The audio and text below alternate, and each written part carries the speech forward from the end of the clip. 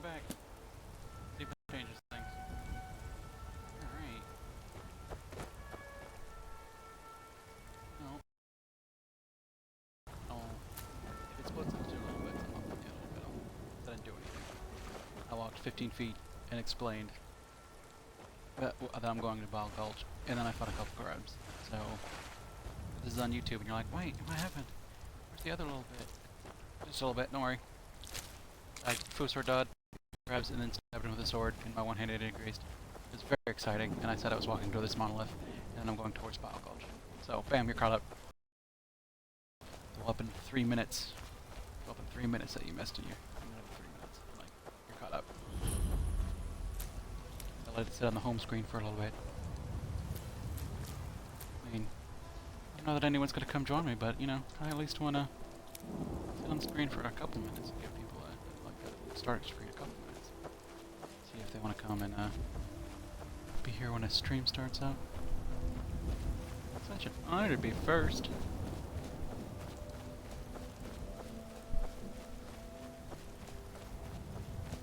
Yeah, the stream's looking a little bit better now. I guess it was just a false start, and hopefully that was actually being a problem, and I didn't stop for nothing. I don't think so. I think it was being weird. Looked like it was being weird to me. Maybe on the other side of this mountain. The road connects over here. Okay. I'll put the boat back up here. That'll probably be a necessity in a short little while. The stream is kind of catching up.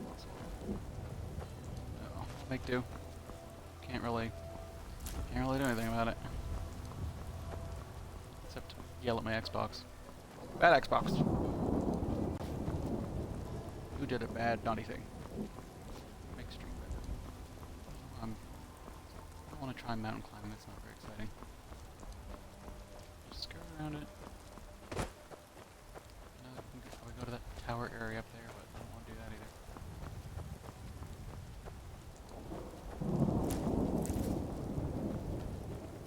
I want to at least keep somewhat focused on task. It's going to be more entertaining than just to do. I get real focused on wandering when I play this game. I'll just walk outside, pick a direction, and start going in a direction. Every time you see, you know, a Stonehenge, you gotta crouch because there's probably people around. There wasn't, just a bunny. Hello, bunny. Bruce, run!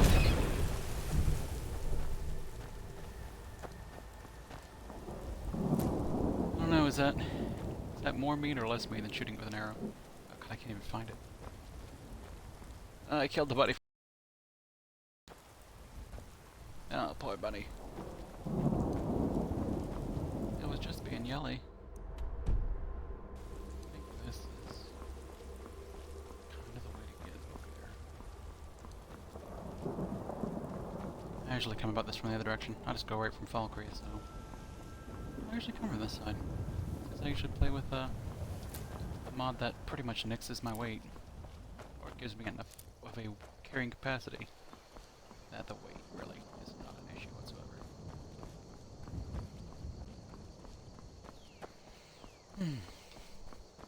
So I decided to stream tonight, earlier today, knowing that probably should be.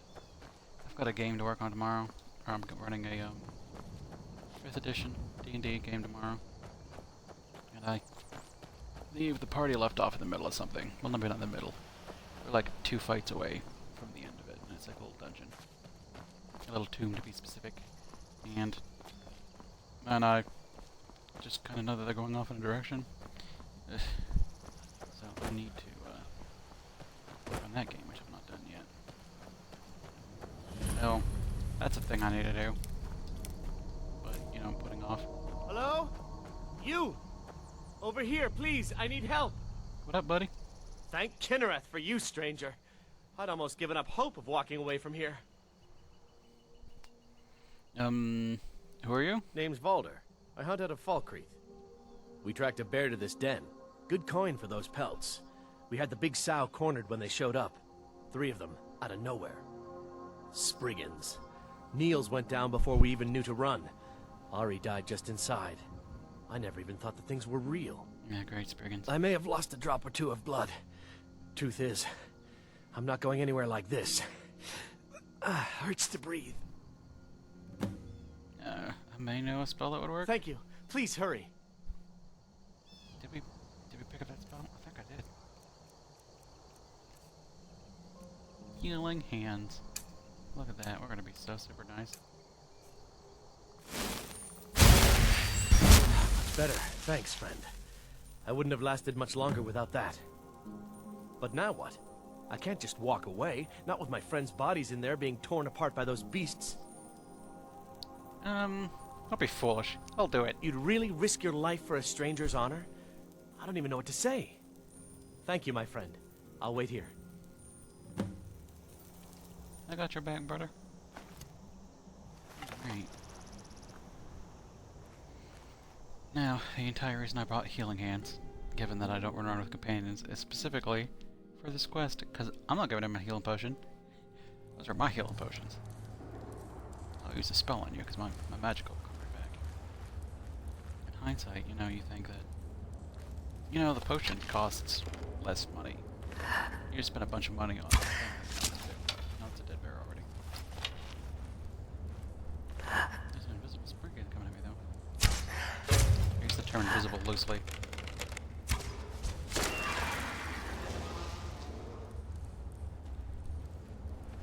I do not like fighting spriggans.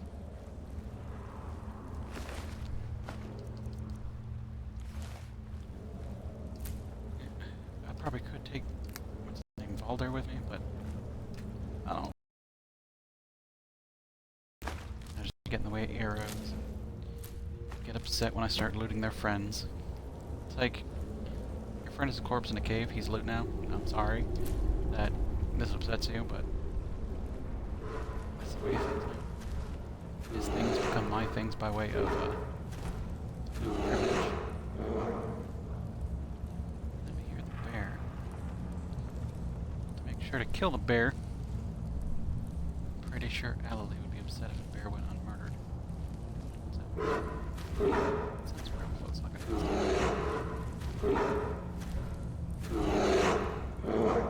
is that right there? Is that a rock?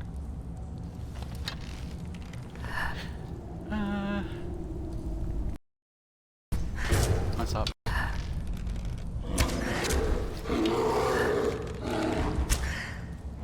Oh, jeez. There, there's a dead bear.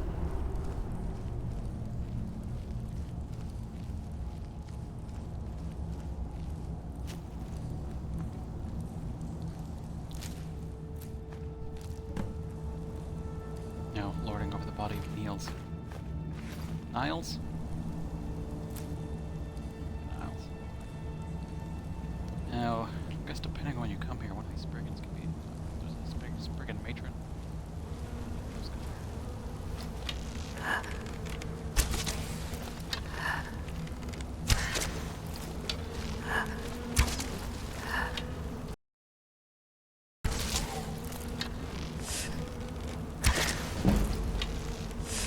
Heal spell sunlight.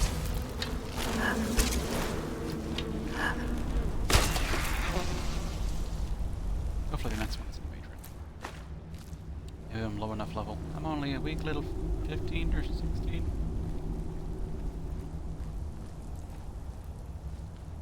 Come out of this tree.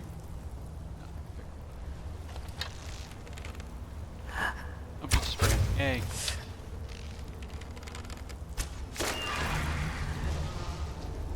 So, just another example of I play this game too much. I can look at a tree and go, it's kind of spriggan size.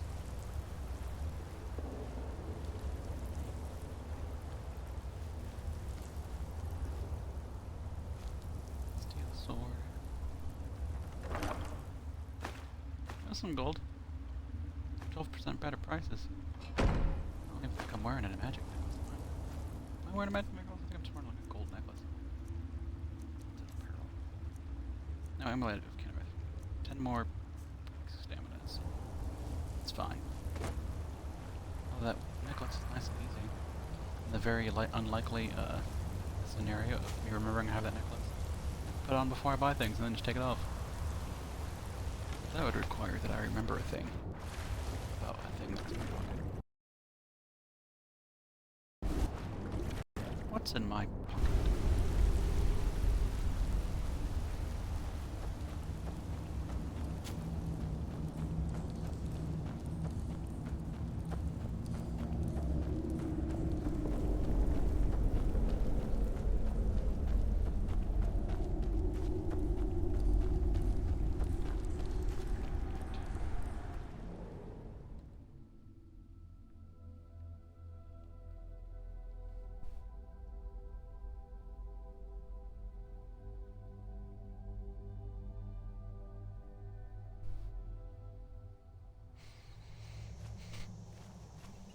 It's done then. Justice, if you can call it that. Look, I want you to have this. I know it isn't much, but... Ari gave me this dagger when we first started hunting together. I always said it brought her luck. You should be the one to carry it now. Thanks. I'll I'll take it give and them carry a it back proper to my house burial, and put it in a then head box. back. Come find me if you're ever in Falkreath. You'll always be welcome at my door. Thanks, buddy. I appreciate it. I'm not as rude as when my carry weight's gone, because I strip his friends of everything. This one I only took a few little things that didn't weigh. Or would actually sell for some muttons. Gotta get that muns.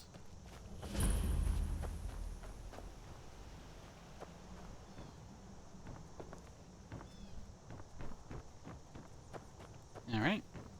That was a quick visit.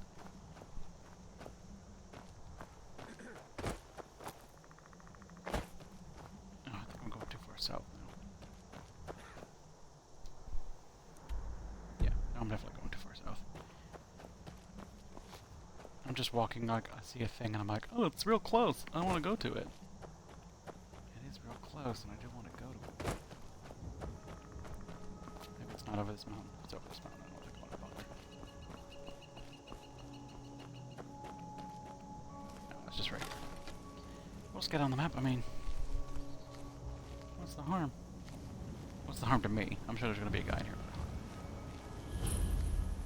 It's a tower. Who, of course there's going to be bandits or something in it. Like this person.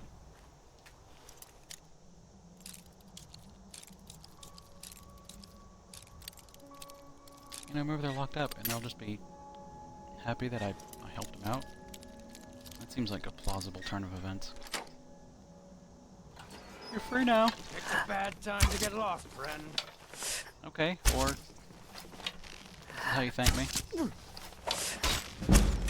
Looky here. Looks like we got ourselves a hero. No! Look, I helped. He was locked in a thing. Maybe these guys are mad that I let him out. We were teaching him a lesson. The lesson is don't lose the key.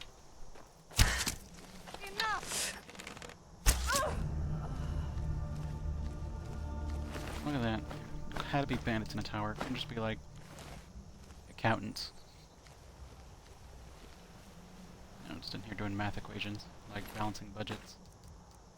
Like, oh no, we're 25 gold over budget. We're operating in the red, we should be operating in the black.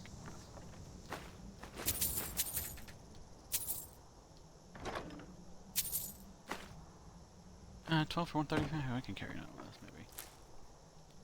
Maybe that's not super heavy. Maybe we can sell it for $1.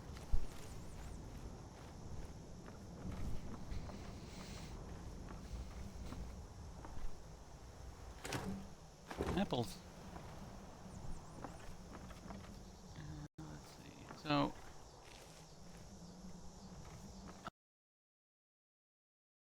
before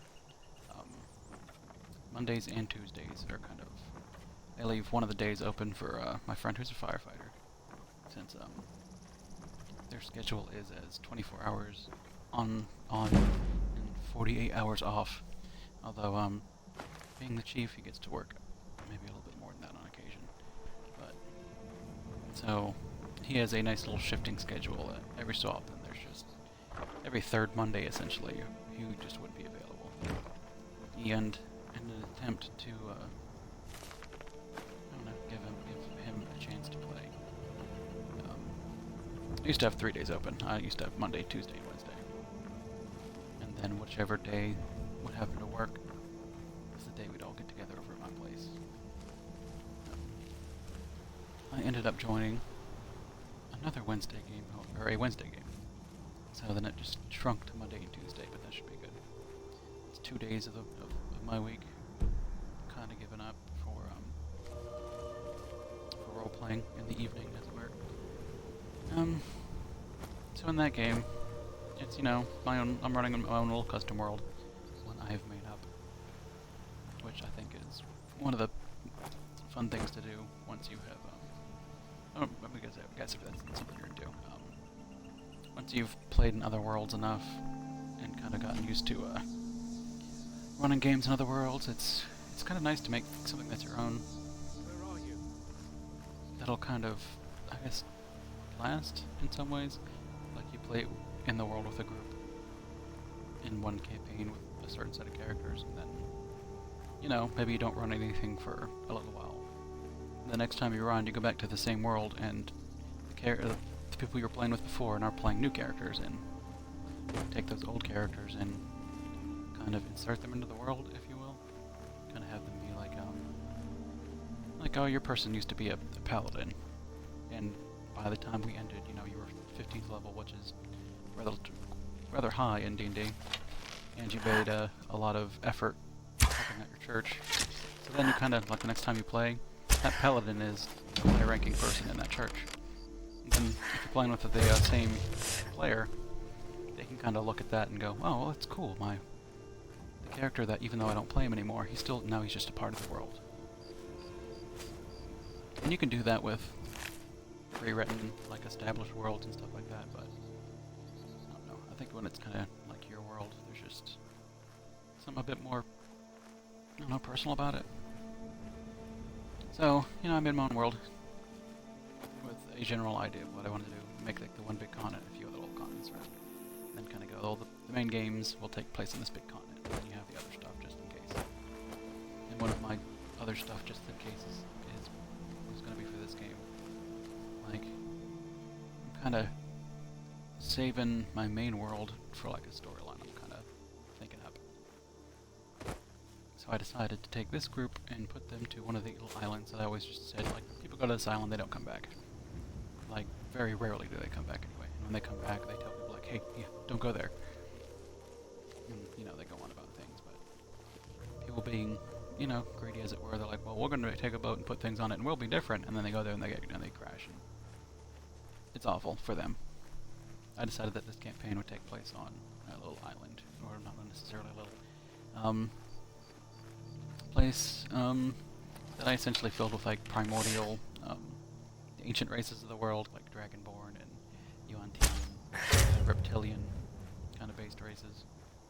And I kind of figured that, you know, the world as it is like the second age, and the first age belonged to like reptilian creatures, the ones that the gods gave so that the dragons could rule over. And then when things started getting chaotic in that point in time, and people were just being all, like, the old races were just being all crazy, so the gods were like, okay, we're just gonna wipe everything, or like people off the planet, and kind of get a fresh start. And they took kind of the most devout and the most special of their followers, and kind of gave them places that were safe, but just kind of disconnected from the rest of the world. And that's what this island is. So it's got like dinosaurs, you know, snake people, crocodile people, and stuff like that. The Dragonborn, you know, kind of like dragon people. So the group that I'm running for, their characters all arrived on island. Crashed immediately. There's apparently, to their surprise, dragon turtles, which are, you know, boat-sized snapping turtles, essentially. Hang out outside the islands, like in the deep waters. And if you bring something particularly large there, they're territorial, and they'll smash it to bits. So the game in this one is kind of a crashed island, all Robinson Crusoe style, where they do a bit of base building. I, leave them with some survivors that the party members kind of get to like boss around a little bit, like, well, I'm a carpenter, and then I'll leave that let the group be like, okay, well, we want to start building, places for people to sleep, so we're not sleeping in tents anymore. And the carpenter will be like, all right, let's do that. And then while my group is out adventuring, their little town is starting to take shape. And I think it's kind of a campaign I've always kind of been interested to try, is a bit more of a city building campaign, where you kind of go back to your little town and see how things are going, make decisions, and then kind of go out and adventure. And when you come back, things have moved along in some way. You can take all the treasure that you find that in normal games, like when I'm playing Skyrim for whatever, and like the bandit down there I killed had like a long sword and some leather armor. It doesn't do me any good. But if I had a town, I could bring the leather armor back and be like, Is someone there? well, now I can supply the guards of my town with the leather armor that was good. I seem to be rather stuck. Thanks for helping me out, Mr. Thug. I cannot best you. Fools! Wait a minute while you get nothing. Ooh, get a little hop. Right in the butt. Sprang like a spring frog. Ah, jeez. So, if I was playing my world, I'd take all this stuff and bring it back to my town and hand it out. Because, they are in an area in which they just have access to nothing. So even just a stupid mace that none of them can wield is an item that they can bring back to town. And now they're not selling it for gold, they're handing it off to their people to keep, their town better protected. And I think that's interesting. I think that would be something that would be kind of fun to do in a game. I mean, I guess you kind of get a little bit of that in like, let me sprung up here, jeez. If you play like Fallout Shelter, it's kind of about building a place, and you kind of go out and get gear, and when you bring gear back, you just kind of hand it to your settlers and be like, here, I mean, we found a gun, you need a gun. Like, people here need guns, we get attacked occasionally. But then kind of take that and do it in a slightly less micromanagey way, where you can just kind of be like, I want these and these, just do it. Like, and then you kind of leave it to the DM. Let the DM decide how things change over time. But you have the agency to say how about you want to start shaping things. So I made like a Google Doc with like all these survivors, and I shared it with all of my players. They can kind of go and say like, oh, here's the names of all the survivors that actually have skills. I just have like unskilled labor that just kind of, they don't have names, they're just kind of numbers. But I don't really feel like coming out with like 30 names that no one's ever really going to remember, so instead I'll do like maybe 20 names that maybe like 5 of the names or maybe even 10 of the names might be memorable. There's no point in creating more work for myself than necessary. But yeah, that's the kind of stuff I'm into. And it's a new, I've never run a game like that before, so hopefully it'll end up being pretty cool. But the group ended up in a crypt, or ended the last game in a crypt. An old like lizard or snake man crypt.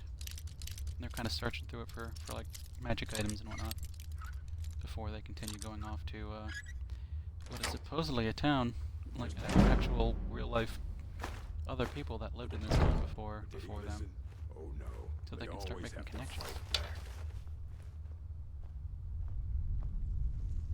And after they finish the thing, Is someone there? I need to decide what I want to do with them. And I'm thinking Time to end this little game. I might look at the stats of a T-Rex and have them fight it if it's not too hard. I think that would be kind of a cool thing for them to fight. Oh, I appear to be on fire.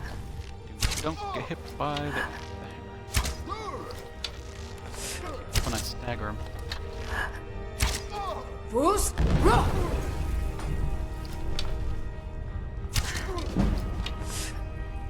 I fought worse than you. We're routed. Fall back.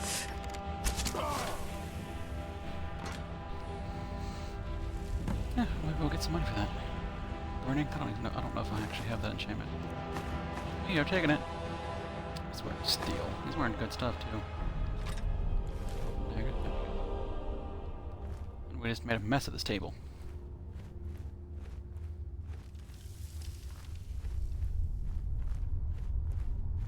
So I imagine if you follow this stream, or watch my VODs after the fact, you're probably going to hear me talk about tabletop role-playing a good chunk.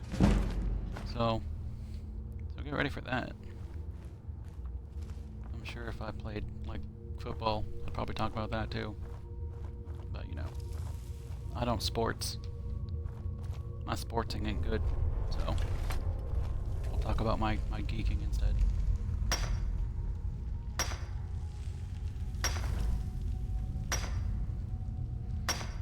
Yeah, I guess we'll be mining this for a few minutes. What is Orc Alchemist? What is it? God, I can't remember. Dwarven stuff? No. I don't know. Eh.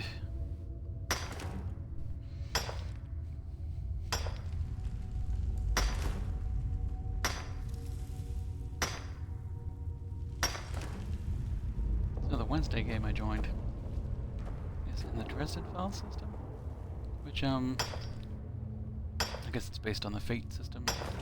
Start of the Fate system. I don't really know how that works. But the Fate system uses its own special set of dice.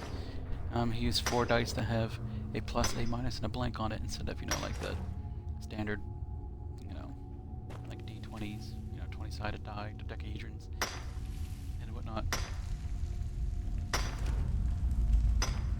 And it's more of a story-based game where, I mean, you do have not necessarily stats, you have like a skill set and some like powers and abilities. But for the most part, you use small phrases that kind of describe your character. You would maybe like you would have a little phrase that describes your character, like "Don't judge me by my size." And it's kind of it would be a phrase or a short little sentence or whatever. Could be seen as both a positive and a negative, and you'll kind of use your own. They're called aspects. You'll use your aspect kind of to help you out, and your game master will use your aspect to kind of like lure you into scenarios, and you can kind of earn fate points, which are used to like re-roll, or you can reject. They're called compels. So like the GM says, this guy is coming up to you, and he's being rather rude to you because he is, you know, judging you by your size and kind of tagging your aspect in the fact that, you know, you don't like that. You don't like it when people kind of come up to you and assume that just because you're small or something that they can push you around. So then as a player, if you have a fate point, you can hand it to him and go, well, I'm not going to be alerted to this fight, I know better. Or you can kind of accept the fate point and then kind of deal with the scenario that maybe you miss off your character in some way and adds a complication to the story. Whether it be you get violent or you just get like, I'm not going to hang around with this person, I'm just going to leave. And it just kind of, you know, a minor complication in some way. Something for you and the DM and the other players to kind of figure out. And the system, being like the first like iteration, or it's one of the early iterations of the Fate system. It is kind of new, and there's a bunch of all the bulk of the system is kind of rolls light. It's got like stats for if you have super strength or if you have magic and all this kind of stuff. It's got a bunch of different like rolls and stuff to it. So there does end up being stuff to look up, but other iterations of the Fate system, such as Fate Core and Fate Abridged and stuff like that, they really take the rules and pull them back so that you, as like a player and DM, it's more about telling a story than about learning how to play the game so that you can tell a story. And the gaminess of something like Dungeons and Dragons is fun. I mean, I like the idea that, you know, during a round you can move 30 feet or up to 30 feet, and you can attack something and it's this hard to hit, and you roll with this, and if you hit it, this thing will move it back 5 feet or whatever. So I mean, there's kind of the tactical gaminess to it, which is kind of fun, but also just having a system that just kind of like just tell a story. You and your friends are there to sit down together. Someone is kind of leading the story, and the rest of you are just, and the players are just kind of there to, you know, add on to the story and be characters in the world. And that stuff is fun to me. However, I don't think there's any system I like that's like rules heavy. I kind of like rules medium to like rules light. It's kind of where I'm sitting. So I believe I've mentioned before that I'm a bit of a well, the pejorative would be a rules lawyer, but I guess like the person who kind of knows how the game goes. And when people are like, "Hey, how does this work?" I tend to be the one that's like, "It works like this." I have read the book plenty of times, although I tend to phrase my my "this is how things work" as a, I think I remember reading it worked like this. When I, in fact, like, yeah, I know that's how it works. I just don't want to come right out and say that, no, that's how that works, you're wrong. So you have to be kind of phrase it as a, well, I think I remember it working like this. And then you kind of put that out there. And, you know, just don't be rude about it. If the DM wants help, then, you know, you're there to help.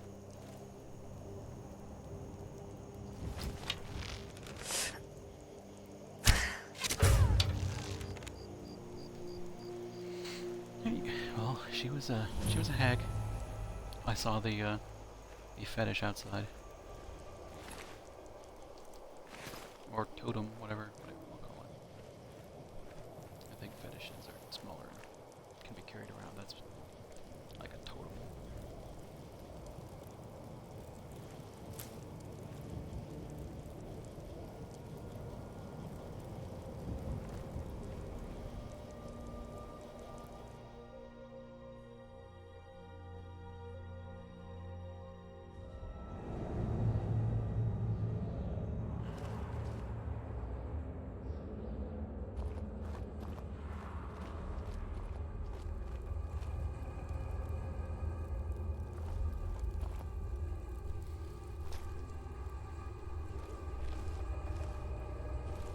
Let's see.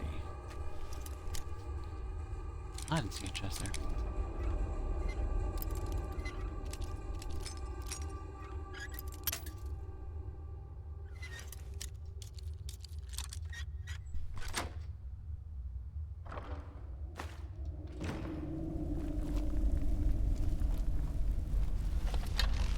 There's a spider egg. She bigger threat, so she gets hit first. Right in the arm, and that's apparently a kill shot. We don't question these things, we accept them. Yeah, I remember this place. I don't believe we'll see any hag ravens. Maybe we will. I think it's mostly witches, though. Some ladies that are on their way to become hag ravens instead. That's better.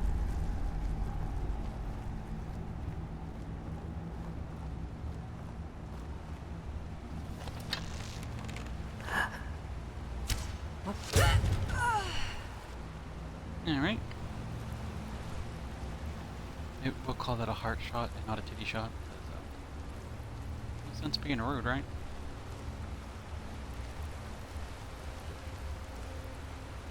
Yeah, it's right in the close to heart. God, they don't have any. It's like you kill a fighter. They're carrying their armor and their weapons. You kill a mage and they have a rope. All their cool stuff is gone once you hit him in the head.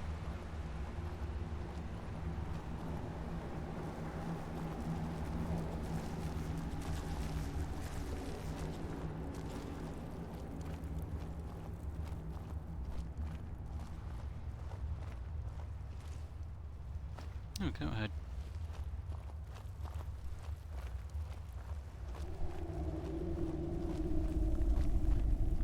God, it really isn't that dark on the stream. It's significantly darker on the TV, which makes me more confident when I'm in darkness. Because if I can barely see my own bow, they must barely be able to see me, right?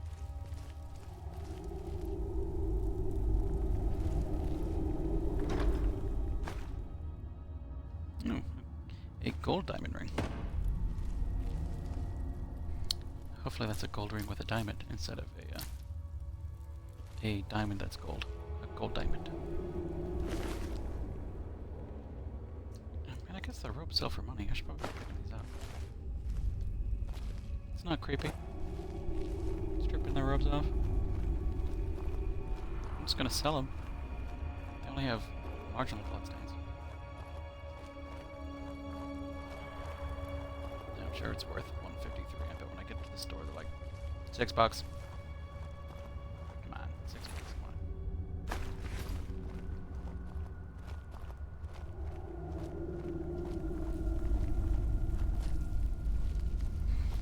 Yeah, I'm gonna have to go back to Falkreath and do random jobs for people.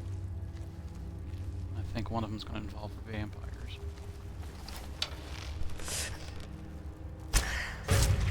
So that's gonna be fun. We're probably gonna get vampire sick again. And we will avoid any vampirism in this game. Only played like a vampire once, and I don't think I got too far. God, that was a couple months ago, I guess. Seems like longer.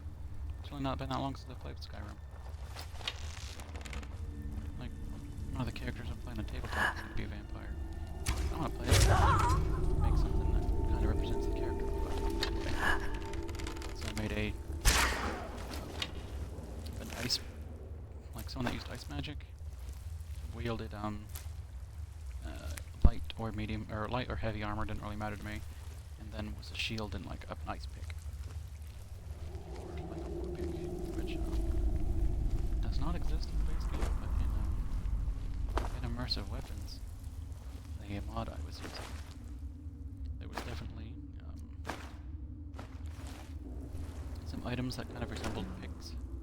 So I was trying to emulate my character, who was an ice cleric, or a cleric of an ice god. And you know, it was a damn fear. And on the way to become a vampire. So I did indeed become a vampire. God, I can't even see what I'm picking. I should probably put a torch in the favorites menu. Oops. So I can actually see some of this stuff. Because it is super dark. Look at that, there we go. I can see things.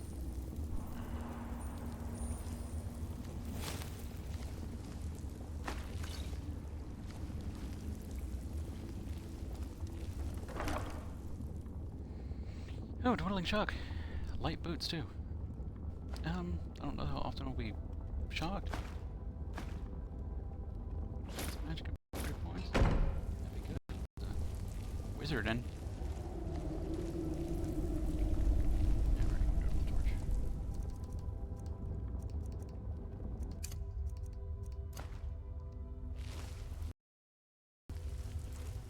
Was that it? I feel like there was 4 little caves, but maybe there's only 3. I guess all dead ends. With that one being the primary one, because that's where the loot was. I don't think our boots are much better armor-wise than the shop was. It's just an all-around win.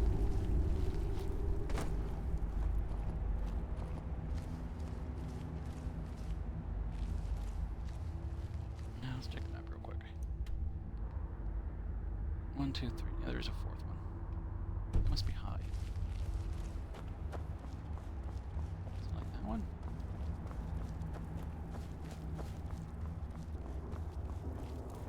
Let's run right past it.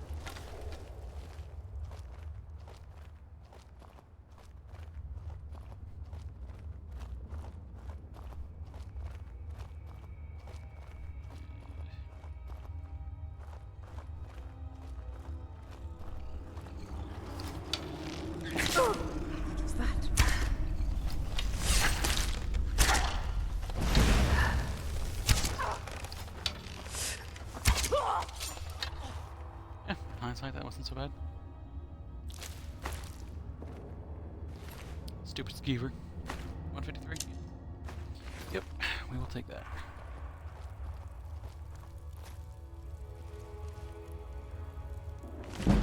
A tragedy flag.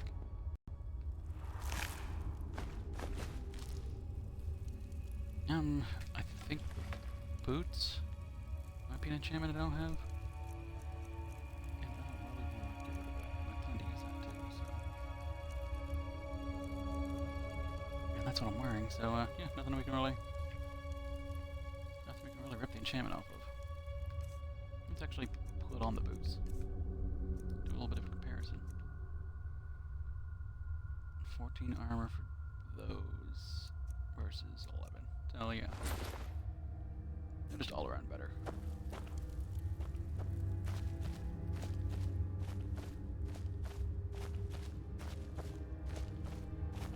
Yeah, do I go back to the first cave and see if her rope is worth 153 too? That's a good price to weight ratio right there. Now they're all dead. It's probably gonna take a while too, so I just have a feeling I went right first, but I don't know for sure. Yeah. I don't know, I'm crouched. It's like it wasn't showing me being crouched, I think. So I'm like, why am I rolling?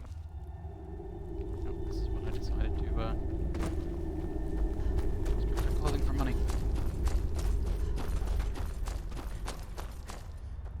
So I went left first.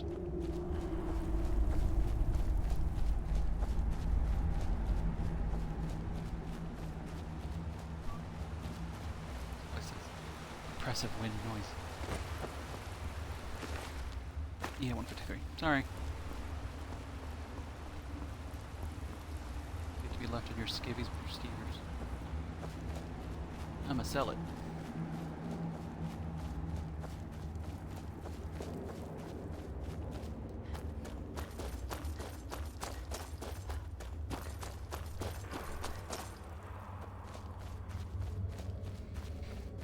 Yeah.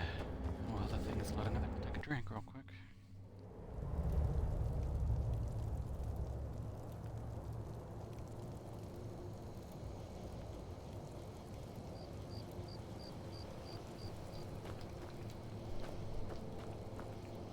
And I killed someone on the way up here too. There she is. Is yours worth 153? Yep.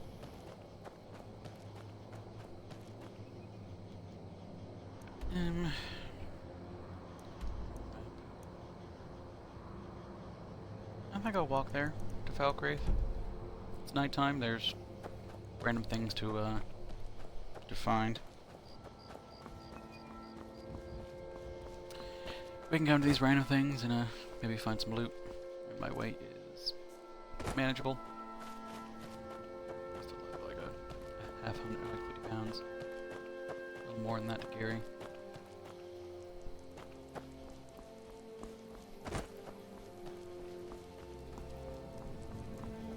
This is mine.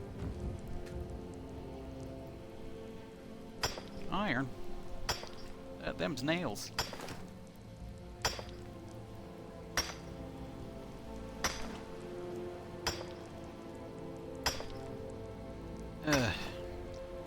There we go. Who's wrong?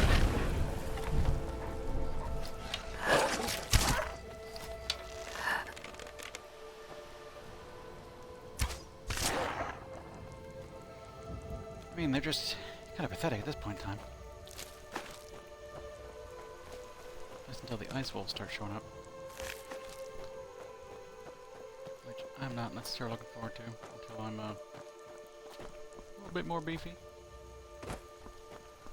I'm a little dinky red dragonborn at the moment.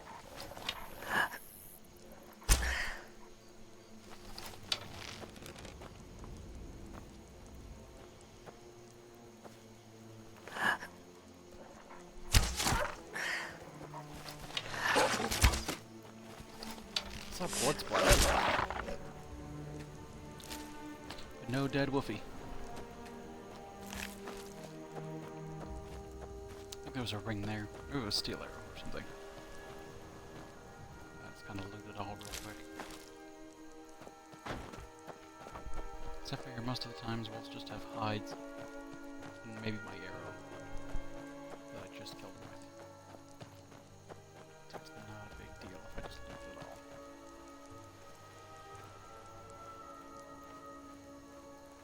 And how come I have a feeling this is going to be a hostile teepee?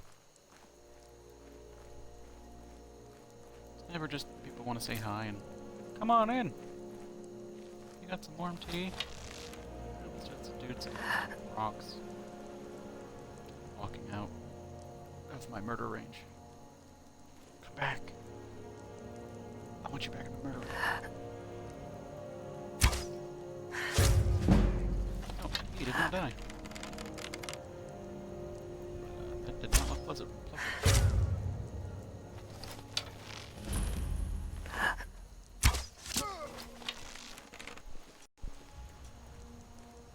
Okay, those two saw me.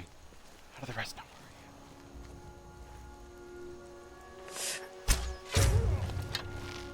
I am? No, maybe he didn't. Someone sees me.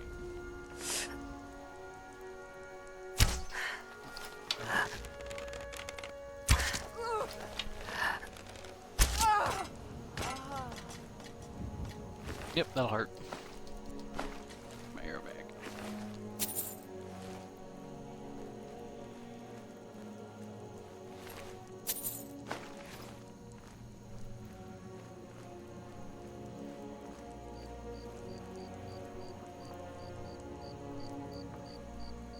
It's shooting at me. Kind of hard to tell sometimes.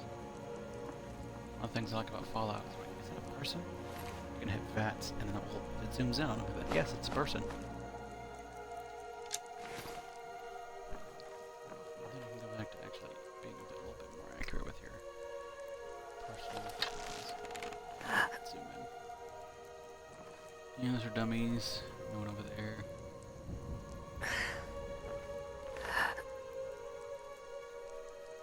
We're gonna do a save. Just in case. I don't know when the last save was.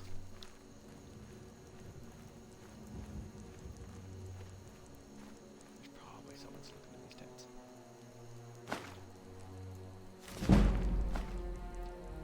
Archery up to 58. Yeah, we're coming right along with archery.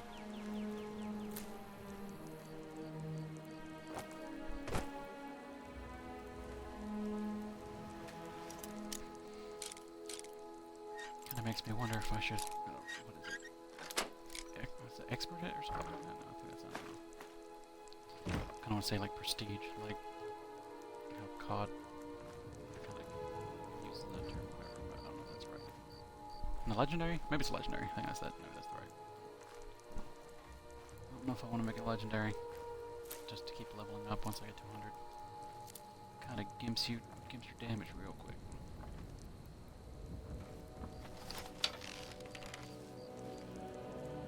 There's bound to be somebody up here.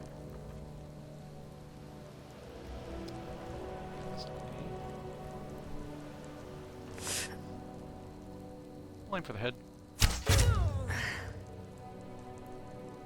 Even though it doesn't do extra damage.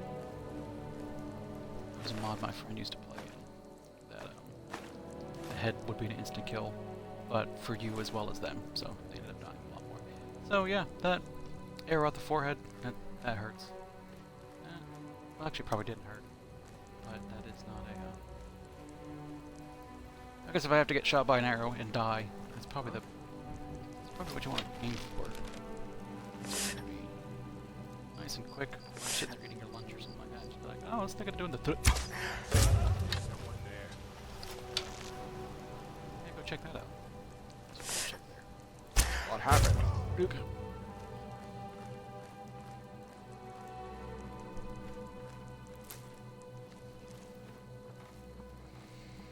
Now I did notice a mine up there, so I'm not leaving that behind, but I like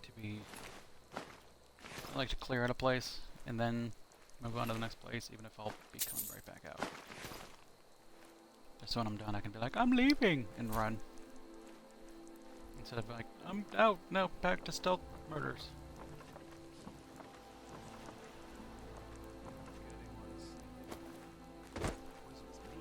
Ooh, can hear the rumble of thunder outside. That does not look like an outlaw I just heard. Must be sleeping in a tent. Wake up!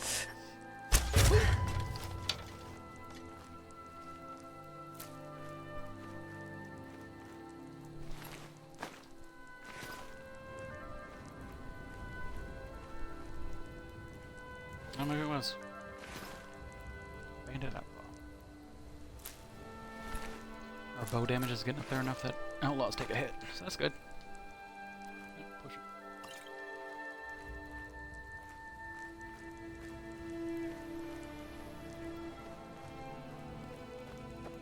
Well, it should be people outside. It's time to go deal with the people inside. Which is probably one or two. Probably a chief. If you're gonna be a group of bandits, gotta have a bandit chief. And mushrooms.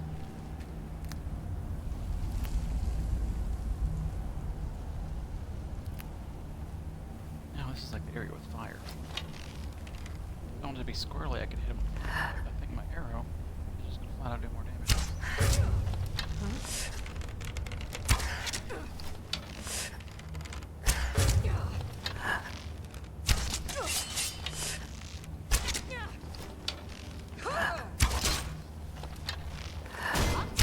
Victory is yours. I submit. Fools, roll! I was kinda hoping that would do a tiny bit of damage. Okay. That's a bit of a weird slide there. I miss realistic physics. That's just weird. They go to the ground like that and they get all curled up, and then once they ragdoll, their limbs just gonna go pata, and they spring out like a little chicken. Spring.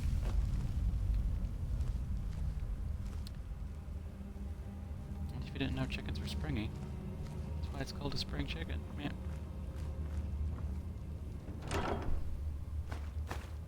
Amethyst ring. Oh. Okay. An archery bracelet. Like, the armor is going to be worse, but 15% more damage. That's pretty nice. I guess this is a guy that was loving his job.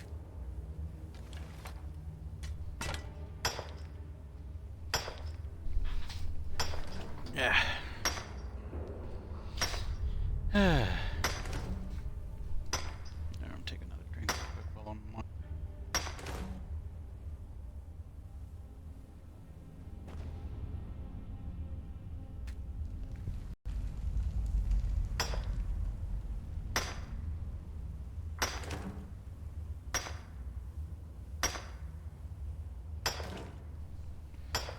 I'm out of my yellow already. I may have to take a break at some point in time during the stream, but no, I'm good.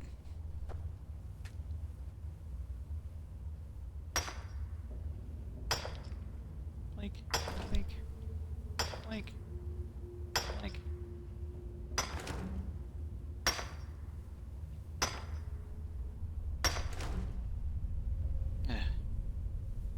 No, they gave him a bread. Bread have.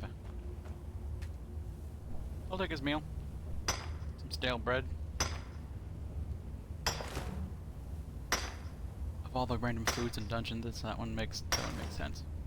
It's not like you go underwater in some cave and there's a barrel and inside is, 5, fresh green apples. That look just as fresh as every other apple.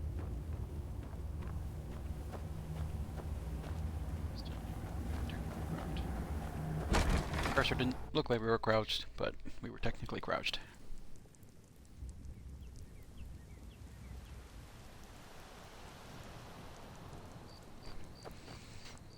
Alright. Back to heading in the southeasterly direction. I think that cave is locked. Should we go over to it anyway? At least get it on the map, but I'm pretty sure that is a locked place that's for a quest of some sort. And offhand, I don't know that I remember what quest it is, or if I've ever done the quest before. I mean, this game is big, even though I've put many hours into it.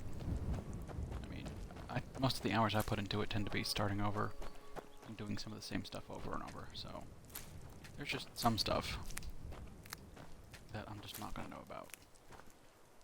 Staff of Flames, Father of Nibbin. Oh, it's even archery. And a bloody human head. All I took is reading material. He does have one good eye. Sorry, buddy.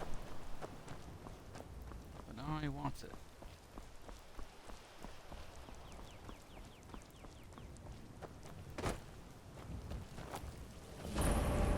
The Twilight Sepulchre. Sepulchre? Sepulchre? One of those words I first saw in, well, one of the undead cities was named Sepulchre. And I first saw it, you know. I didn't know the word. It's not a word that commonly comes up in English. So I'm like, sepulture? Fools! You know. And you occasionally hear people talking about it, like in games, and you're like, is that how that's pronounced?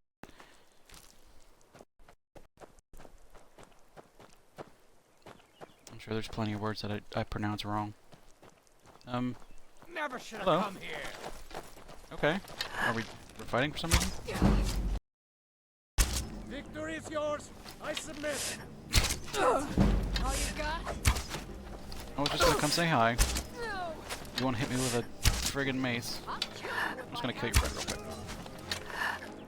Victory is yours. I submit. Damn right, victory is mine. You did it dumb. I thought you could have been some friendly hunters that might have been going after that little rabbit. I'm like, here, you can go have the rabbit. My job is done. Instead, you want to be bandits. Get wounded bandits, so you were fighting something before me. Oop, that was in my face.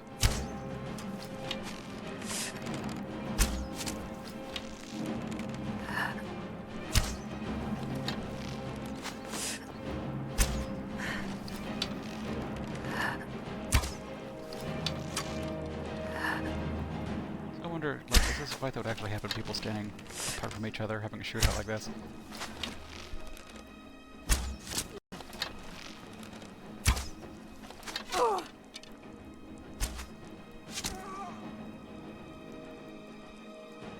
Like, I don't even know why you attacked me. I'm dressed like you are. I look all ratty. And then leathers. You could either look at me, you could easily look at me and go, is that another bandit? All I do is kill bandits and put on their stuff. Like, I don't think I'm wearing anything from the Imperials anymore. For a while I was wearing the Imperial studded chest mount. Or chest leather, whatever it is. No, I think I'm just dressed like a bandit, man. Look at me. I look very bandit-like. So, why are you gonna bandit a bandit? That's so rude.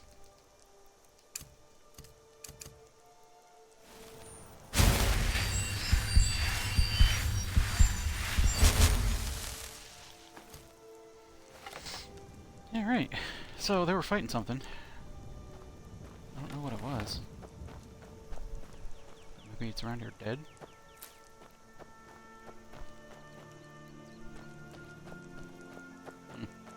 It was that rabbit. Oh, well, there it is. Conjure Adept. Yeah, that would hurt. Is Adept like the third step up for casters? Something like that. So an Adept is nothing to sneeze at.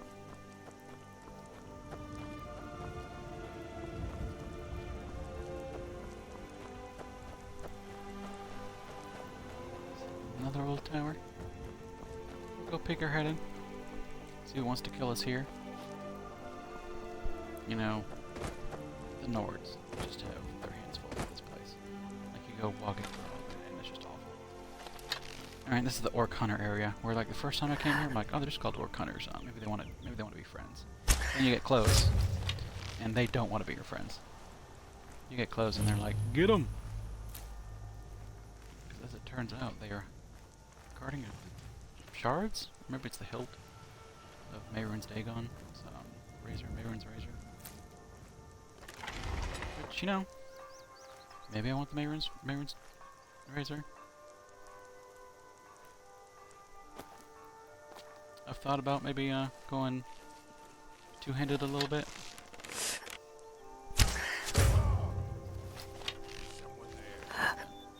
Putting a sword in one hand and a dagger in the other is... I've not played that playstyle often, but the one time I had, it was broken. I was real strong. There's the one shot that makes you attack like really, really fast. And like you can't use that shout with items that are enchanted. Like which makes the shout kind of annoying. But if you have a dagger in your offhand that is not enchanted, then you can use that shout. So I would have is it Dawnbringer in one hand, and then just a blank dagger in the offhand. Like, or blank as an unenchanted. And you can just wreck people.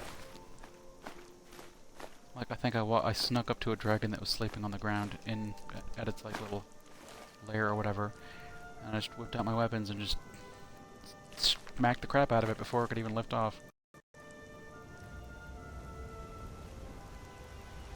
And all with stuff that, I mean, it wasn't really that broken. I mean, I was using Dawnbringer, or Dawnbringer, I think. I don't remember. The one that we have Murdia's beacon to go get.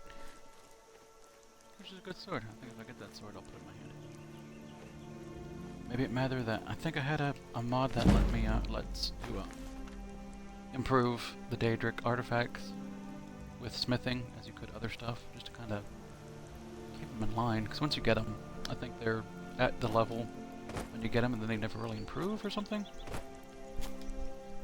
Which means it behooves you to wait to grab them into your higher level. But I don't know that that's a whole lot of fun either.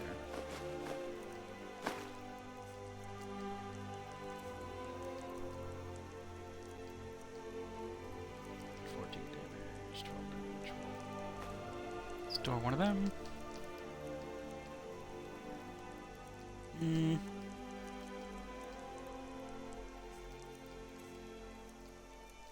feel like I picked up something that is not really that worth it. That could be one of them. 9 armor. 15 armor. That's a lot less armor. But for 15 more damage, I mean, I guess we'll take it for now. Yeah, we don't really need the Dwarven Gauntlets. I'll give us some weight back.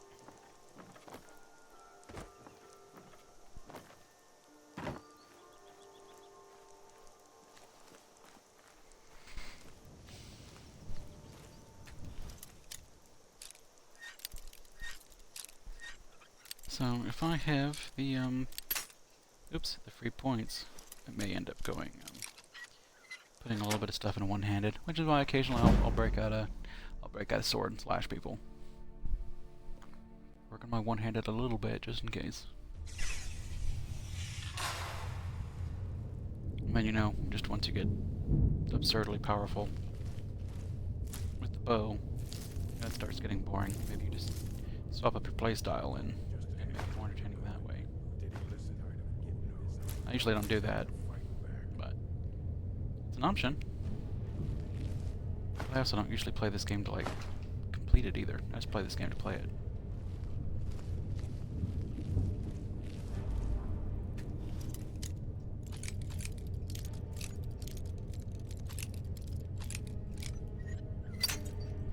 Yep. Snappity.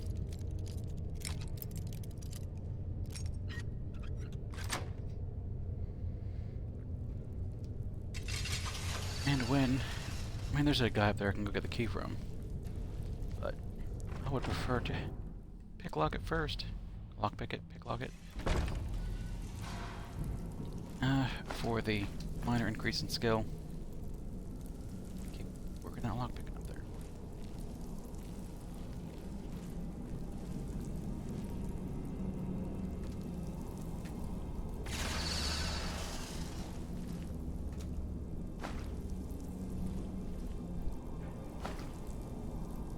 This place is kind of cool. It's kind of like the slightly caved-in dungeon area. I think it's kind of got a cool look to it. Like if this was my basement, I don't think I'd be upset. I wouldn't go in there because, oh my god, it'd be like full of spiders and stuff. You just look at this place. Like, this is where spiders would go to retire. It would still be awesome. You can be in it, you could. It just looks cool.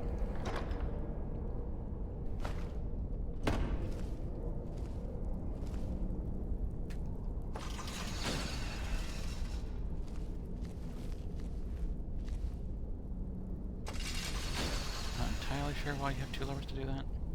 That aren't, like, timed.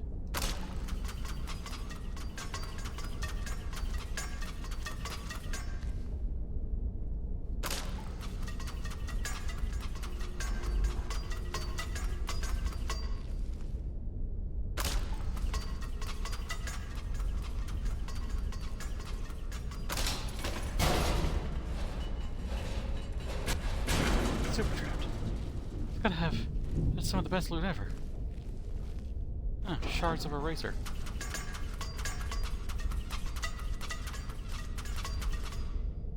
That's what I get for not Indiana Jonesing it. Well, I guess now that I think about it, that has a weight to it, I think. And now it's a quest item and it's stuck in my inventory. Oh god, what did I do? I have to go find the pommel and the hilt. I think that was the pommel and the hilt. Shards of the blade. I remember the pommel, I think. I think the other one was the hilt. Maybe over in, oh, what's the place? Markarth? No, it's not. I feel like it's an M word. My bounty wizards. Now that's power. Your solitude. They got that secret Vampire magic. shoot. Wood to go. Okay, well. His friends didn't hear that. Some of them are bandits. So I shouldn't feel bad about coming in here. You had the one that was called, oops. You had the ones outside that were called orc hunters, so you kind of be like, oh, they're just some hunters. I didn't want to hurt the hunters.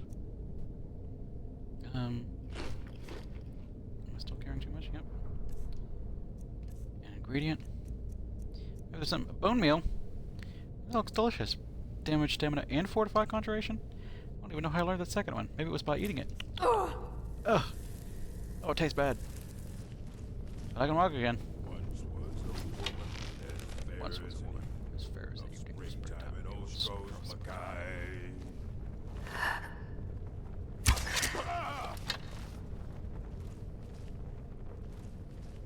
Sorry, buddy. Like he's an orc hunter. You stab him, you feel bad. You're like, oh man, he was just a hunter. But nope. It's more than that. Oh god. And some books too. I can get rid of some of these horror tusks. I don't think they do anything for me. I know I'm carrying a few of those around.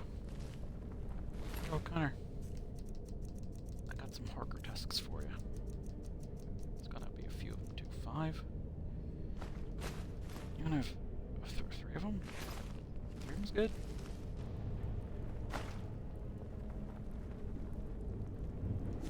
Brief history of the Empire. There's 2 weight bag. Oh god. I don't know which of these books I have and which of them I don't. But I must have all the books. Which I have no idea how many books there are. I think my little vampire playthrough I was doing, I was managing to actually keep with the same character for quite a while. I was doing a lot of stuff. Like, and my library is looking mighty full. Yeah, this curious silver mold is a quest item, so now I have the 1 weight that it entails. Forever. Oh, look at my money. I got 5,000 gold. That's good. We've been making out like a bandit. 0.5. Oh, God. I'm going to have to move to Solitude at some point in time and do some things over there. I like some of the The little hubs in that area are kind of neat. You'd think I could shoot between that, but I can't. There's someone Because there. of hit detection.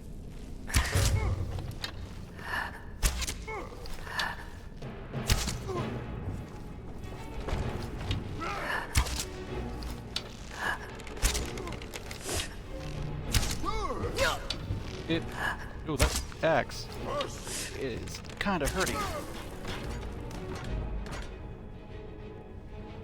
that got ice on it? Ugh. That axe hurts. I don't even feel kind of bad for killing you. I feel kind of bad for not being able to carry your weapon away, but I think I have cold already. And it's kind of heavy for what it weighs. That's one little detail I always kind of like, the boot sitting next to the fire. Just little things like that. Kind of give you an idea of the living world.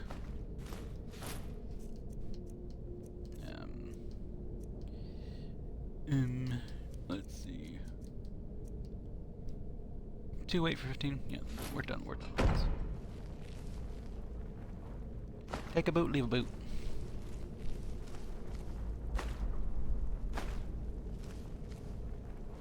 God, more books.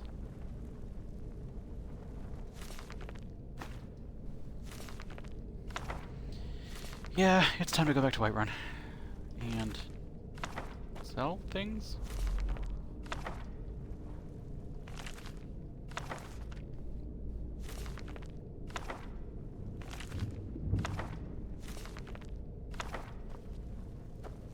Yeah. Yeah, this takes me outside.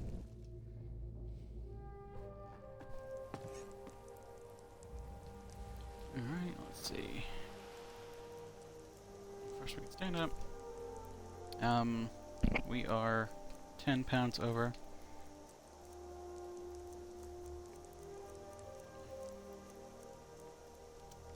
Increase carrying capacity by 20 for 300 seconds.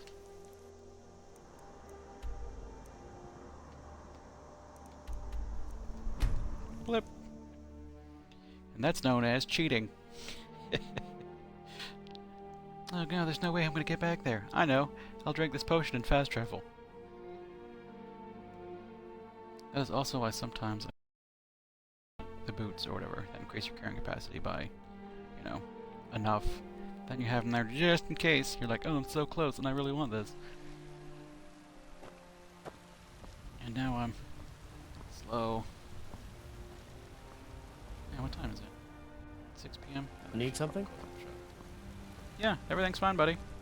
Don't go looking for Kamatu. They'll be here eventually. I thought that was a corpse. It's wood.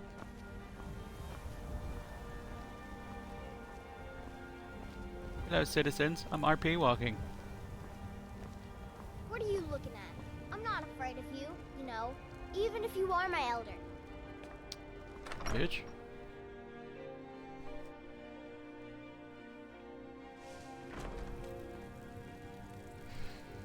Alright.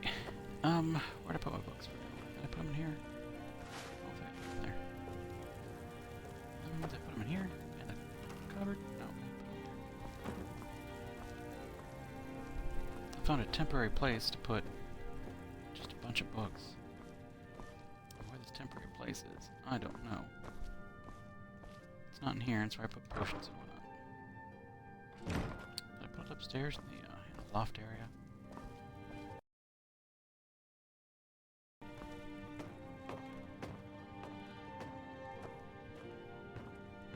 I could put them in here. No, that's where I put gems. Oh, jeez. Well, I'm carrying a few gem-like and gold necklace type stuff. These sell, but I tend to hold on to some of them for when I can enchant. Instead of going to find them, I have them.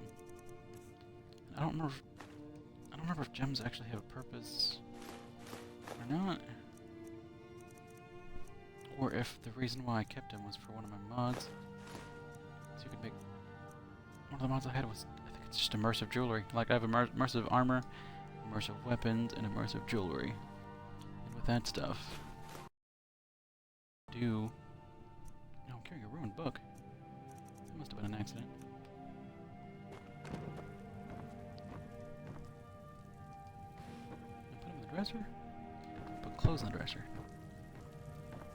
I put him in the end table? I'll put him in the end table.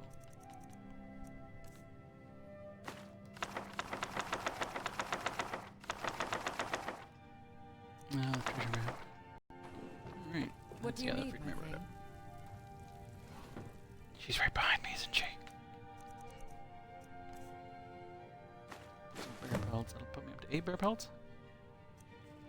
So, at some point in time, I'm going to think about going back to Temba Wide Arms.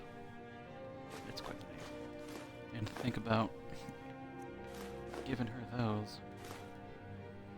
I put in this little dresser here things that are kind of crafty, just ores, and pelt, and a couple other.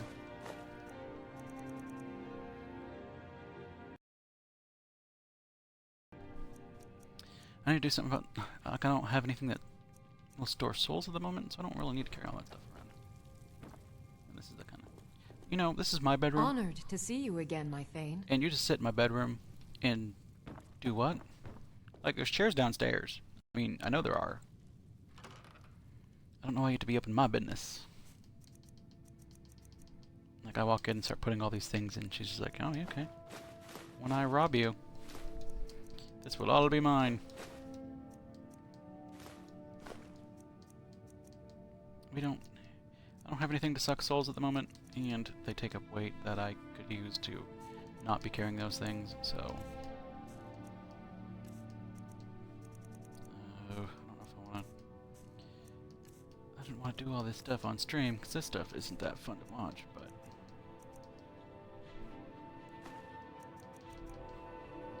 What am I going to do? Just be overweight? The glass sword was better.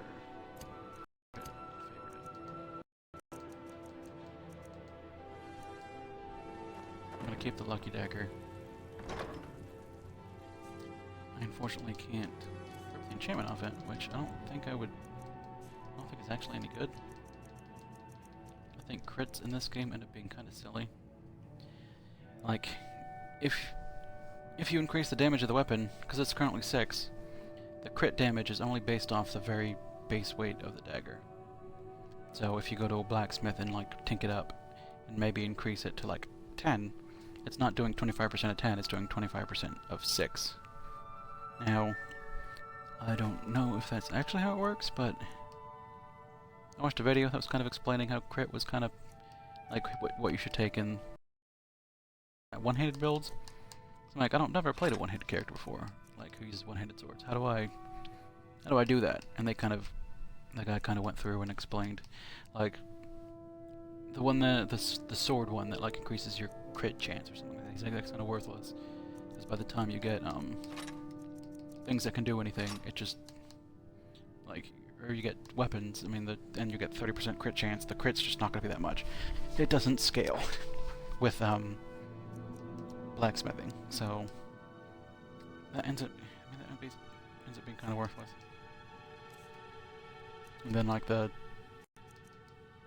mace one, I think, that increases like damage penetration or something like that, is just, he's like, that was not really that great either.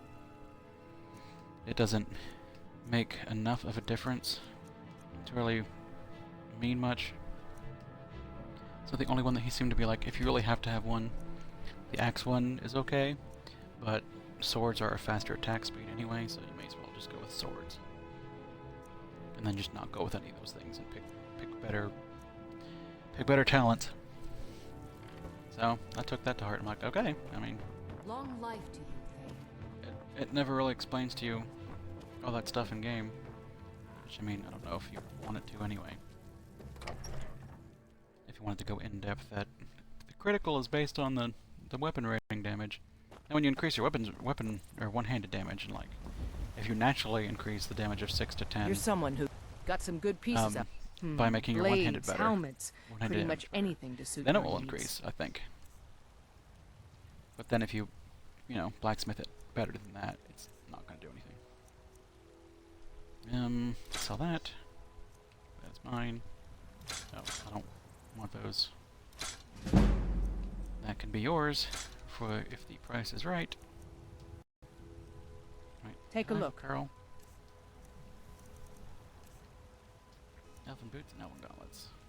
I want to hold on to those, I think. What do they weigh? 1 and 1. Don't forget to check inside the shop if you need anything.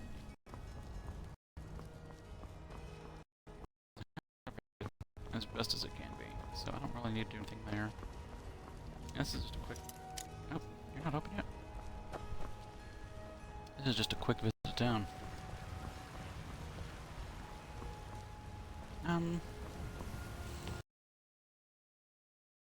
15. I wonder what level I have to They're get reforming the Ebony Dawn Blade. Guard.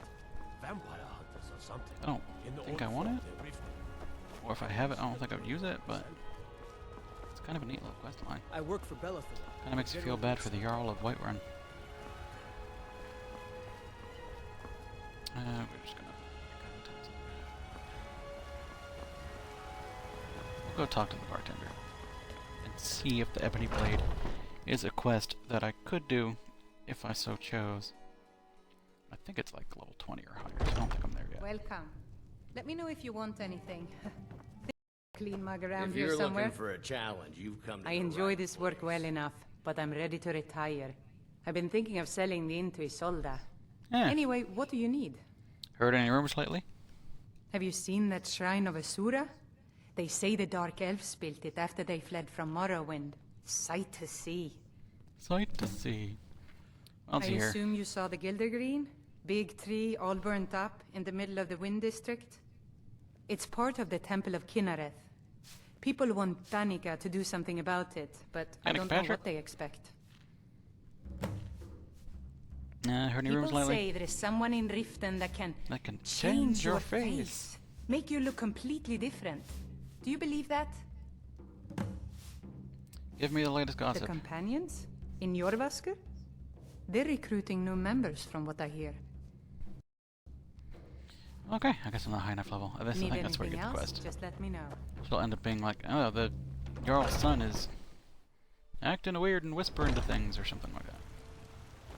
I imagine you have to be closer to 20. The Ebony Blade is pretty good. Although again, you can't blacksmith it better. How is his shop open now? Got ropes to sell. I ain't asking for much, just a few cents.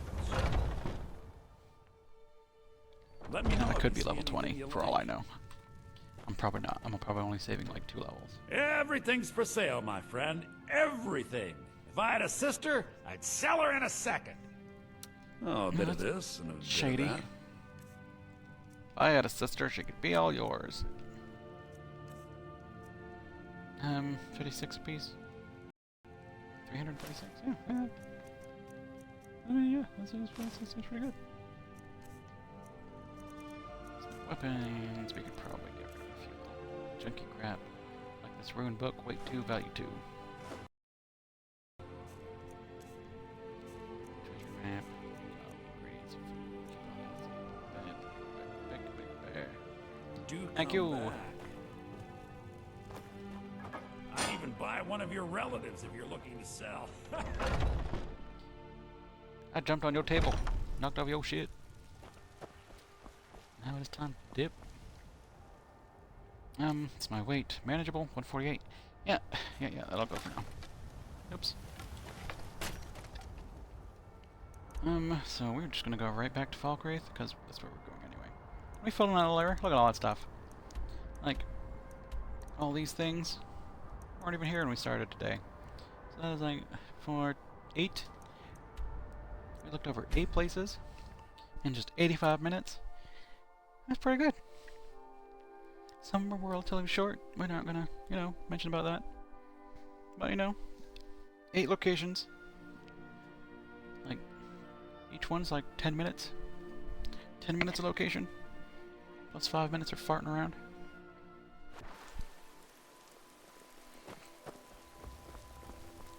Okay.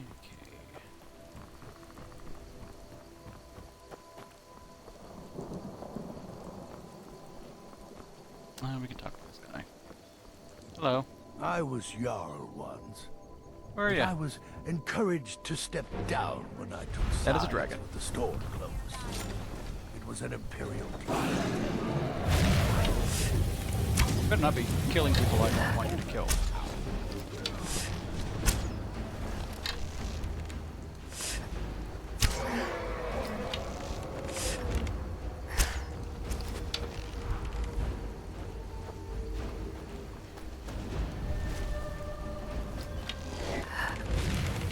God, don't be killing my NPCs. I need them. I don't have consequence to bring them back to life.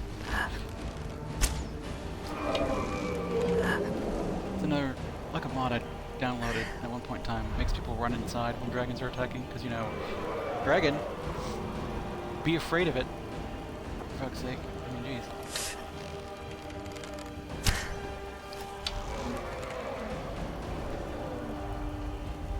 Really, you're just gonna come down, breathe fire on people, spit some hot fire,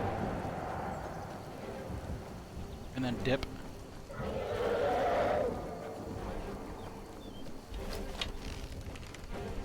Yeah, he got hurt. He got a little hurt, and now he's feeling all scared. You'll die this day, dragon. Jeez, like that little random woman is like, "You'll die this day, dragon."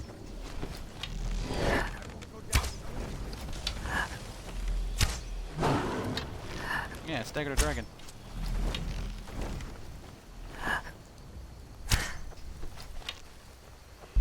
Is he crashing? Get him! Get him!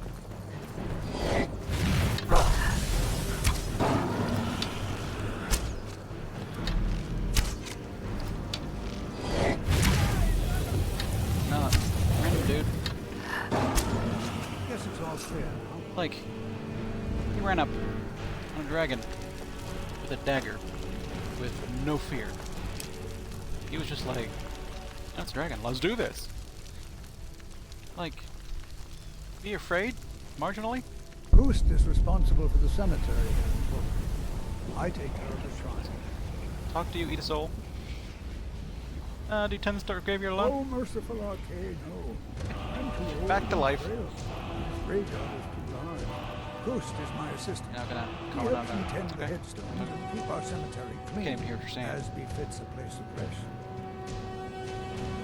Are you priest of Arcade? I came into Arcade's light after the Great War. So many died by my hands, my Hey, magics. how you doing?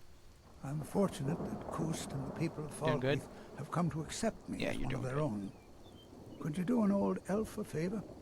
I misplaced my journal in a cave I was exploring. I'll pay for its return. Yeah, I'll Blessing do of it. Arcade to you for your help. Sunderstone Gorge. Alright, It's that's like a the favor I can do. ancient legends. Dragonborn. Trouble? Maybe Yeah. dead now. Dragon trouble. Where did it come from? Yeah, you're kinda cool with that. Okay. By the gods. I don't even know what to say. At least you're shocked. Now, hopefully, no one important died. That would, you know, give me a quest I wanted to do.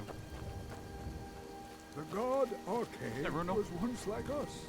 Okay, Bound I- to winding mortality. I'm not gonna question how you got But here. he willingly gave up this existence that we might better understand. Touch this shroud. It is through the ebb and flow of this cosmic tide that we find renewal, and in the end, peace.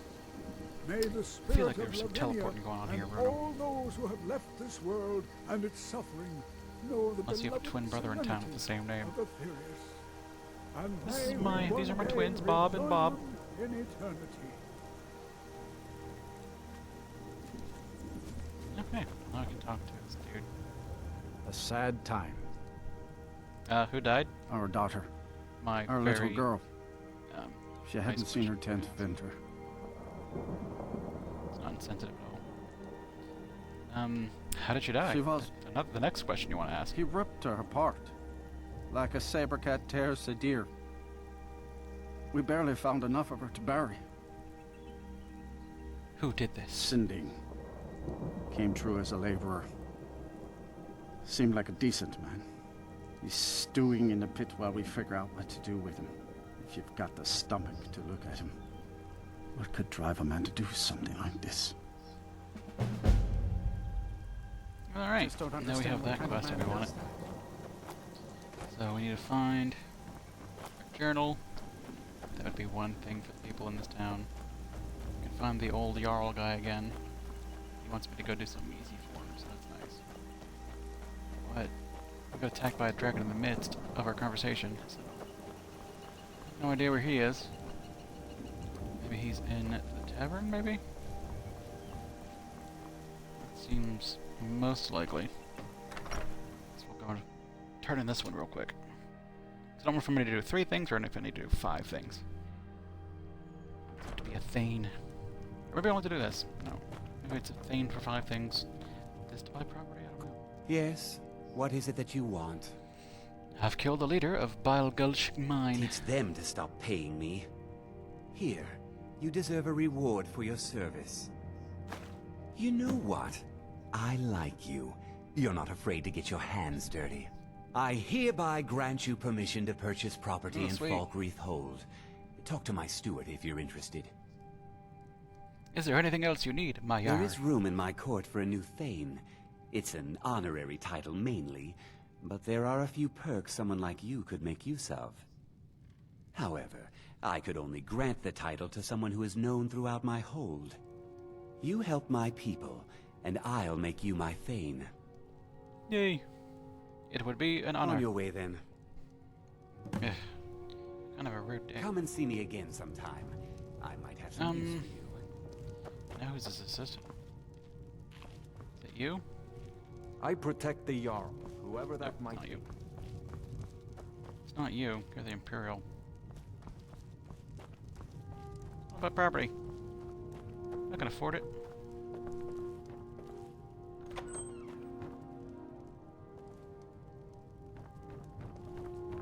God, I hope they weren't killed under dragon attack. I'm sure that's very unlikely. Okay, you just don't. Your assistant is gone. I'm the Oh, there steward she is. here. I served under Jarl Siggeir and Jarl Dengir before him. Siggeir can sometimes act too quickly, but he does listen to Helvard and I. I'd like to purchase There's a house. no house available, but I could sell you a fine piece of land where you could build your own house. I'll take it all my You gold. won't regret it. Here's the title to your steading. Follow the road east from Falkreath, Ooh, an then achievement. north at the crossroads. Landowner. Turn left just past Pine Buy a Watch. plot of land. I'm looking for work. Got any The leads? Jarl has put out a bounty on the dragon that's been terrorizing the country. It's not the dragon outside, is it? Here, take a look at this decree for details. Well, alright. May wisdom forever light your path. Now we have property. I think it's 300 gold per thing of like 20 lumber. So that's gonna be good. Real expensive. But we can go at least see Lakeview. Let's see if we can find Dengir real quick. Favor the bow, eh? I'm a sword man myself. His request is easy, and is one of the necessary things to become a Thane. Come on in. Just I don't know that I need it. Take a seat and get the cold out. Kust is responsible for the cemetery here in Falkreath. I take care of the shrine. Nari. I hear Valder made it back safe. Too bad about the others, but at least it's one less thing to worry about. The others are one Welcome less to thing to Dead worry Man's about. Drink. Heard any rumors Big lately? talk of a little boy in Windhelm. Name of Aventus Aretino. Get this. He's been trying to contact the Dark Brotherhood.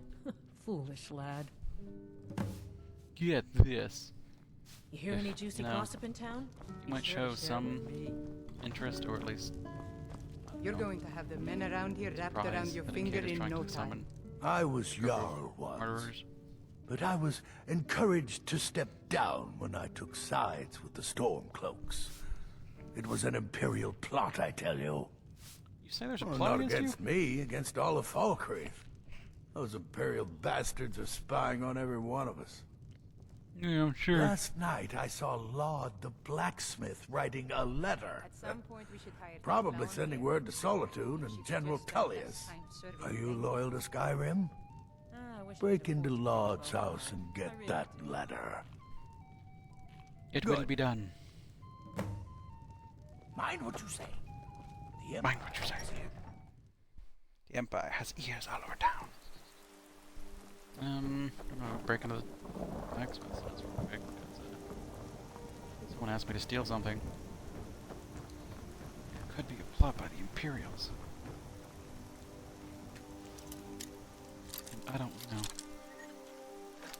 The Imperials did try to have me murdered. But the Stormcloaks are also douchebags.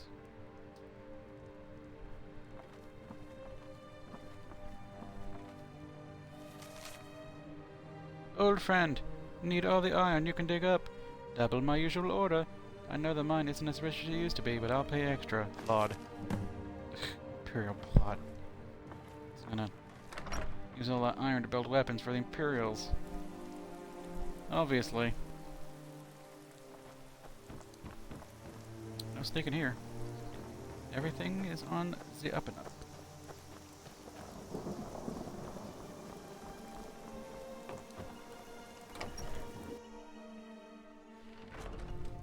Come on in. Just stoke the fire. Take a seat and get the cold out. Okay. That's, it's nice. Be mindful. My maid Tikla has been known to pass information to that pompous nephew of mine, Sidgeir.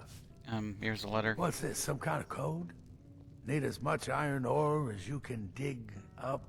At some point we should Well, he's not spying, but it's clear the Empire is making Laud smith up more swords and armor for I them. wish I could afford to pay you both. Good work. I really Take this. 400 gold. Thank you, buddy. What exactly do you need from me? You may have seen the open grave in our graveyard. Most of the townsfolk think it's the work of a corpse thief. The truth is less pleasant. It was the grave of Vigar, my own ancestor, dead for centuries now. Okay. He is also a vampire. My family is entrusted with keeping him buried. But recently, someone stole the ward stone, and Vigar escaped. And you want me to find the ward stone? No, it's too late for the ward stone. Vigar must be destroyed. If this gets out, my family will suffer great Okay, just shame. freeze in there, buddy. That's fine. I will see that Vidgar is destroyed. Good. He will have fled to gather others of his kind. It's a little rude. Putting your, junk in that guy's face. I know he's reaching for it. Oh, teleport again. That's Mind nice. what you say. The Empire has ears all over this So town. polished.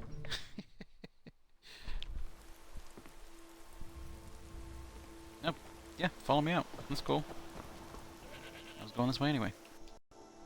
I'm gonna go right to Lakeview.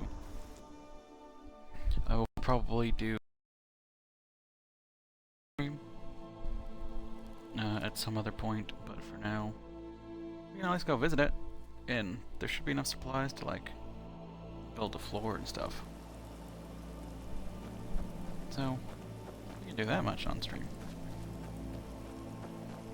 If they're needed, there is stone here. If I could need it. That is also something that would be marginally boring to watch. Me mine stone for a bit. Fools! Roll! Oh, come on, that was funny.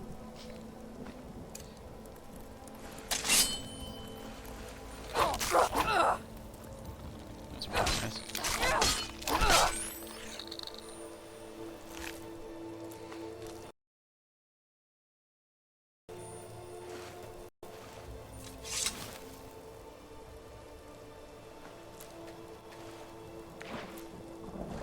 I guess that's another word that I think I've heard pronounced wrong. I think it's kite. Or at least if Maybe Chitin is just an alternate pronunciation, but I'm pretty sure it's chitin. Don't know why I pulled that out. I usually come here and get attacked by wolves like right off the rip. So I guess I was just expecting that. I swear there was usually like someone down here like raise dead people. But I don't see him. Oh, maybe that's it. It's got some stone set up an altar formation. There's a corpse on a table. Don't come here. Enough! Ow.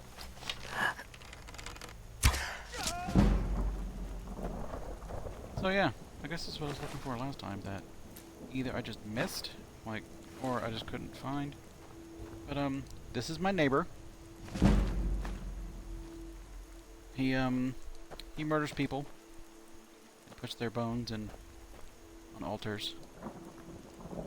He's quirky.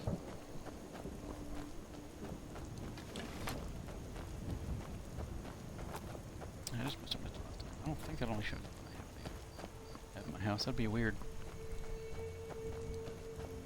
So I have one neighbors that, you know, are bandits. My other neighbor is a cultist of some sort. So I think I got overcharged for this neighborhood. 30 clay, a corundum ingot, iron ingot, and 30 coordinate stone. So until I get more iron, it's not really gonna be. I'm not gonna be building a lot. Let's see, I can build a small house.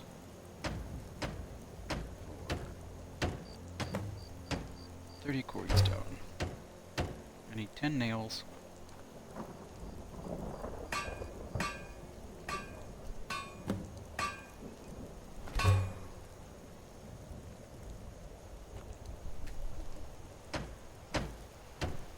Now we have the wall framing. We need 8 nails for what's next. Look at that! Our house is coming together. And I work so quickly. I'm like a magician. With 8 nails. Normally if I had a bunch of stuff I would just make a bunch of it at once, but I only had 6 bars with me. That will go nice and slow. The floor is 20 stone. Or 4 of 20.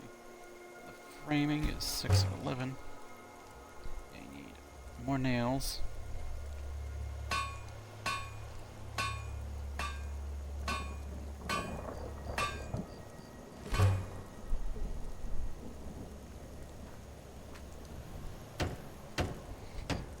Here's a roof, and the door is a lock, a pair of hinges, and an iron fitting.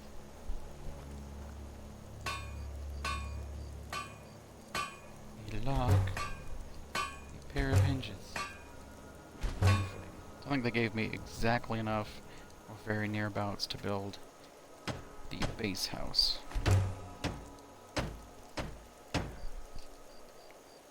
Animal pen, apiary. I kind of want a smelter, but I can't do that. I'll build an animal pen in a garden. Get those out of the way. And bam. Now it is a place.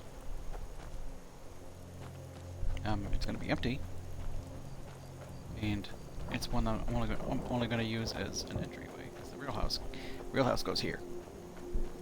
This is the entryway to make it look all fancy. I can come over here. There's a death bell, which I only have 1 of. And nightshade. I didn't mean to put all 7 in there.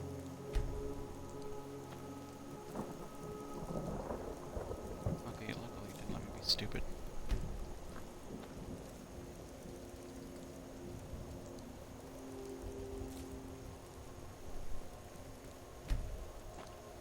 Those are quest items that I can use in Grifton.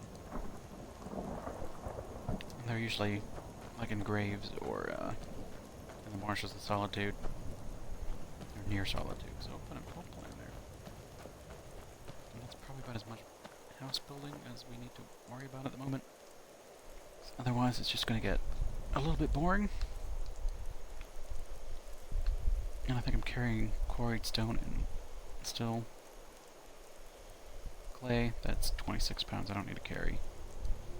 And that's 16 pounds I don't need to carry, so I'll put them back in the box.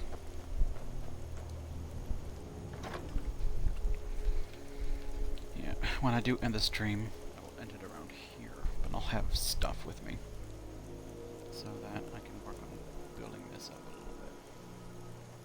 I don't know how much stuff I'm gonna have to make, but I think we've been collecting iron and like the corundum, which is logs, I guess. We've been saving that stuff. We've been frugal with our crafting. We've not bothered just sitting around and crafting knife after knife in an attempt to increase our smithing. So our smithing is dwindling behind it a little bit, but we'll have some nails to build. That should help out a little bit, and some hinges and all that fun stuff. So for now, this is Lakeview. This is one of my favorite properties. The one I tend to live in, even though it's not quite as centrally located as like as the Whiterun house, but it's more to it. And this is the oh so amazing lake view. And it's not bad. I'm down for it. But now we get to decide what to do next. Because that stuff is going to be off-stream stuff, so... And that was kind of my goal, was to get Lakeview and do some stuff with that, so... Look at all these places we've discovered. We've been doing okay. Guess we can look at the quest log. See what kind of stuff we want to do. I don't really want to do that right now. I don't want to start Dawnguard. I'm not going to be doing that for a while. Do need to buy lumber. That is something that... I think these are around the area. Moon's journal, that's another thing for Falkreath.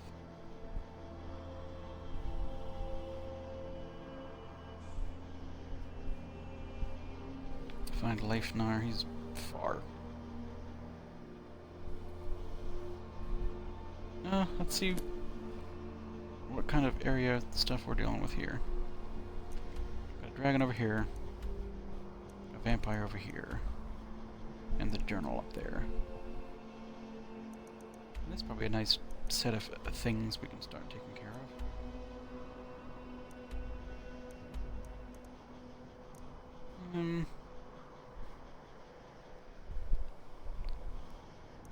I wish this one had roads. I don't remember how to get here from like there. Fighting a dragon might be fun. Let's go accost a dragon. I can carry 100 some odd pounds, so I can carry bones and stuff back. I don't know if this, I think that chest is permanent. Like if you put stuff in it, will stay in there, so I probably would be safe putting my dragon bones and stuff in there. But I don't know for certain. That is never, like, that's not a chest that I've actually stored things in. So I don't know how safe it is. And, you know, dragon bones are kind of rare. So, I mean, we can at least be somewhat careful with our dragon bones.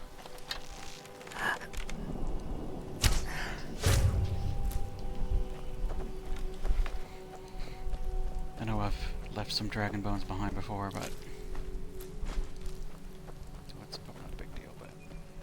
I don't know. God, is this a deer gathering? They're plotting something. And I'm plotting their demise.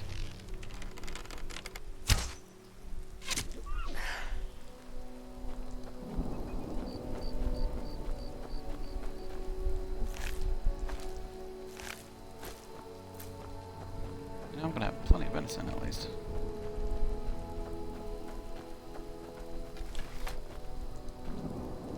there anybody here?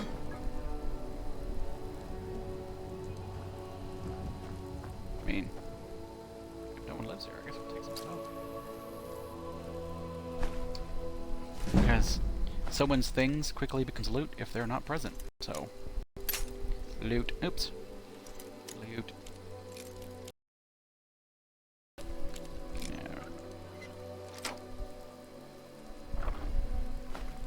62 gold? Yeah, that's fine. Thought I heard something. Looks like we got ourselves a hero. Sorry. Sorry. Didn't know it was anybody's stuff. I thought it was my stuff.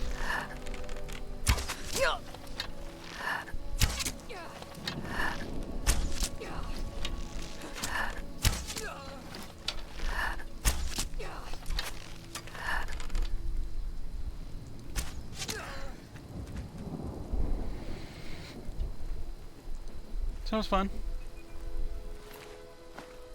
My bad, guys. Taking it anyway, so I guess things didn't really change. 22 damage? That feels higher because I've not looked at my bow damage since I've equipped bracers and then spent things. No, I do have a level waiting. We're about to fight a dragon, and by about, that's still several minutes off.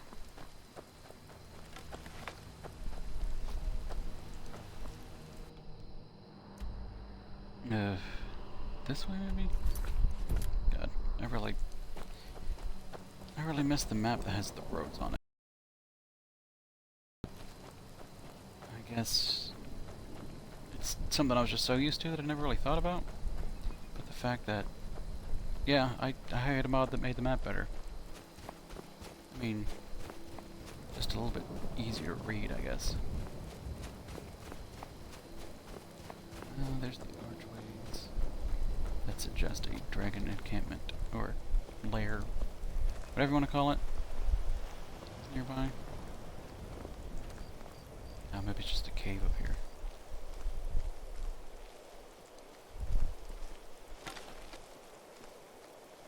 Maybe the cave leads to the dragon.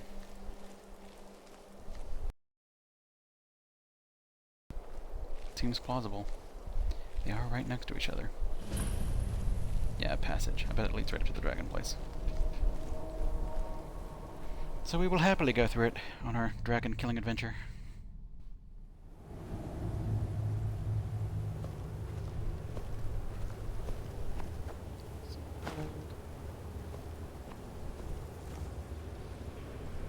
That was arranged. Like, is that a foot? It's foot beard. And the butt. What?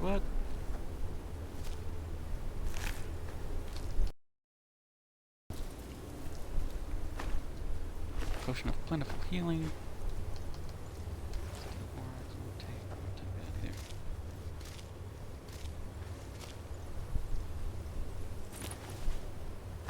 Knapsack.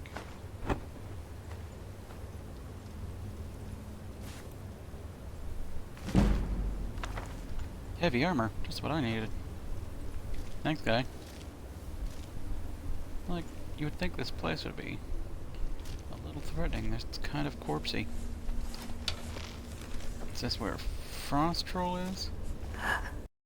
Ice bear? Or cave bear? Snow bear.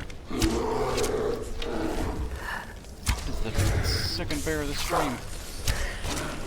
And I'm getting attacked by something from behind. Oh, I hate these things. They're real hard to hit with arrows sometimes. Especially at a distance. Don't run.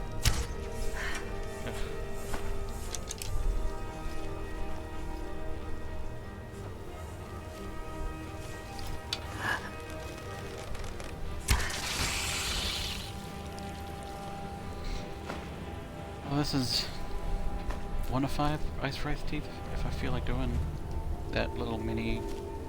It's not really a quest, it's more of a chore for the elf merchant back in Riften. She's like, oh, bring me 5 ice wraith teeth. I guess I just remember random little bits of things like, oh, this thing, there's somebody that wants it. Like in Fallout 3, there was that one guy that wanted sugar bombs. And then there was the family, and they wanted blood packs. And they would, something that I normally wouldn't really use, I would just not really care about, was something that all of a sudden was like 75 caps for sugar bombs. So that seemed like a no-brainer. Maybe it was 50, and if you persuaded, you could increase it, which I think is something I tended to be okay with. Go without me. Or that's more of the don't leave me, and he left him. Arm outstretched.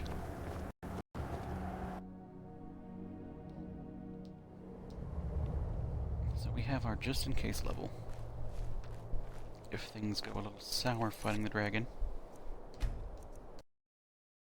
Hopefully they don't.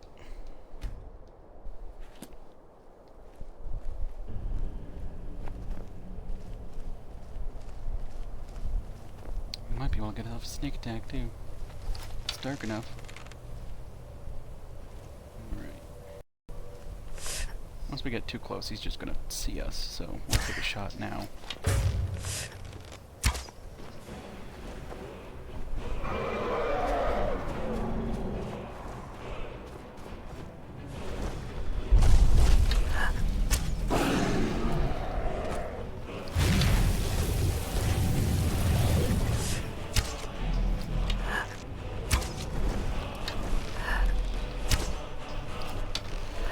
My old friend the pillar. Most useful in dragon fighting equipment.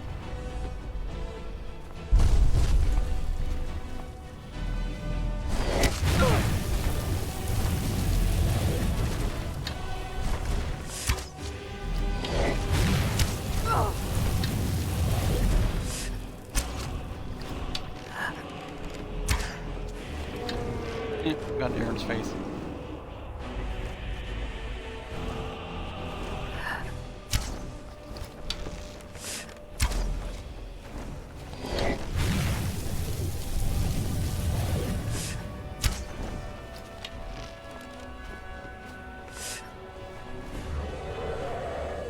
Dragon, come on down.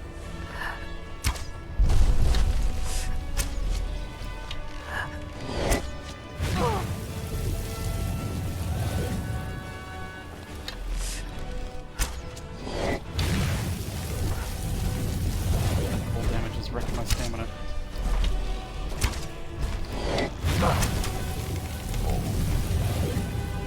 Jump, jump, jump.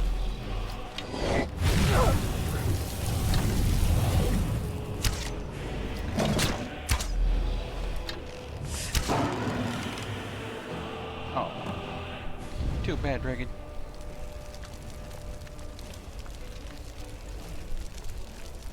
And amethyst, dragon bones that are real heavy. There we go. Now, normally I just go right to the vampire place from here, but my weight is going to be an issue.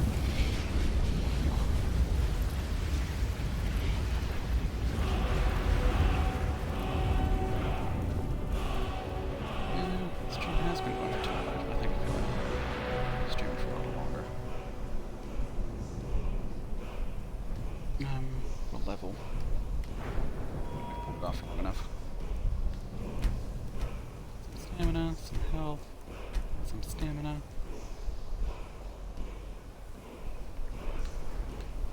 Maybe we can up our archery.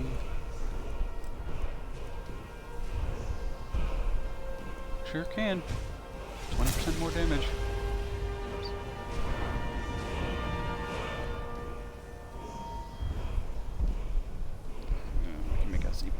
Fine with stealth, but the silent roll isn't that great, but silence is good. Stab, go left, there we go. So I don't really care about that one, but the silence one is nice, so I'll go for that. Just increase my stuff.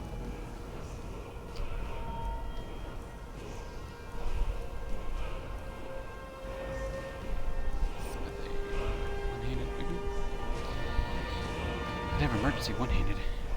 20% more damage just in case. And that'll open up dual fury for later.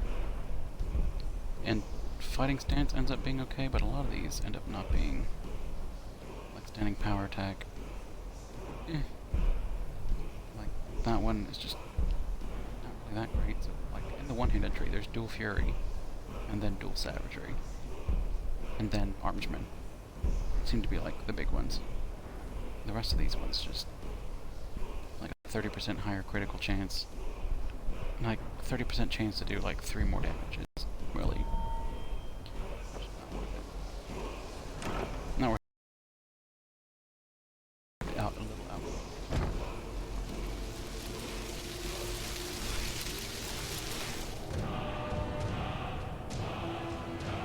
Animal allegiance. What is this? 12 pounds. 225.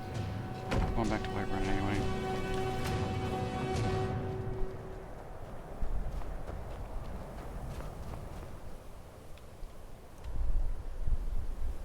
So we're here. We could probably get to there from here. Which we don't need to worry about at the moment. We'll come back here. It's probably too late to sell the shield. It was looking nice.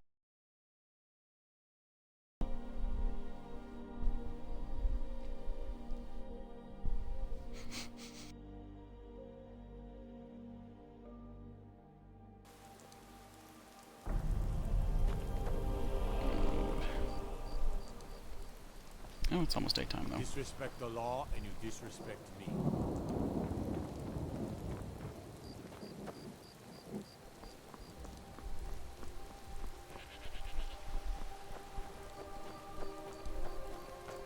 Staying safe, I hope. Come turn in this quest. Maybe get some paid. Get some money.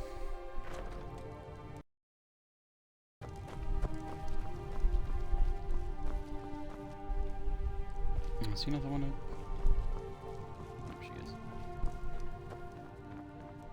I'll wake a person up for money, I don't care. I'm the steward here. I serve. Hey, the dragon's dead. Excellent. You've done us a Give me great money. service. Here is your reward. 500 gold? That seems May wisdom forever light your path. low for dragon murder. I would think your town would be worth more than 500 gold. But if whatever's clever. I don't have things to move things. Like I'm using a dwarven bow with an even dwarven ingot, which I don't have. I don't use that. I think I picked that up to sell. Armor is mostly enchanted. So I can't increase any of it.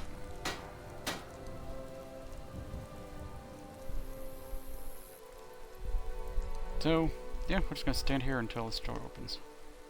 In 3-ish hours.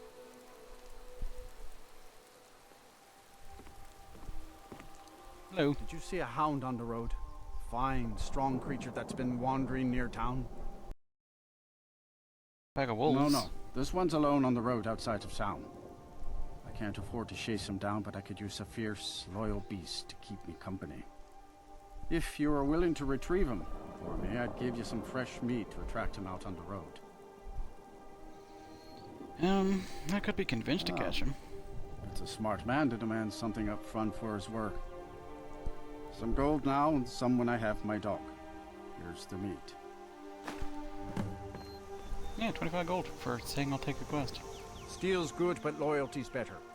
The finest weapons and armor.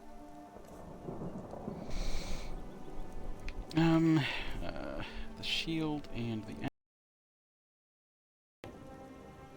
33 gold. It's kind of. I didn't really feel like it was worth carrying around. Maybe 2 gold. Yeah. Good enough. Technically a bear hide. Yeah, it came all this way. See me at my forge if you need arms or armor. No, we did get money for dragoning too. which we can turn into lumber, and we can turn into iron, so that we can build our house. Yeah, I mean, is central in the east to west sense, but not so central in the north to south way. There is a I think there's a house you can get that's like up here, maybe? Or no, maybe it's up here. I don't remember. It's the one that you get from Dawnstar up in the Pale. Maybe it's up here. That is somewhat close to Whiterun, so it's still a bit more central, but because it's snowy. I kind of like the lake view. A bit more southern, so it's not as cold, you imagine. A view of the lake, still somewhat central. More space than the Whiterun Manor. Breeze home. Oh. Yeah. So we'll stick with Whiterun. Or not Whiterun, we'll stick with Lakeview. That'll be our main house. Breeze home will be our when we need to sell stuff and drop stuff off house. Like I'm streaming and I need to quickly just drop things off. That'll be kind of Breeze home right there.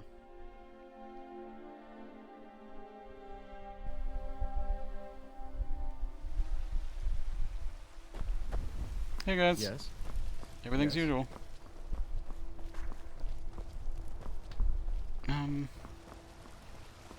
You're someone who can get things done. I like that.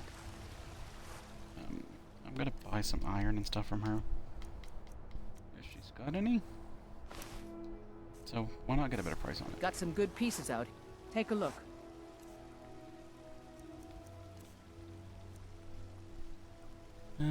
That's logs, and that's...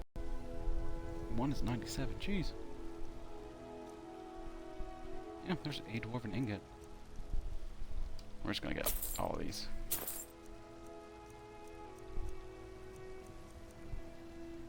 A lockpick.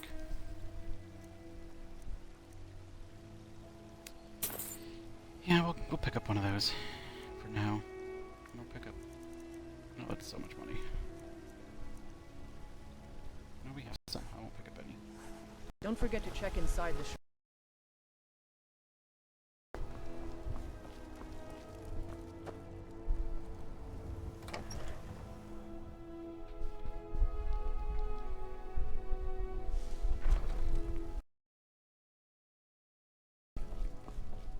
Maybe 130 or 2.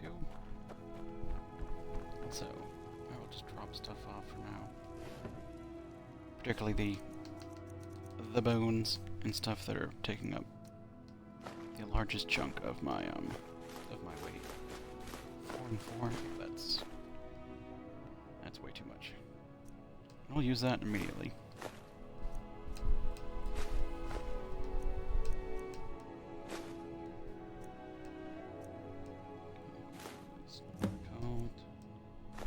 Wolf belt. I'm carrying elven stuff, which I don't need at the moment.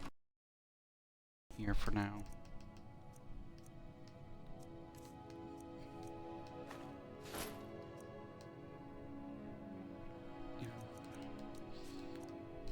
I think I have that enchantment. If I had an enchant table in the house, I could check, but I do not.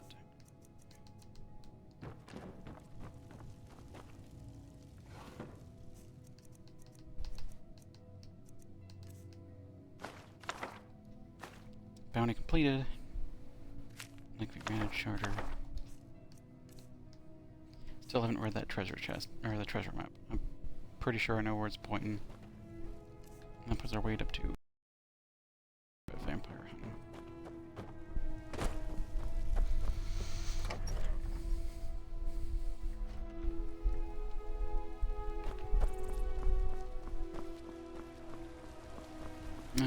I don't claim to be the best blacksmith in Whiterun. Yorland it's only gonna be a little bit of damage. Man steel is legendary. 3. All I ask is a fair Screw it. 3 more damage.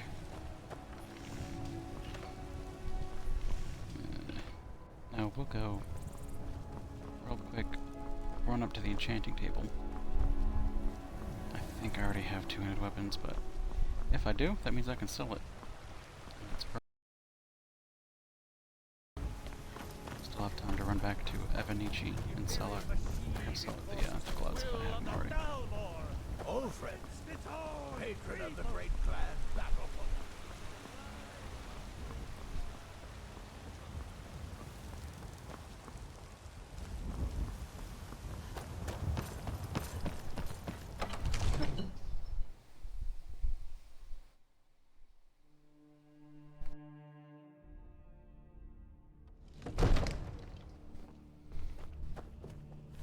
Oops.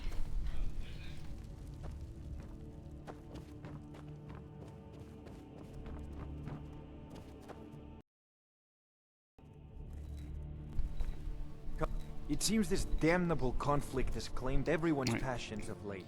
Here first. Me, I prefer my books and my spells. One archery.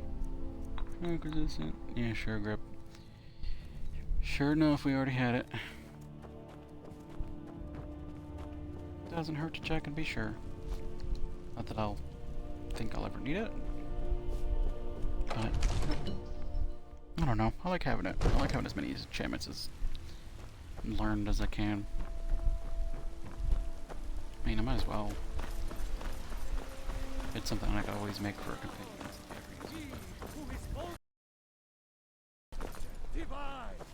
Hello, Isolde. Fine day with you around.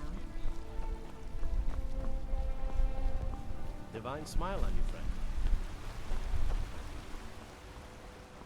There's a rift here in Skyrim. Can't neither magic nor the passing of time.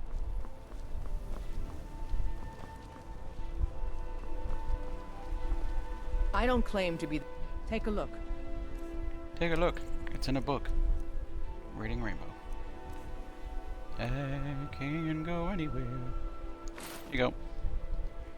Friends to know. Don't forget to check inside the shop if you need. Reading Rainbow. What do you need?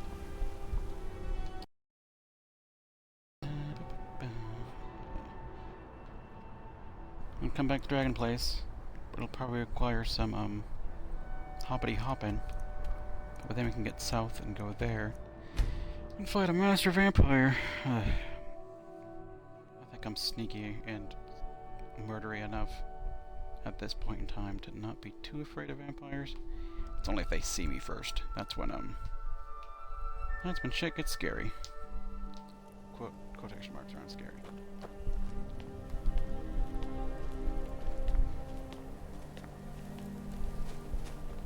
Oh, you twitched. I thought there was something up here. Those are the dead dragon twitches. Now, can I hoppity hop up this little wally wall?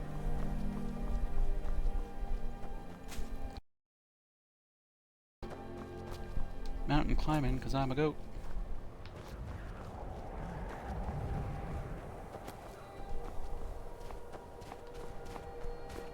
Yep. Ooh, maybe this one will be a bit more slidey. Oh no, just easy as all get out. And we're even going to that tower, even though it's not showing us that we have a quest there. Oop.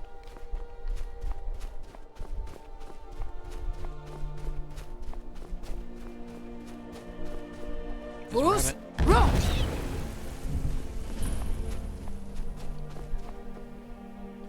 Sorry, rabbit. I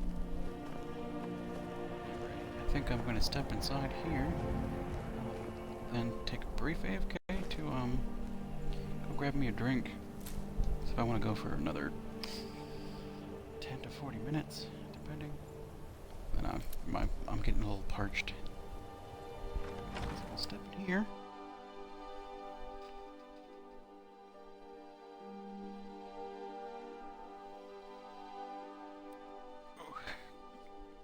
I'd rather pause it first. So I'll wait for it to load. Then I'll go AFK. So I will be back in a minute. Shouldn't take but a minute. Anyhow.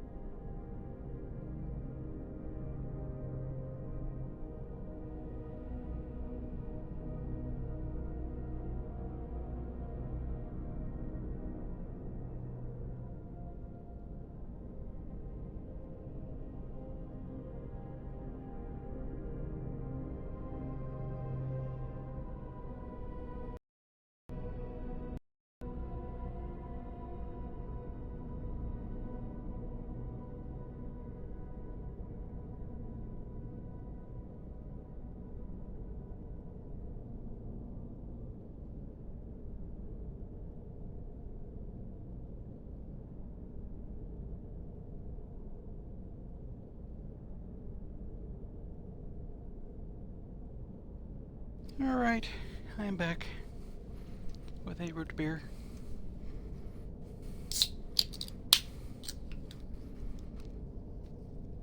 Delicious.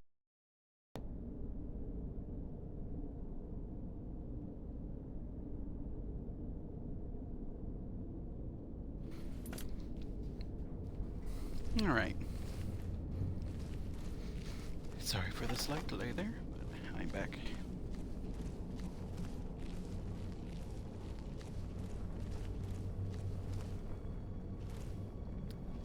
I'm not the fastest at descending stairs anymore. I have plantar fasciitis in both feet, so standing after being supined or sitting for a long period of time can cause some discomfort with my feet. So I tend to stand and then be like, ugh, God, it hurts. And then I get over it the longer I stand. But today, there was a lot of standing around. Stand a chance. And my feet just kind of hurt. So, one stair at a time. Someone still sees me. I think I know what it is. Vampire. 45 hours seems pretty good, but she ugly. I don't think I can hit this guy until he wakes up. I think it's this one. Let me see the one.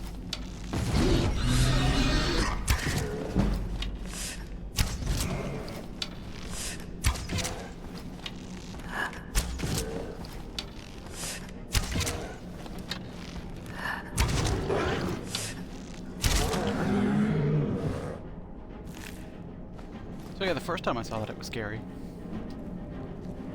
Well, you look at those gargoyles and you're like, yeah, that's fishy. You're gonna hop out and try to bite me, aren't you? The first one you come across doesn't do that, but this next one,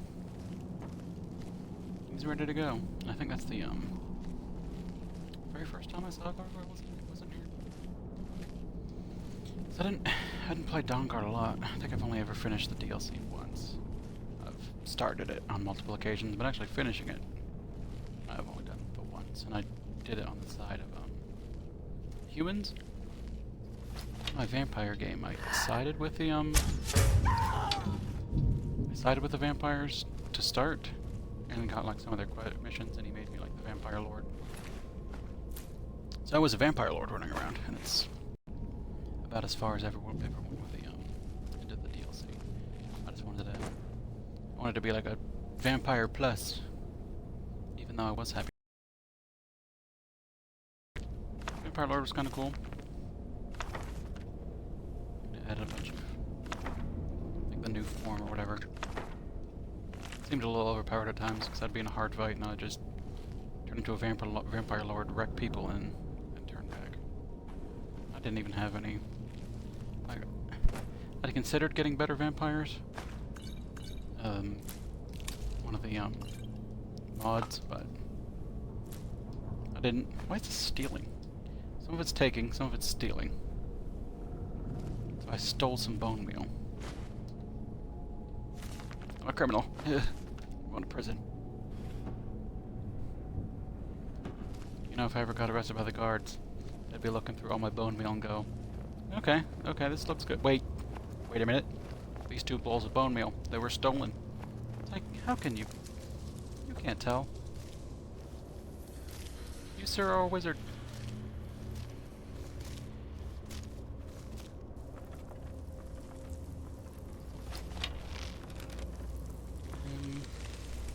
A few people contend with here. And if we're lucky, we'll hit the railing.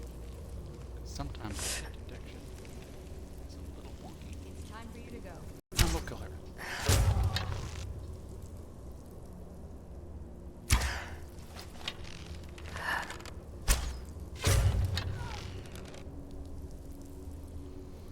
Someone will get curious.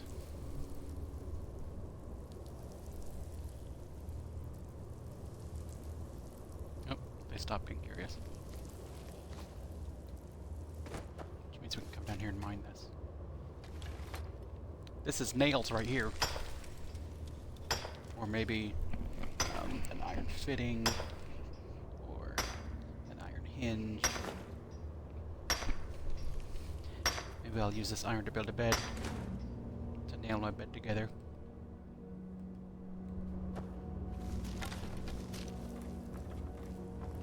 Can't underestimate how useful iron is. I don't think there's ever a time that I get iron and I'm like, oh man, it's just iron. So with Hearthfire, if you want to build all 3 houses, I mean, so many nails. Blocks. Fittings and...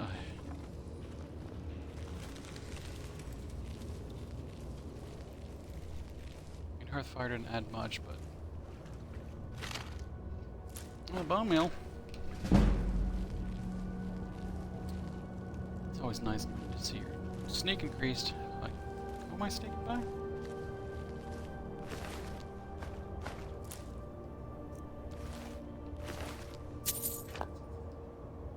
Ooh, it's got stuff on it. That means I'm a ticket.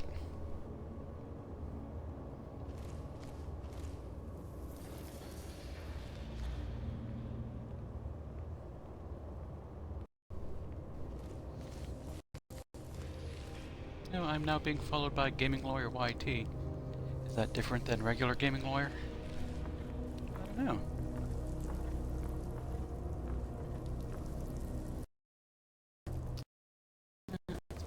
Gate right here. Gate, cage. Whatevers. Khajiit.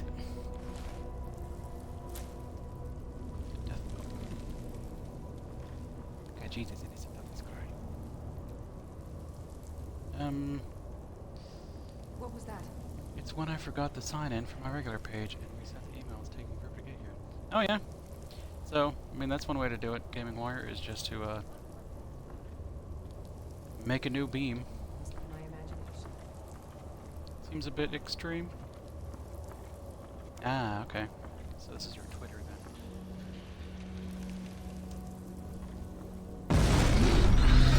That's Gargoyle. Hello, Mr. Gargoyle. Shoryuken missed.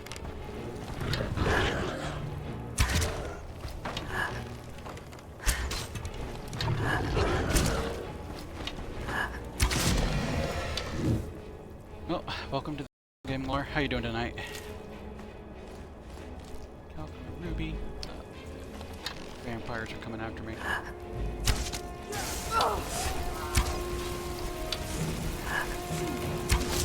Soon. Ow, this hit me from behind. No. Where's the Khajiit? I don't want your silly vampire disease.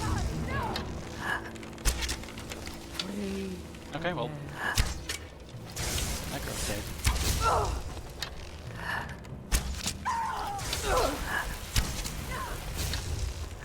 I'll kill you. I am close to dead.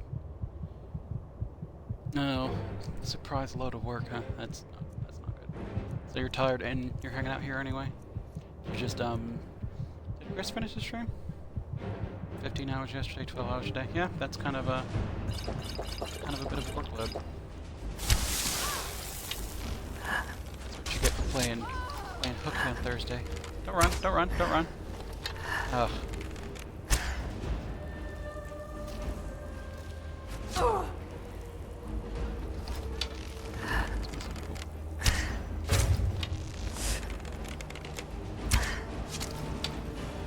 Now, so you're watching me in bed then? Tweeting on that, or typing on the phone? Yep. Seems not that great, I guess, for being... I've kind of, checked it out a little bit, and... Surprise work didn't exist till Saturday night. Like on the app on my iPad, I can see, I guess if I go to search, I can see people who I follow, which is... You'd think there would be a section that I could just go to, like in YouTube. see all the people that I follow. Like, that would be nice. And I have it so it's supposed to send me emails when people stream on Beam. Which, I mean, I think the only person I follow on Beam right now that streams is Alalee. But she's streamed a couple times since I followed her, and I've never gotten a notification. I think I just have to hope that if I happen to log on to Beam, she just happens to be streaming. Otherwise, I'm never going to see her stream. And that's not cool. I mean, that's is initially why I made the Beam account. I wanted to come over here and show Alalee a little bit of support. I think I'm gonna hold. Thought I heard something. Oh, you ran went to sleep. Never should have come here.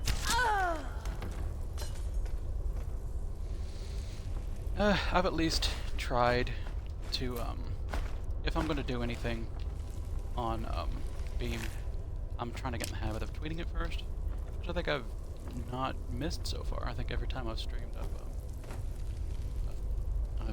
tweeted it. You'd think I was like a real streamer that kind of do that kind of stuff. I guess that was stealing, okay, of course. You know, you learn from what other people do, and then you kind of borrow their habits. It's like, oh, this seems to work for other people. Maybe it'll work for me. At the very least, I hope that if people are subbing me on YouTube as well, when I upload it that way, maybe they catch a sight of it. And I'm going to try to keep in the habit of sticking to, I think 11 o'clock. I think that is when things will happen to line up for me. So like 11 on Sunday, Monday, and Tuesday, and it may be a Monday or a Tuesday, depending on because I have a game, a D&D game that I run either Monday or Tuesday, depending on when people are free. YouTube to auto tweet when you go live. I didn't even know you could do that. I made a Twitter so that I could tweet a picture to Dojo, because our game Dojo. I was playing Fallout 4 at the time, and I was what was it? My house that I built in Sanctuary, I had like a big warehouse kind of set up, and I had a bunch of suits of power armor kind of lining the area.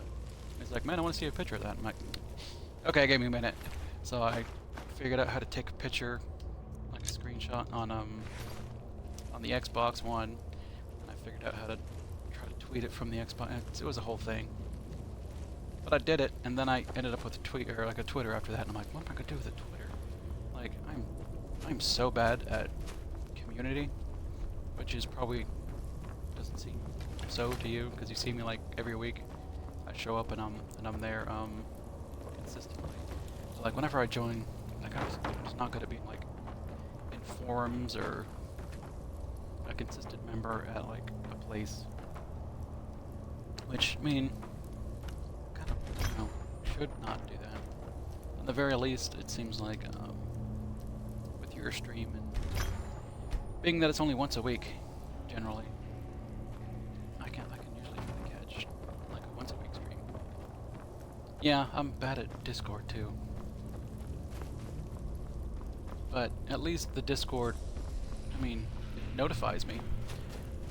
I mean, I'll join someone's Discord and then silence everything, because I don't necessarily want every single little message. I just want it to be, if people are talking to me and they send a message to me on Discord, then I will see it. It'll either, if my computer is on, it'll actually make a noise, and I'll be like, oh, something made a noise, and I can look and see what it is. Or if it's sent to me and I'm not at my computer, the iPad is generally pretty good at, like, you have a notification for this, and I noticed that Rilo tends to tag at everyone, which kind of messes that up a little bit.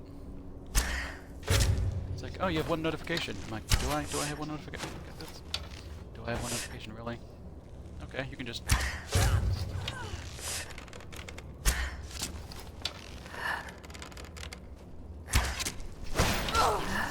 Oh, every time someone says gaming, huh?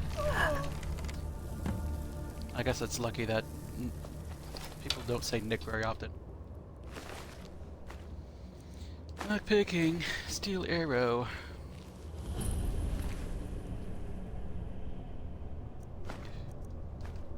So I try to be I don't really do a lot in Discord, so I don't really have to worry about it a whole lot.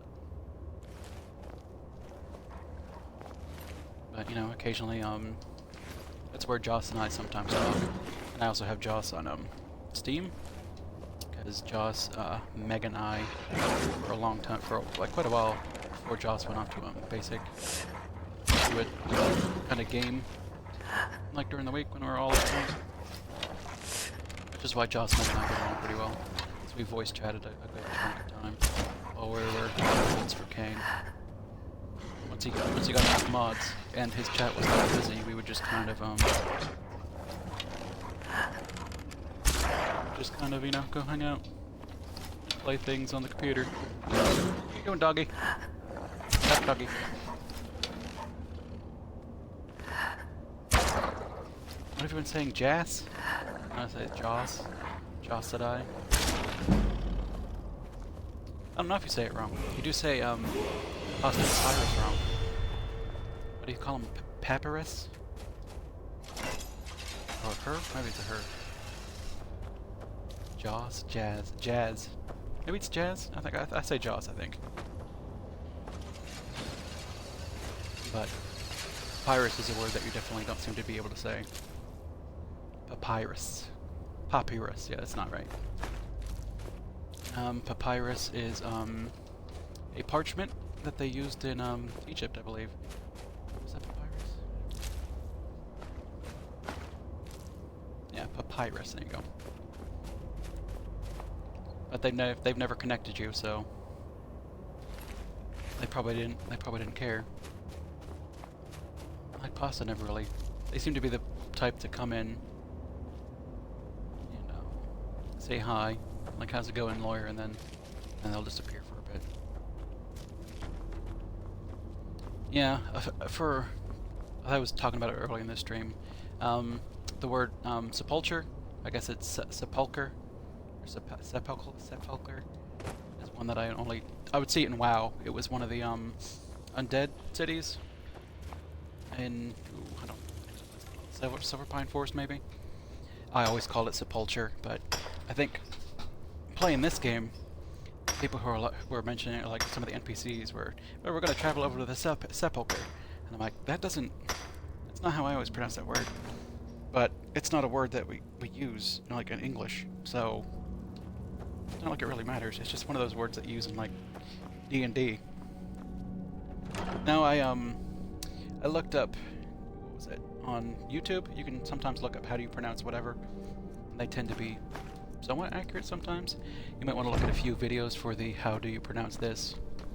And I try to keep my pronunciation as best as I can manage. I'm not the most articulative person. I'll trip over words sometimes and forget words that I mean, but overall I try to do my best. One of the ones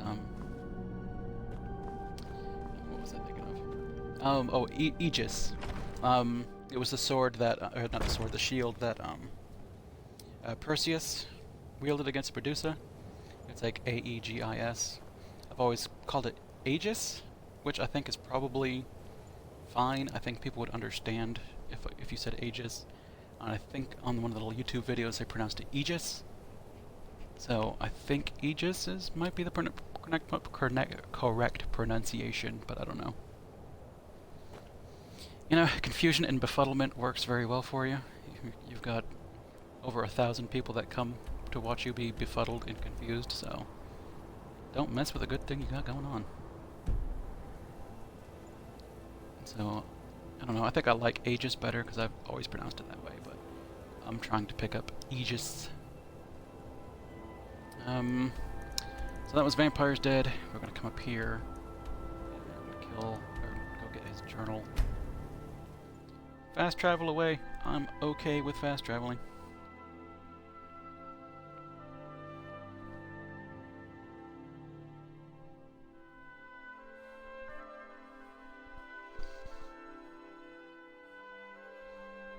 Earlier this stream I went on about my D&D games a little bit.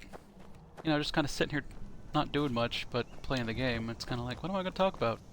Well, maybe I'll talk about the thing I tend to do the most. I mean, 6 days a week I play a game. Well, it's 5 or 6, because it is every other Sunday I play a Star Wars game. So I tend to just prattle on about things. I have a history of learning how to say words properly, not using them for years, and then forgetting the proper pronunciations. Yeah, that's true. Also, one of my friends just gets it in his head that there's just some words he can't really say for whatever reason. Like, he knows that they're wrong. For the longest time when we played D&D, instead of sconce, he called them scones. And, you know, the rest, he was DMing, and, you know, you see some scones up on the wall. And, you know, the rest of us were just kind of like, look at each other like, scones? Is that, were we saying it wrong all this time? But we know, don't actually say it aloud. And then, like, games down the line, we're like, dude, you mean sconces, right? And he's like, yeah, right? Because scones are like a pastry. Are there pastries on the wall that you put torches in? It's like, oh, and he can't say blasphemous or blasphemy. It's just one of those words that he knows he can't say it. It just doesn't want to come into his head for whatever reason. Ow. Ow. Really gonna dagger me? That's gonna go poorly for you. And dead. So, I'm DMing a game tomorrow, and next Sunday I'll be DMing a game. I was DMing a game every week, but I ended up having someone take over for me every other week during the midweek game. I used to call it... Now I have several midweek games. I used to call it my midweek game. Blasphemus? Yeah, sure, that sounds right. Oh, bone meal. It's pronounced Blastoise.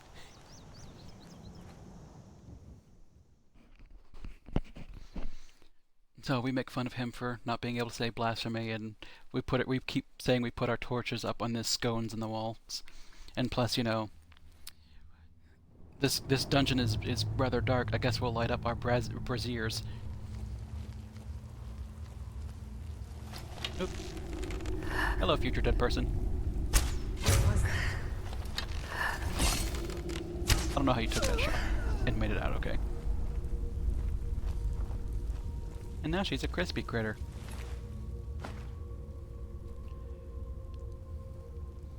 Oh yeah, if we're stuck in a dungeon for a long period of time and we're like, well, what are you guys gonna do for eat? Well, I'm like, are there any scones on the wall? No. We'll just take one of those down and have a nibble. But come on, we've never been that strict about food in D&D. The only time that might be a little unusual is my latest character is she's a Damphir, which is I don't know if you know that little word or not. Kind of like their is a vampire, so they're kind of like a half-blood.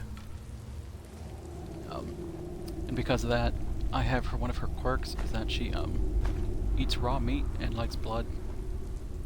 So I kind of make a mention that, you know, if I kill something, I'll drain its blood into like a water skin. But other than that, we never really tracked food. I've tried before, like in a very small period of time, that people were in a dungeon or like in a cave system and they had nothing to start with, so they didn't have any food. So I was trying to be like, well, survival. So I'm like, okay, you can roll your survival to find some stuff to eat. And they just rolled so high consistently that the DC to find food, even in a place that was like, there's not a lot of food, so the DC was like a 15 or something. And she was constantly rolling like 18s and 19s. That was enough to feed everybody just fine. And I'm like, I tried to make food a concern at just like level 1. They were only level 1 for just a small bit of a trip, and it was a non-issue when someone had survival, so. Tracking weeks of rations and stuff like that. Tracking rations just ain't worth it.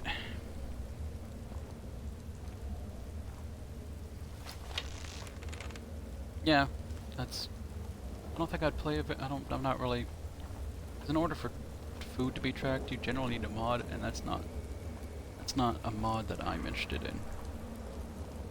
Like, I'm not looking to make this game realistic.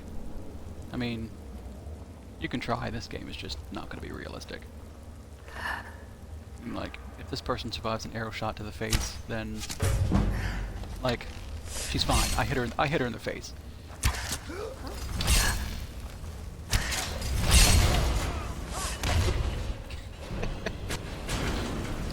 Ah, too bad for you guys. I'll pretend like I meant to do that. I just wanted to shoot her in the face with it. Like, look at that. She's got a pair of arrows in the face, and that didn't kill her. So, me tracking food just doesn't seem... Yeah, that was my plan all along. I knew that plate was there, and yeah, I'm awesome. So, how are you buying it? Fire some, which is this. Oh, that rope actually says. I didn't know the pressure plate was there, but I was more packing up because he was using a fire spell, and I'm standing in oil. So I kind of thought he was gonna light me up like a Christmas tree. Where are you? So I didn't really want to deal with that. Okay. That's your best, Tom.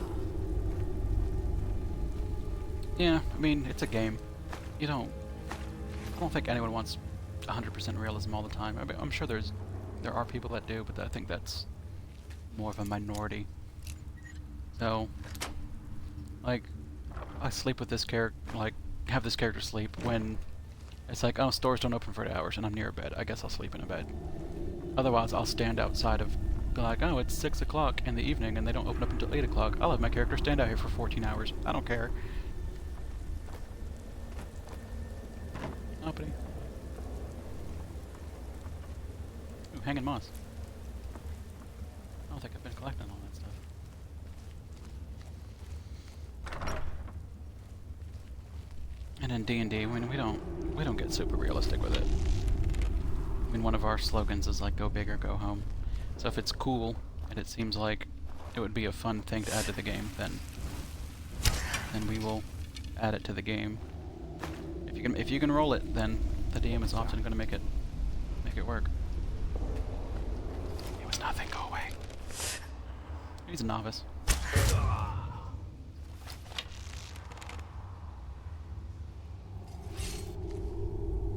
No, you're true. That's true. Like Fallout in this game, pretty like things by Bethesda seem pretty set up for realistic needs. If you want really realistic needs, like you have to eat, you should try out Don't Starve or Don't Starve Together. Because if you don't eat in that game, you definitely die.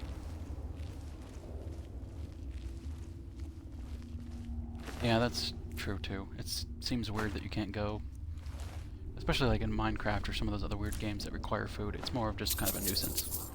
Like, you have to have food in order to recharge, and you get hungry every minute, unless you just sit around and don't do anything, and then your hunger doesn't track for hours or whatever. They just use food as like a stamina bar that doesn't recharge automatically. You just have to shove your face with pork on occasion. Like, oh, my stamina's low. This you know, beef brisket is gonna fix that right up. 'Cause that's how beef works.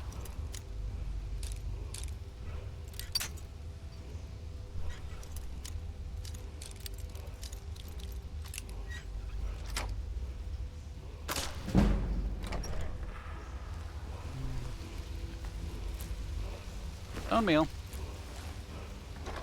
A river belly. River belly bone meal. Say that 5 times fast. You know, if I ever stub my toe, I eat a giant toe and that makes me feel better.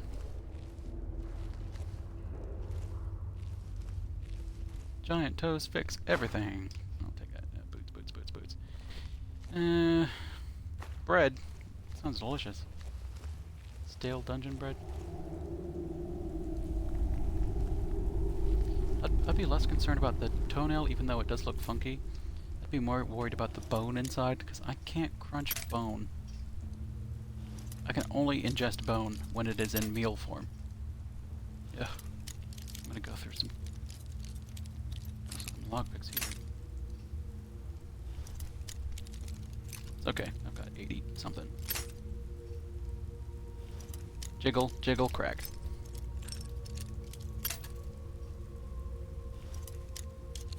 I missed the mod that just skipped this part.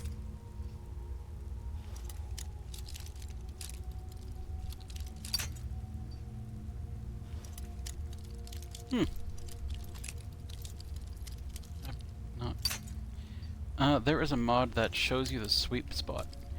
So it shows like a little bar on the top with like the blue where you can open it, and you just move it right to the blue and just slide it open. So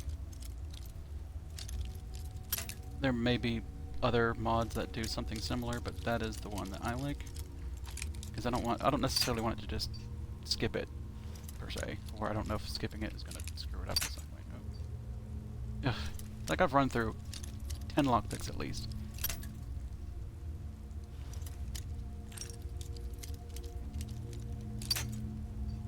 And there's gonna be, you know, nothing in here. Oh. Yep.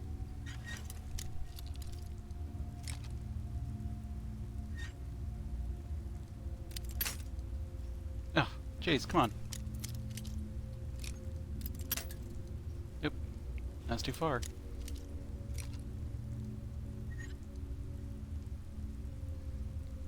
I mean, sure, I understand master locks have smaller sweet spots, but what quality of a master lock makes it immediately snap steel? An elven bow, that's good. I already have that spell. I don't think the elven bow is actually any better. 35, 35, it's the same. Well, okie dokie then. But it will have better base damage, because I did use a metal ingot to make my bow a little bit better. So. The elven bow has potential.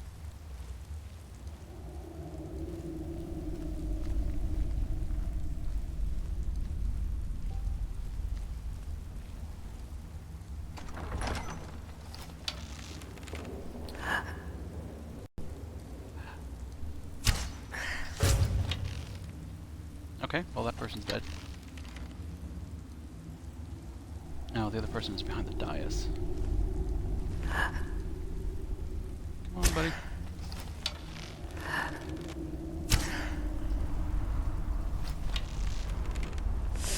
You know, YT could be anything. It could be, Yeti Thomas. Oh, Yeti thrower. You are a man who throws Yetis. That seems very apropos for a lawyer, right?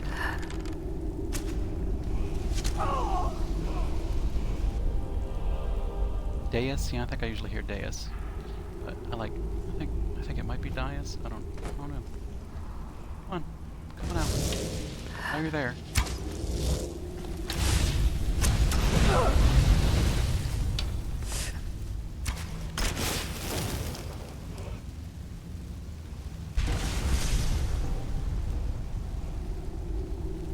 Yeah, it's one of the words that...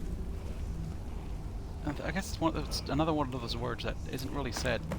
It's mostly read.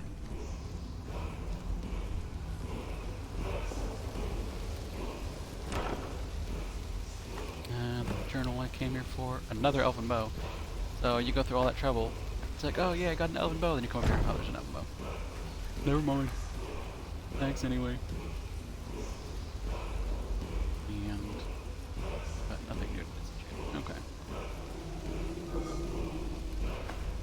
I get somewhat curious and look up how to pronounce things sometimes. There's a fun word that a friend of mine used in type that I'd never heard before, and it's mouthy too. So it's like, what the heck does that word mean? Pulchritudinous.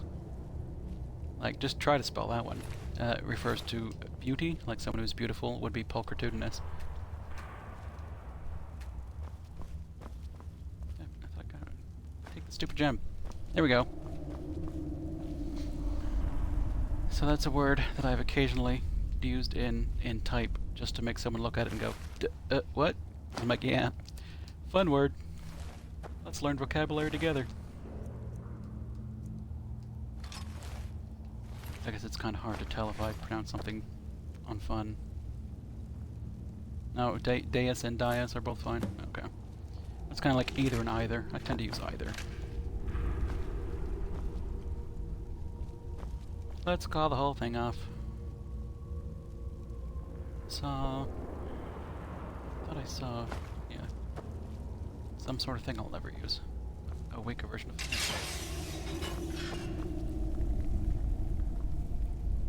it. Eat amethyst.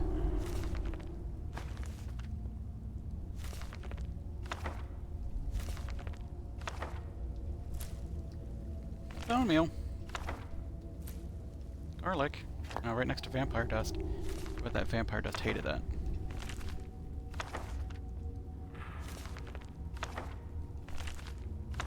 It'd be nice if there was just a pick up book button. 'Cause those books are going in my library. Nope, I don't need that. One of the mods I had. Oh god. Linen wrap would be used to make like clothing. But that was a mod, so I don't need it.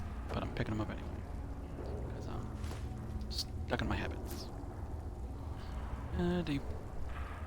Yes, something I was even talking about earlier this stream is I went to Falkreath and did Jarl, whatever his name is, like Sigurd. I did him a favor, so I could buy Lakeview. So we have Lakeview, and that's going to be our main house. But I'm actually going to do the construction part of it, not on stream, because that is a lot of staring at a menu and making nails, and then looking at things, and then going back to the menu and building fittings, because we only need 12 more fittings. And that's not going to be fun to watch. So, all that iron I've been saving at some point, I'll have to go back to Whiterun, pick up all my iron, bring it to Lakeview, turn it into nails, and locks, and fittings, and hinges. Did I mine some of this stuff? I think I did. I don't think I need silver, but it's here.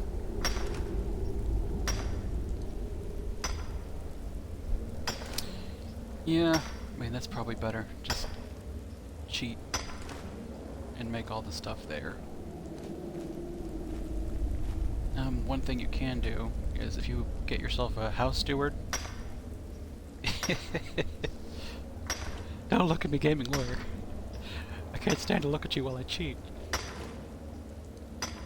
If you get a steward, you can put them in the house, and once the house is constructed, you can just hand them a bunch of money and go, furnish my house, and then over time, they will automatically put some decorations that could be put in the house into the house.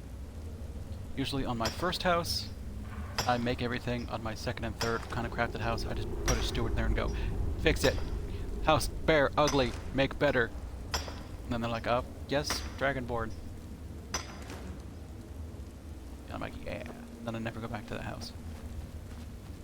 So I don't know how fast it repopulates with stuff. I don't think it's very quick.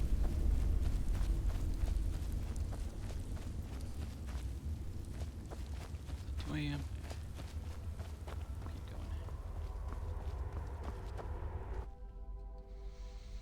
going. Alright, we should have our 2 miscellany things done. That we can go back to Falkreath and be made a Thane. Ooh.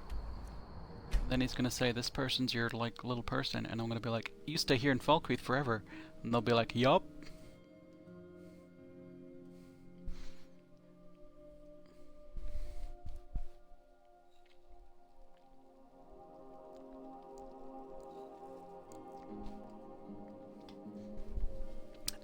So Kang stopped in the other night to say hello. It was nice. Oh, I appear to have caught the vampire They're disease. reforming the Dawn Guard. Vampire hunters. Yeah, every place. I've been looking Hey, what's for up, you. buddy? Got something I'm supposed to deliver. Your hands only. Okay, let's see it. Let's see here. A letter. Not sure who from. He wouldn't say, just that he was a friend of just that he was a friend of yours. Looks like that's it. Got to go. Items. That's... You got something in your inventory. Oh, thanks. Yeah, so I guess King saw my, my tweet, came in, said hello. I asked him how things were going over on Twitch, which he seems happy, so that's good. If I had a Twitch account, I might go say hello, but I don't have one at the moment. Maybe I'll make one eventually. That's just not something that's on the docket at the moment. There's enough streaming for me, even being... I have to wonder. What does the Dragonborn do? You're no longer a vampire.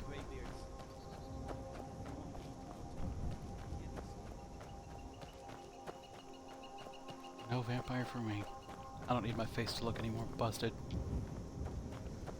You saw my busted face when I was doing the characterization, didn't you? I look like a ghoul. Yeah, when I first learned about streaming, I thought that's where you went to stream to, was Twitch. And it wasn't until, I guess I was on the YouTube app, and I was just Come on in. on one of the little sidebars, they just had like some streamers, and I was like, oh, I guess I'll go check this out. Ghost is And one of the people I happened to check out was I Kay, take care of the shrine. War is who's not playing new to Falkreath. Mario Maker. You have only to stand Like, in our I was just cemetery watching, to see I guess I that. was watching Game Theory Live. They were streaming, and so I just Thank you. kind of felt It's like a still watching collection Mario of Maker, so regrets I that happened try upon not to Kang. forget. Here, Then I learned about YouTube gaming being a thing. I started hanging out with people on YouTube gaming. Life is far too short. And maybe people actually know who I am, which is unusual for me. Because I am not one that, You're not as communities at dumb all. as you look. Vidgar's dead. My family thanks you. Take this as a token of our gratitude. Is it a bunch of money? Mind what you say. Open skills ears menu? all That over this doesn't town. seem like a thing I take. Did you stiff me? Oh, jeez. I was Jarl once. Ugh. So I did that for nothing? Yeah, jeez. Thanks. Thanks for killing the vampires. Here's your reward. Patty You did it, buddy. Ugh. Asshole. And then I have to look for a note and all of this stuff. I'm like, the courier gave me something. What did you give me? Yeah, I ended up seeing that video, Kangs, too. The one that, compares, Twitch to YouTube gaming. And he sold me on it, too. I was kind of like, yeah, that sounds kind of rude. That is how Twitch ends up being. That if you're not one of the big people, then you just don't even get promoted. Alrighty, Sagawa, you caused a bit of a stir in Bloodlit Throne when you demonstrated the power of your Thume. Oh, yeah. Not everyone's anxious for the return of the Dragonborn. I, for one, desire to see you grow and develop your talents. Skyrim needs true heroes these days. You should turn your attention to Rangvald. I understand it holds a mysterious source of power that cannot only be unlocked by the Dragonborn. Sincerely, a friend. Thank you, buddy. Yeah, Beam seems useful, I suppose. I do like the latency issue, that, like, you put up a message and I see it, like, 2 seconds, a second later. Something like that. So, the interactivity of Beam seems like it'll be kind of near the top. So far, the actual searching and finding of streamers on Beam doesn't seem super great. If you're not one of the higher ones, you have to be specifically looking for games, which, I've at least occasionally gotten people hop in. Some people that I actually know that saw me on, saw my tweets, like you and LLE and King, saw my tweet and decided to come in and say hello. I've also got people that occasional, like, Skyrim, I guess. So they must have been looking at, Skyrim, saw somebody and just popped in for a second and just been like, these guys won't shut up, so they left or something, I don't know. Yeah, I don't really know what perks do yet. I'm level 30 with a bunch of energy stuff. I don't know what that means. But it's a thing I have. Streaming levels me up, I guess. Is it bad if my stream level is higher than my Skyrim level? Oh, I can't kill this guy. That's why he's over there. Let's look at the quest marker. Find the source of power. I don't want to do that. I'll do that later. I don't want to do that. I thought I did that, but I didn't do that. Look at the face. I don't want to do that. Look at all these things I don't want to do. You can set up buttons to push, that people can push to spend their points on to trigger certain things that happen in your stream. Huh. Maybe one of these days I'll actually learn how to use Beam, but I don't know. Beam is kind of a thing that is convenient at the moment, I guess. Guess if I could stream from my computer, which I mean maybe I could, but I think you need a capture card and stuff like that, which I definitely don't have. Maybe we do that one? That seems annoying. Ugh. I don't know what I want to do. Maybe this? Which is quite the walk. Yeah, we'll do it. We'll stop by Rorikstead. Yeah, okay.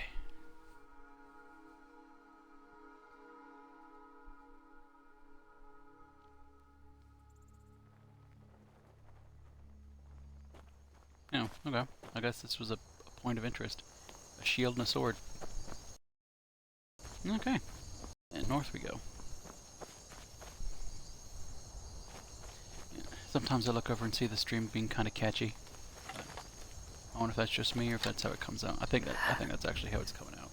Because I've not really watched the entirety of any of my VODs yet. I kind of skim through them to see if they're okay. And if they're okay, I just upload them to YouTube. Because I'm not going to watch myself talk for 3 hours. It seems craziness. Yeah, we'll count that as an arrow to the head. Slightly floating over his head. That seems fine. Now we can carry 4 more pounds. Maybe we'll be going back to Whiterun here in a second. Came this way to kill wolves and then go back to Whiterun. Maybe I run to Rorikstead real quick. It's like right there. And then I'll go back to Whiterun.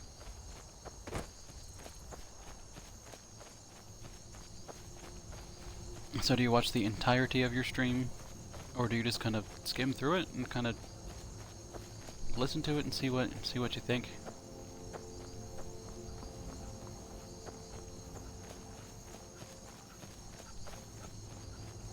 I kind of listen long enough to go like, oh, the music and the combat is too loud, so I need to turn the game down. Because I'm probably not going to talk louder. This is a natural conversational tone for me. Maybe a 1 step below natural conversational tone, I guess. And if I'm going to be talking for 3 hours, I don't really want to go above that, so. Oh yeah, that's true. I've not been rated. I don't know anybody on Beam. And I've not rated anybody, because usually when I end my stream, there's me. So that would be the sad stream, or the sad raid to go into a stream and be like, I'm here. Okay, goodbye. Alright, we're in Rorikstead. There's like nothing in Rorikstead. There's one guy that wants to be an adventurer like me. And we pray he doesn't take an arrow to the knee. But sometimes that quest requires me handing over my gold. Yeah, I don't know if I want to do that.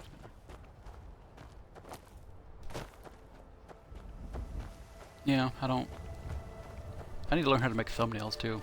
Because my current thumbnails is pick one of these 3 places in the stream. Where would you like the thumbnail to be? And then I look for one that looks kind of like the game I'm playing.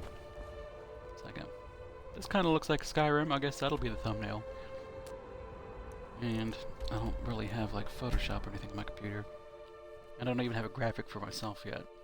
I'm thinking of making like a black and white, like NC, and putting that together and having that be like my little user thing. So what I have now is just kind of a I didn't want it to be the blue circle with a profile picture, so I googled black and white avatars for things, and that was just one of them. I wanted it to be simple, that you could look at it and pick it out. But somebody else's drawings, I guess. This seems like it's just a recolored of a basic one, so it didn't seem that bad. But I don't want to take someone's picture and have it be. Means I need to do redo my one on YouTube. I also get tired of people pointing that and going, "Oh, Tammy!" Like, I just think I wanted something that played small, and the Temmie picture played well small.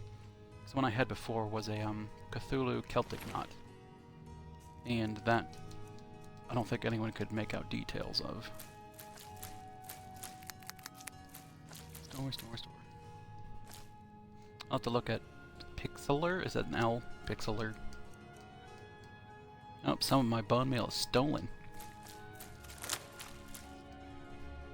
Oh, I want to carry that data heart. That's what I get for looking at chat while just hitting X. Daedra heart, I need one. Just one. I took them all, didn't I? Oh god. I took everything. They should really, like, X buttons puts one things back. If you hit A, you eat it. That's so dumb. And picking things out of the thing is the A button.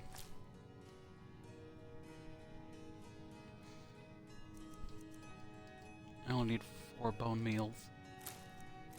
Good. Brian hearts, butterfly wings. This is the kind of thing I didn't want to do on stream, but we're doing it. Do it live.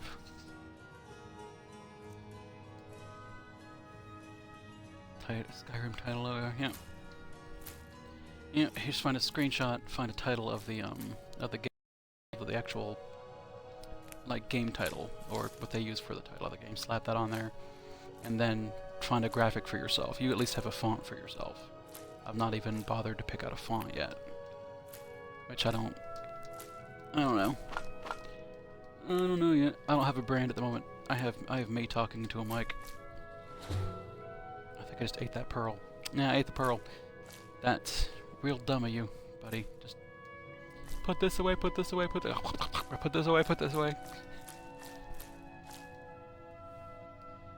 Screenshot, whatever, where is it?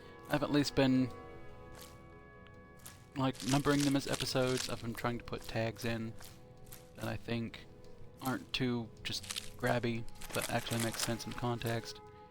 I mean, I've been to keep it working as a starter stream, I guess. I don't know that anyone will go to YouTube and actually watch it. But, you know, for now, I'm kind of getting used to talking for 3 hours at a time, I guess. And which I've been talking since 11, and it's 2, so I've been going on.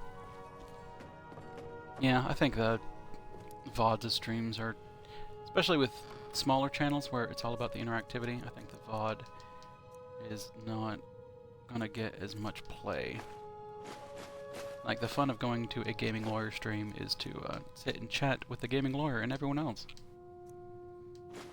Unlike some people, the gaming lawyer listens to you when you say, "Hello, I'm a person, please. Say hello to me. I have dreams and aspirations. I exist when you don't think of me still." And the gaming lawyer acknowledges you. And with his velvety pipes.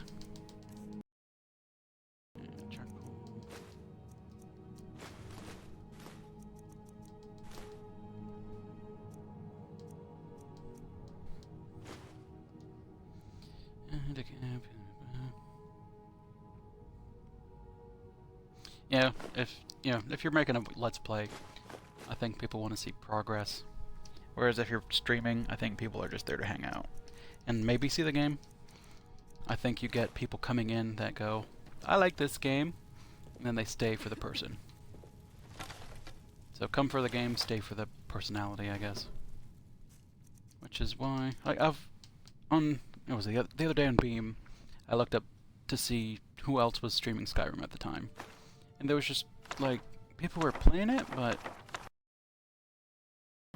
like doing anything. I'm like, it's not fun, is it? I mean, I've seen Skyrim played before. I mean, it's been out for 6 years. Surely everyone else has seen it just played at this point in time. If you're coming for Skyrim, you must be coming for the person, right?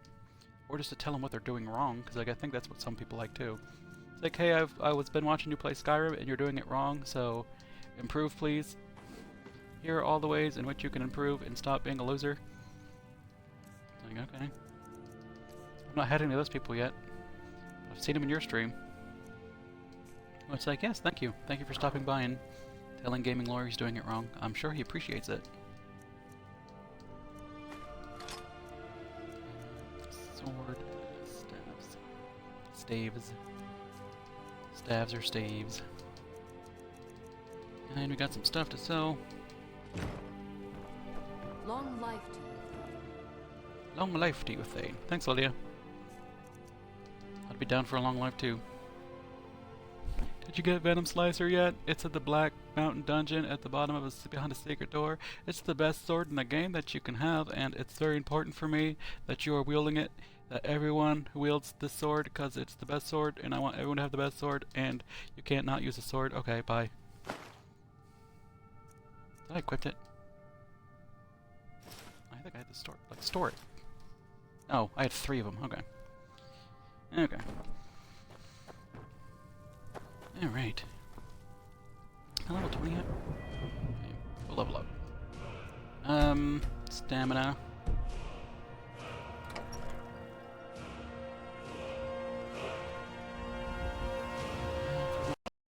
I'm saying, my character only cares about what he's doing and where he's going. I've realized that You know what's wrong. the people that realize that you're playing a game to, like, you're making a character, you're playing a character. I'm not really doing that. I mean, I made a character. That's what she looks like. She looks like a ghoul. Oh god, it's bright outside. Ugh. Without all my mods, I can't make the characters look less ugly. But you know, with the mods, you could make elven characters that look okay. Think I got the This is an ode to Skyrim's staunch If you're looking for If it's a work you challenge, need, you've come to how No, about you're shopping not up role some playing, but wood you're for still the making fires? you're still making a character. Let's see. I'm looking Here, for work on take a aliens. look at this. Some of the Jarl's men came by and left this bounty letter. Heard Some any rumors fool lately? is opening a museum in Dawnstar. They say he's paying people to collect artifacts from that old mythic Dawn cult. Lucky for him. Already. No ebony Need blade yet. anything else? Okay, Just see let ya. me know. I don't think I've ever played a game and decided that I'm gonna imagine if it's me, just because I don't know. I think I'm weird like that because I've seen a lot of games where people make characters and they make them look like themselves, and they're just it's them. They are their own avatar in the game. And I guess because I'm a role player, I make like a Everything's person for and a character sale, and my kind of envision a bit of this, maybe some bit sort of of life that. they had, and then kind of go from there. I don't know. Different strokes for different folks. Sell some of these. That'll get us. That's some money right there. Yeah, we're gonna run out of money real quick. He's gonna run out of money real quick. No, no one else will. Alright. Do it upstairs. Up there we'll talk about my stabs. Staves. When I'm in streaming, no, I'm not really.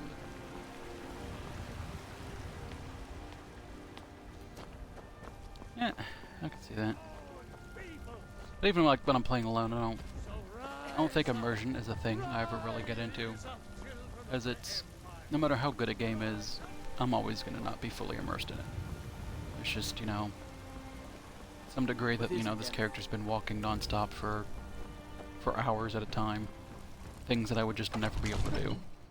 And that when there's talk of new technology about like, oh, in VR you can put this on your head, and when you reach for things it'll really be there, and you can, and like all those little structures or whatever they are that kind of hold you in place, but you can walk around and make it seem like you're actually walking in the thing. Like I don't need any of that. My feet hurt. I can't be walking for hours at a time, so it's just it's never gonna feel immersed. This damnable like, yeah, this is awful, my feet hurt. I had you figured for I'm me. kinda hot. I think you'll appreciate this. Then I'm unimmersed that way, despite the fact that it would really feel like I'm in the world, so it's never really one of my goals, I guess. Should have sold that first. No, I'll sell it and take what he's got for gold. We'll deal with it. Oh yeah, I definitely get attached to characters I make. Not as much in Skyrim at this point in time. I mean, I've put 600 hours into it, and this is just a person I am currently. She's nice. Look at her. She's so pretty. But if I'm playing like at the table, I definitely get attached to tabletop characters. Ones that, you know, you only get to play like that character once a week, or occasionally once every second week. My Saturday games alternate. So like my vampire Dampier girl, I only get to play her twice a month, and you know, then for a couple hours at a time. And you get kind of attached to the idea during the rest of the week, or whatever you're thinking. Like, oh, when I get back to the game, and this is what my character aspires to be. And, you know, Like my vampire chick, I'm thinking, you know, she's gonna own in one day, and you know, she's gonna live in the basement, and she's gonna, you know, hire some hirelings that, you know, you need the money, and she's gonna use them as, you know, essentially like Renfields, essentially. So I've got all these plans and stuff like that, like all the things I'm gonna do for my character, and since I only get to play, you know, twice a month, I get more invested in that, I guess, whereas opposed to like Skyrim, where I can just sit down for like 8 hours and play Skyrim if I really wanted to. Like when I get into Skyrim, I could, when I'm playing the game, I can just sit and not do anything for a long period of time. If you beat up my sister, and just play the game. I don't know. I guess being with a character for such a long stretch of time. Oddly enough, I don't get as attached to him, I guess. I guess absence makes the heart grow fonder, maybe? I don't know. Like, because in this game, if I die, I'll reload. Oops, I accidentally killed myself, and then bam, I'm back alive again. My character has to be alive for the story to go on. But in a communal game, if my character dies and there's no way to bring, like you're not playing a system that has like resurrection, well damn, now your character's dead. And the story is going to continue even with her dead, as long as your entire party isn't dead. So then you just gotta figure out what you're going to do from there. It's more like you exist in the world as opposed to you are the world, I guess. It seems like if I'm not playing Skyrim, this world seems, I don't know. That makes sense. Really kidding?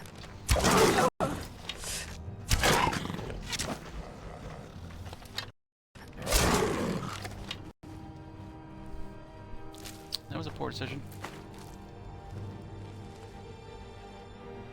I need to stop doing that too. Something I noticed watching back VODs or whatever is that I like make that noise or like make mouth noises. Don't make mouth noises. That's not. No one wants to hear me do that. I try to eliminate the word in my vocabulary because I don't think that is a I noticed. Because I'm listening back and going like, man, I do that a lot. So I try to eliminate the word like and I try to get those things out of my vocabulary because it seems, and they're just spacer words, things that you do when you're thinking, but you're about to talk or you're trying to get attention or something like that. To be like, I'm about to speak, so pay attention to me for a second. Oh, I say like a lot too. But not quite like the Valley Girl. So I was like going to the store and like whatever, and like there's this guy and he was like, okay man, like whatever, and I was like, okay, I'm not that bad, but I'm definitely, I was talking to this guy and he was like this, and because you don't need to say he was like this. I'm always like, he's all like, hello, and like whatever, and totally, and like, that's pretty cool, and like whatever. That's kind of my Valley Girl accent. Tone it down a little bit. So I can do it worse.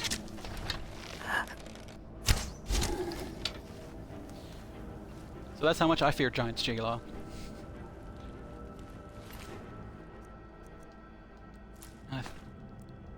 Oh, am I higher level than? I don't think I'm higher level than your character yet. Did he have any toes? Did I pick up a toe and I didn't notice? He had a cave bear pal I should pick it up. Let me see. Did he have a toe? I wasn't paying attention. I just auto-looted. Oh, a giant toe. I know it damages stamina. I mean, like, look at this thing. The nail is all fungal. It's dirty. It's got a bone in it. I don't know why I would kill a giant and just... was he carrying this? Is this... maybe this isn't even his toe? Because I only found one. So, it might not be his toe. Oh wait, I want to do something real quick. I want to come over here. Let's see how big a toe is if I drop it on the ground. Okay, look how big that is. Do I have anything for scale? A letter's not gonna be scale. I don't know if I have a dagger. Maybe. Let's use a dagger for scale, like an elven dagger. Okay, so And that's got to be 6 inches, so a 3-inch toe. It might gobble in that in my knob, or in my gob. That's a big toe, right? Ugh!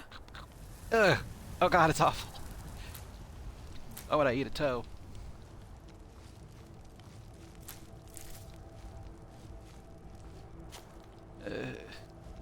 Why would I eat a toe?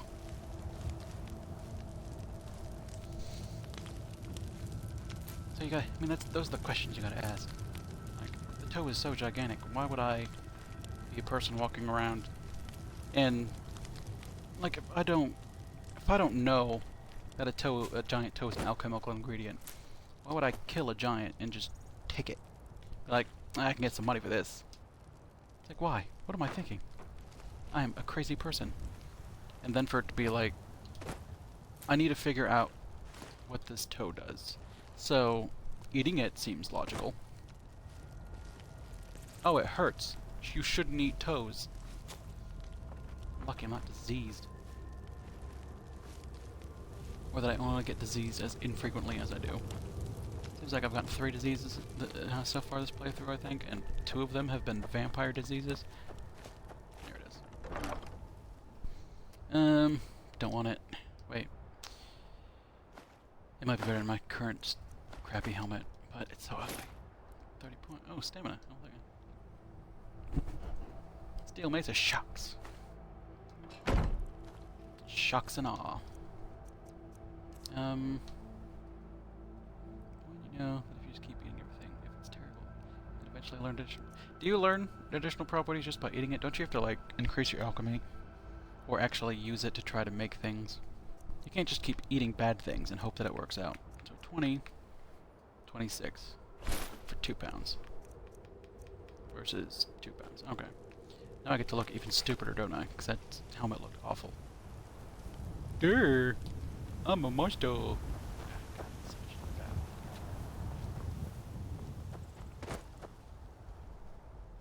a deer. Time for deer murder.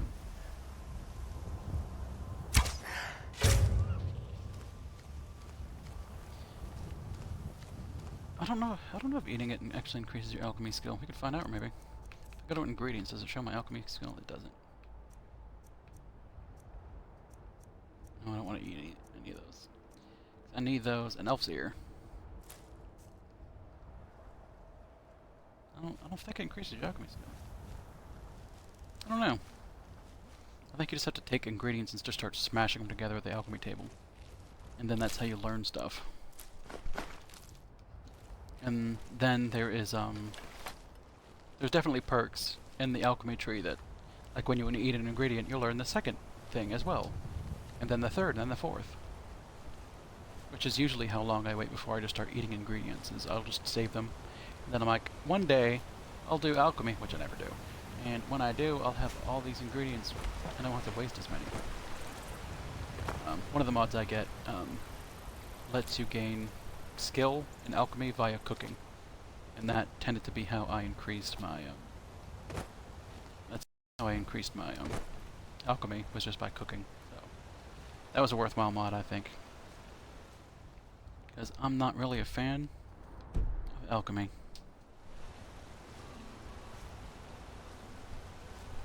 It is an incentive to cook too, and especially since a lot of the I don't know if you've looked in game at some of the stuff you can cook, but it's good health restoration items. Like, I think I'm carrying some of it around just in case. Like the apple cabbage stew, 15 stamina, 10 health. I mean, it weighs, you know, 0.5 pounds, so it's kind of heavy. But for all those apples and did this tiger come already? For all the apples and cabbages and stuff going around in salt piles, I mean, it ends up being worth it. And then if you make it so it increases your alchemy as well, I think it's kind of cool. I don't know if that's a special edition mod yet, but maybe that's one you're looking at too. I can't mod. I'm not modding, but I can help you mod yours. I've already got you to buy the weight mod.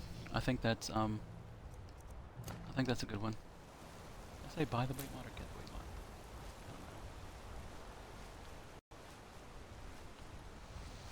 I don't know. But I think it just adds a gets rid of the inconvenience, I guess, when you just don't have to worry about carrying stuff. Yeah, that's the same mod I had, the one that was like 100 times whatever your carrying capacity was. And every point you spend in stamina increases your carry weight by 5 pounds, I think. So once you've leveled up a bit, I mean. So it turns out that... Oh, I'm not using mods just because I haven't done it in a while. And also, if you use mods on the Xbox, it turns off achievements. And while achievements aren't necessarily super important to me, it'd be kind of nice to at least, you know, get them. So I figure, why not see what vanilla Skyrim looks like? Especially with it being all special editioned up. You can see this really different. I imagine next time I play through, it'll probably go mods. Because even on the Xbox One, I can download mods. I just don't know what's available. So I steadily make my way north towards the Meridia's Beacon. Spiky grass. It's probably delicious too.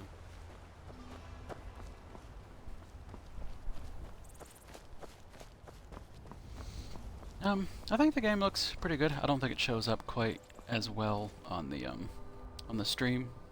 At least not when I look over it on the side anyway, but I don't know how my quality is. But, I mean, the Xbox One graphics are okay. I mean, they're not going to be anywhere near PC graphics if that's what you've really put your time and effort in. But, I mean, they work. You still get scenes that just kind of look real nice. I think any time in which I'm in an open area looking at mountains tends to be like something I enjoy doing. I think it ends up looking pretty good.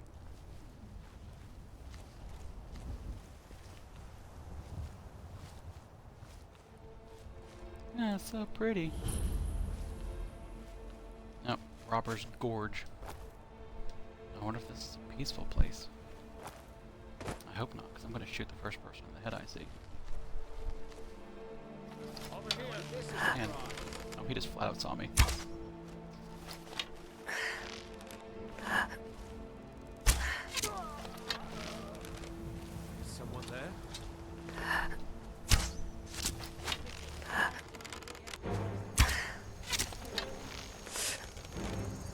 I think my aim's been getting better. I'd say that right before I missed, but nope, dodged.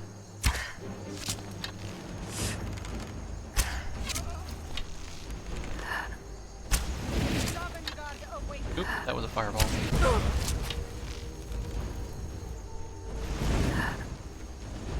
I'm on fire.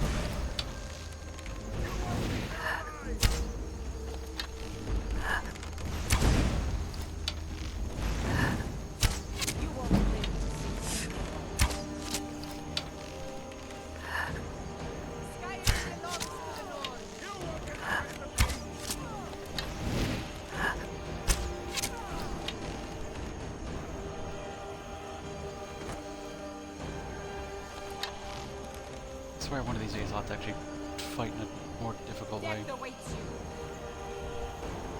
It's like the arrow way is just so easy in comparison sometimes.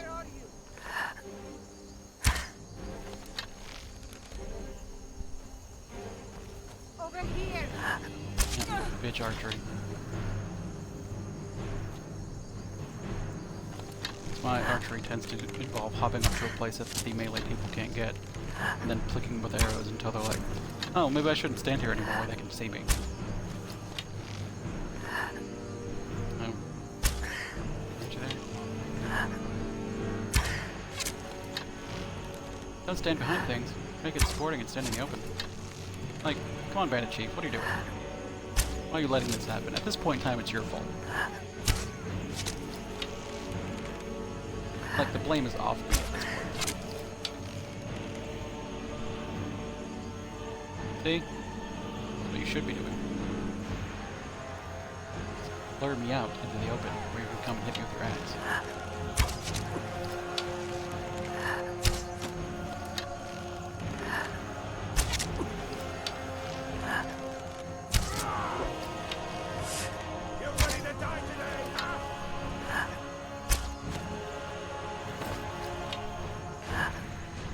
It says, you're ready to die today, and then you just runs.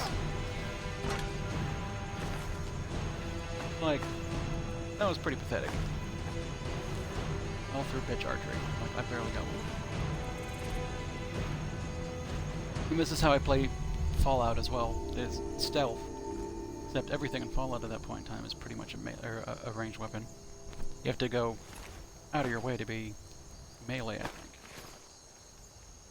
So, Fallout is just more of being a bitch fighter and shooting people while you're stealth at range. I think I've only gone melee, and I'll use that gone melee in quotes once, in Fallout 3, because there was, in the DLC, what was it, Anchorage, the Anchorage expansion, or the DLC or whatever, one of the items you could get was that little stealth suit that when you crouched it would make you invisible. Do you remember that? And the reason why you would go melee is because if you swung at a guy while you were invisible like that, they wouldn't know it was you. Like, they just couldn't see you. Whereas if you used a gun, I guess they could hear the gun or something like that, and eventually they would find you. But if all you did was melee, you were flat out invisible to them, like, constantly. You would hit them, they would walk around going, ah, someone's hitting me. And they're like, oh, whatever. And then they go back to what they were doing. Which means, versus very hard fights like some of the ghoul reavers or whatever, you would just walk up and smack it with a sword and then stand in the corner and wait for them to stop running around until you can get your sneak attack again. Then you just walk up and smack them with the sword again. And that really made that game kind of overly easy. It takes, you know, bitch stealth to a whole new level. It's like a constant stealth boy, essentially. Man, hide boots. I bet those are great for stealthing. Give it a buy a ladder. Yeah, let's go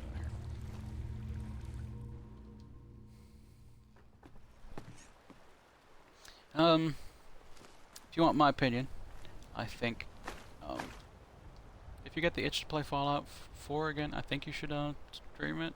At this point in time, I imagine you've probably had Fallout 4 spoiled for you. It's been out for a long time. If you've managed to not have it spoiled for you, maybe finish up the stuff you're worried about. Maybe having someone randomly come to the stream and go, "Oh, my favorite part is this thing." It's like, ah, well, I haven't finished it yet. So I think it's late enough in the game for for Fallout 4 that if someone comes in and spoils it, I don't know that it's entirely their fault. But if you've gotten to the point that you know what's going to happen in Fallout 4, I mean, when you get the itch to play it again, you're going to go back to it, and you're going to start a new... Because you'll pick up where you were, and you'll be like, where was I? And then you'll start over again, and... So, I mean, maybe if you're really worried about it getting spoiled, you play it for yourself first, but... For the most part, I think you have the itch for it, and you want... I don't know how interested people are in watching it be streamed. I think Skyrim is the more popular game. So maybe it's not really a game that people want to watch, but I just think it's along the same vein, and if you're tired of Skyrim, maybe it's enough of a difference to kind of get you interested again. And that seems to be something people like. People have been having fun watching Skyrim. Maybe they'll have fun watching Fallout. But people have been having fun watching X. I think that's a good one to keep going. As long as you're having fun with it, anyway. I think the second you're tired of a game, it's not stream worthy anymore.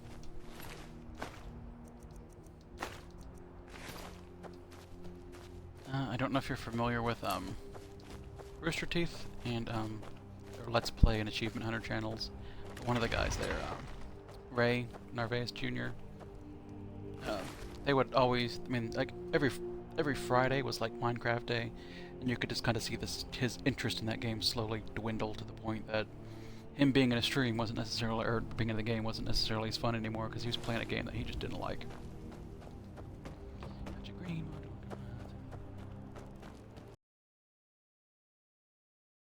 Ray Narvaez Jr. He is now a Twitch streamer. He left Rooster Teeth to be a full-time streamer, and he essentially started having, like, he would go to work and, you know, they would play GTA 5 and they would play like Minecraft and maybe occasionally something new, but it was that stuff which was their most popular. So that was the videos that they made. Oh, hello. I guess later. And then he would go home and he would stream stuff. And he would be having fun, like, with new games, because then he'll stream a game, finish it, and then move about his business. So, he's not one of those guys that wants to play the same thing all the time. So, I think... I don't remember where I was going with this. Oh, it was if someone is not having fun, which he clearly wasn't in, like, Minecraft. It was really noticeable. So, play what's fun. If you'll have fun in Fallout, play Fallout. If you're still having fun in Skyrim, play Skyrim. I think that's... You having fun in a game, I think, is what is going to keep people interested. But, you know, it's coming from a person with 7 followers. So I think you've learned that lesson well before I just know what I like to watch. I like to watch a person who is having fun with the game. Now, yeah, I can't watch people play anything even if they're having fun with it. Like, Dojo was having fun with Call of Duty, and I still can't really watch Call of Duty all that well, but definitely get an audience.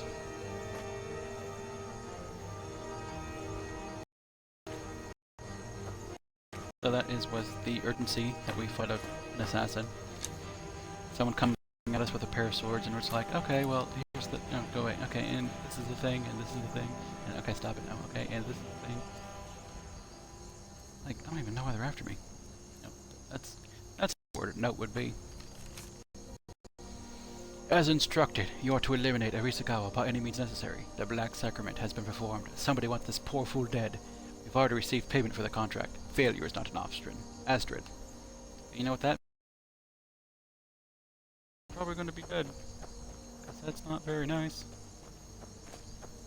Yeah, I don't think I ever do the Dark Brotherhood quest line. So I think if I start it and I get put in the house with it, I'm just going to kill Astrid and then go murder the Dark Brotherhood. Which again seems to be a thing that whenever you play this game, people want to come in and go, the Dark Brotherhood is the best storyline. Have you done it yet? Because go do it. Here's how you start it. It's like, nah, I'm not going to do that. I am just going to kill them. Even though it's not as interesting a storyline, it's kind of sad. I wish they made it more of a thing.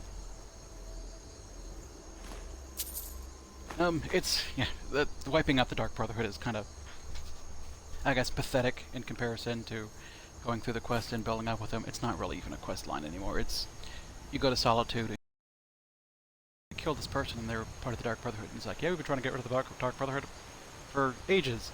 Go to this place and kill him. Then you go to that place and then you kill him. And then you walk back and he goes, that was good. And then it's over. Whereas when you actually go to the Dark Brotherhood quest, you actually kill these people, and the whole quest line is somewhat interesting. I just don't feel like murdering innocent people. Is that so wrong? Even if they're fake people. Okay, I mean that's an interesting fighting tactic there. I mean I can't see you, so I mean that's something.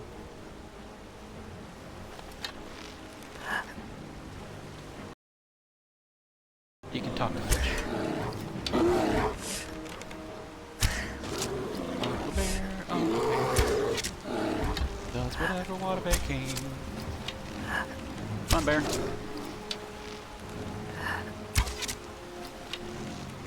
Unfortunately, you missed your chance to go murder the Dark Brotherhood too. The only time you can kill Astrid is when she is in the building after she kidnaps you. Which seems like a perfectly reasonable thing for my character to do after, you know... Like, you go and you help out the kid by killing Gretel at the Kine, and then you go back to your house and, like, sleep in your bed. Like, maybe your Thane is there, maybe you're married to that... Then you wake up in a hut, and they're like, I kidnapped you! Murder these people for me! You can be like, actually I'm gonna murder you. You came into my house, snatched me from my wife and my my helper that since I'm a Thane. You dragged me all the way over here.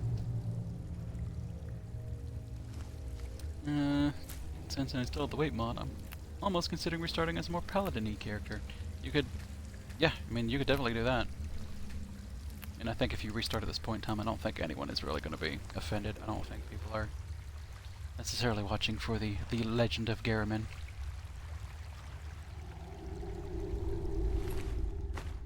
I mean, if you play Skyrim, I'll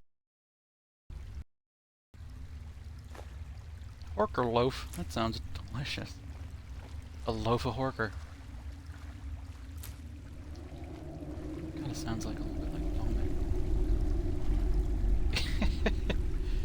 You like Inigo more than Garamin, huh? Well, I think that's one of the things, like, with this style of game, is I'm essentially a silent protagonist. I mean, I pick what my character says, and people like having the option versus, like, Fallout 4. It's like in Fallout 4, you don't have as much agency over what your character says, kind of like in Mass Effect and things like that as well. I mean, you pick the option, but your character, if you pick the option, the character says whatever they're going to say. I think people don't like that lack of control. But to me, it makes me feel like Renegade Shepherd is a character. You can say that, like, oh, I play Renegade Shep, and people know what that is. That's a character to them. Some of the decisions you make and all that kind of stuff is going to be different, but at least Shepherd is a character. And I'm nice to people and things like that. That's not really a character to people. It's just kind of, I don't know. So I think when you play like Fallout 4, since it's actually webbed, or not, well, I said webbed because I was looking at this. When it's actually voiced, it becomes a character at that point in time, at least to me. Like they hit, which is why, like, Inigo is interesting.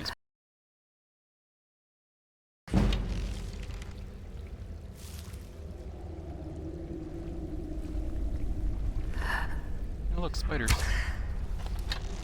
I don't know where that arrow went, it just flat out disappeared.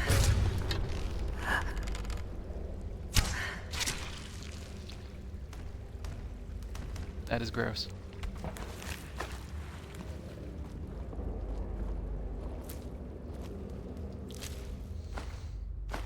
I guess it's also, like, another thing that was, like, the difference between Dragon Age 1 and Dragon Age 2. I mean, I liked in Dragon Age 1 that you could be like, well, I'm going to be a dwarf, or I'm going to be an elf. So that was nice. You weren't just a default human. And in Dragon Age 2, you were pretty much just a human, but you were a character. Hawk was a person.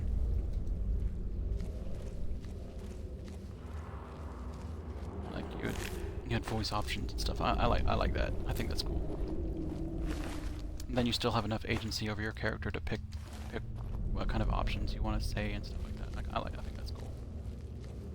And then I think that makes talking to your NPC, or like your NPCs, your allies, whatever, a bit more fun. When you're actually, it's more of like a conversation, kind of like a little movie conversation between two people. And you're just kind of adding it back. Otherwise, when your character's silent, it's just kind of like listening to one person talk. Like static camera angles a lot of times, and that's not quite as interesting. Gee, I should probably be stealing some or something. Yeah, you would think a thief character might be stealing, but I don't know. I don't steal all that often. Yeah, I definitely agree. I've not played The Witcher myself, but you could be attached to the main character of the Mass Effect game, because even though you were picking kind of what they said, you know, they were their own person enough to be a character, I think. But that's my opinion anyway.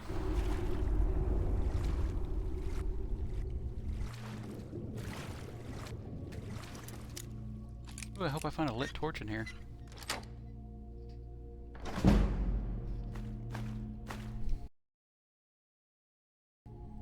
At the last decade, yeah. I've seen some of the character designs, but I've not actually played the game. Which I probably should at some point in time. I've heard there's going to be a Witcher Netflix series. That'd be kind of interesting. I can get an idea of what Witcher is that way, I suppose.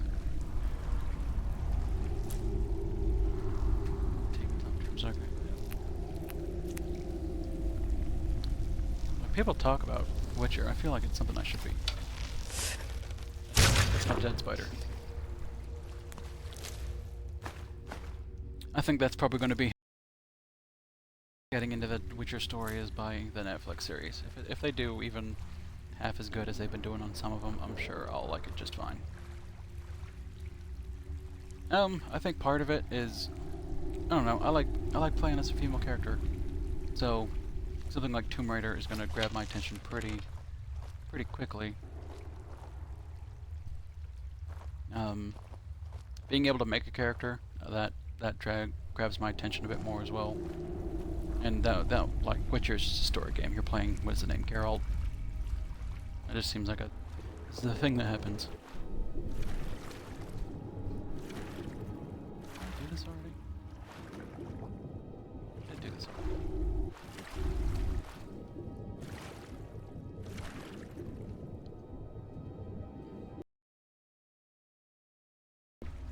So I must have gotten turned around when I came. Are the characters between like the story and stuff the same, or is it actually they just kind of drew upon it and made their own thing with the game, or is it actually somewhat close to what the source material is? I know very little about Witchers. I've just seen like names and stuff like that. Some of the character designs I've seen around. Like when I use Pinterest to find pictures for role-playing games, like tabletop stuff, for like NPCs that I think will be important and things like that, and you see some of the pictures of those people come somewhat frequently. They are common characters, but it's almost like an alternate world that takes place a few years after all the canon books. Okay. How is that sword any better? 14. A human heart. I'm just gonna flat out eat that. Damage health. I'm a cannibal.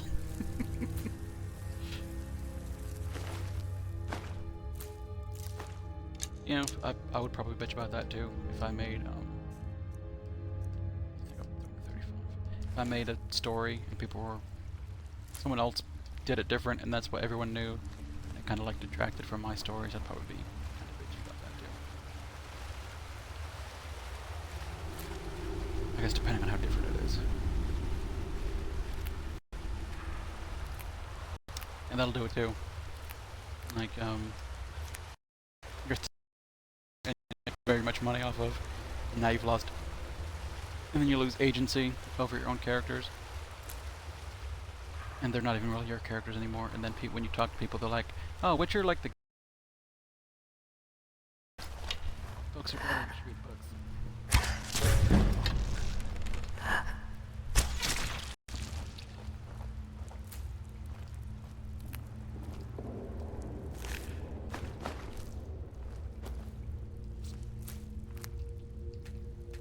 So you've mentioned before that you wanted to watch me play this game. Is this about how you expected I play the game?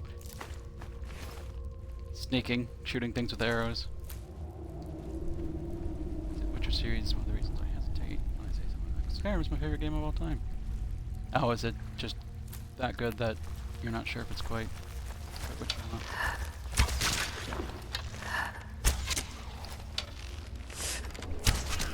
I don't think my gameplay in this game is quite impressive. If I want to play my shoot things with arrows, they die. I'm not really afraid of things anymore. I kind of know what to expect. I walk into a dungeon and I just kind of know whereabouts I'm going.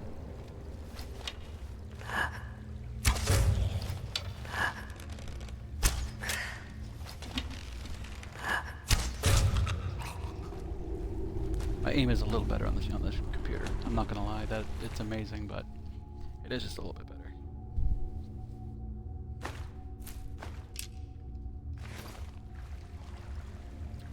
I think a game like this that has one of the things it has up on other games, in that the characters are kind of blank, is that it's very easy for you to adopt a new character role and feel completely like you could be so many things in Skyrim that it's easy enough for you to be like, well, in this game I'm going to be nice, and in this game I'm going to be mean. Because I've done a couple of mean characters before. Not generally as long as some of the other ones, but enough that I can be like, I'm never like the murder random town folk, but the kind of person that's like, I'll I'll just be mean. I won't be nice to people. If people even remotely step to me, I'll take care of it violently. Whereas in a game kind of like Mass Effect or Dragon Age, where they feel more like characters, once I've played them a certain way, like Paragon Shep is kind of my way. To the point that if I go Renegade, it just doesn't feel like the same. It feels off somehow. Whereas I'm sure other people are kind of flipped, like they play Renegade and being Paragon just doesn't seem quite right to them. I always end up discovering that I was a really decent guy deep down inside. I think so too. I tend to be... I agree that I tend to be... jeez. I'm not looking to hurt people. I mean, if they're enemies, you know, I don't really care. I feel bad for it. But in town, I'm not just gonna go kill a guy because he's got a nice hat. I'm like, I want to wear his hat. Murder.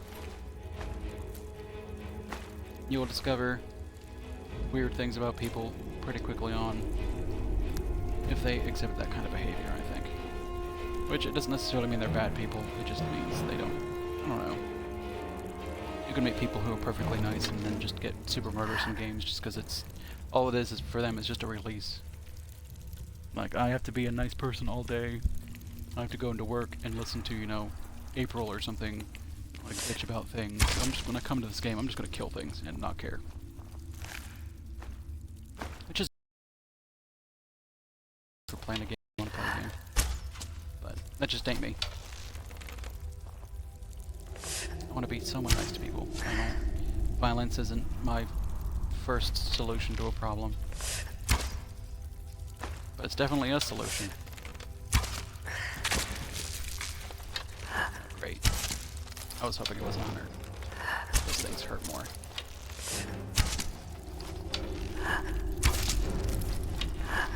Let me, bug. I didn't care.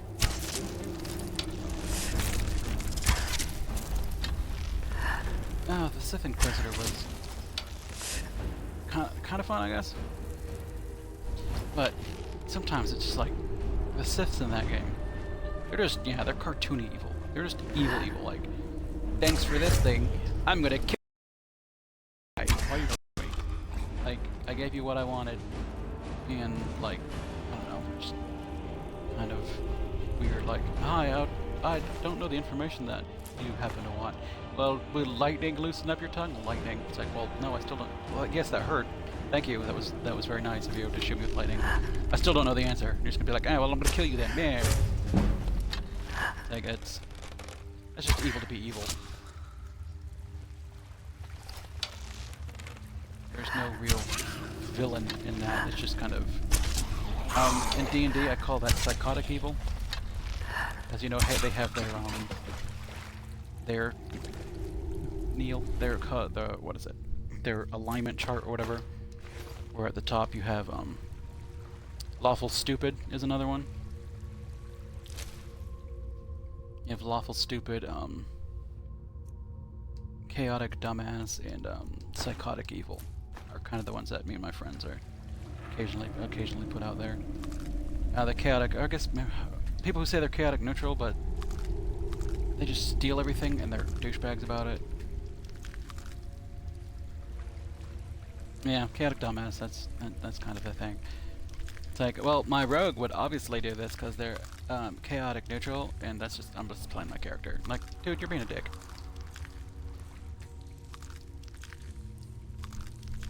Like, that's not chaotic neutral. Chaotic neutral is Han Solo at the start of A New Hope, because he's like, look, I don't care about you, I'm just in it for the money. And, you know, and then as he gets to know, like Luke and the princess at the end of the movie, he's probably edging a bit more towards chaotic good, where he's like, well, I still want the money. I mean, you can pay me, that's nice, but now you're my friend, and I care about you and what you care about. Kind of interests me in some way. I want your thing to be, you know what I mean? I've always considered starting off Han Solo to be a good idea of chaotic neutral, is that you're the rogue, I guess, the charming rogue, whatever. You're in it for yourself, you have a friend network, you're willing to do things for your friends, and maybe over time, as you see your friends doing good, maybe you have a desire to do good as well. But maybe you don't. Maybe that never comes to be. But I don't think people play chaotic neutral as essentially, I don't give a shit. I do whatever I want. I'm gonna kill this puppy. It stepped in front of me. You're chaotic dumbass. Or you're really more bordering on psychotic evil. Like, I don't know. Chaotic evil is like the embodiment of evil, or whatever. Yeah. Did I just unlock that? Oh, I did. Which, yeah.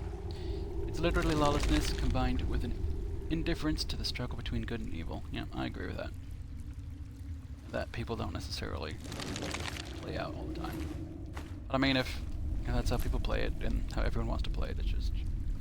Yeah, I think that lol random is what people sometimes think chaotic neutral is.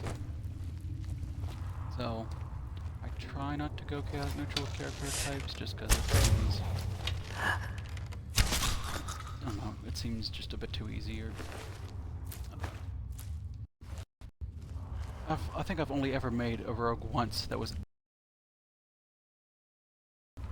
Every other time I've made a rogue, I didn't want to be the... I'm a rogue that sneaks into places and pickpockets people and steals things. I'm like, that's just what a rogue usually is to people, and that's kind of the cliche, and I don't want to play the cliche. So, if I'm playing a rogue, I tend to do something different with them. I played one rogue in a game. She was an actor. Her class was a rogue. She was a habitual liar, so everything that she said, I never knew if she was telling the truth or not. I mean, so, and my DM knew that, so sometimes she will just say things and maybe they were true or maybe they weren't. And her roguiness was, she would walk up to like a lock and pretend to shove a dagger in it. Like just the lock and just like twist it, when really she was like lock picking it and actually doing rogue stuff. Then people would be like, "Oh, did you just pick that lock?" And she was like, "No, I just, you know, jam a knife in it and it just kind of opens." I mean, you guys can do this too. She was just a liar. And she wasn't a rogue to steal from people. She just, if she stole something, she would probably just be kind of the Kender sort of, well, it was mine. I mean, if you know, if I could take it, then, you know, it's mine all along or whatever. I don't know. She was fun. I didn't get to play her for that long, but I didn't want to be standard.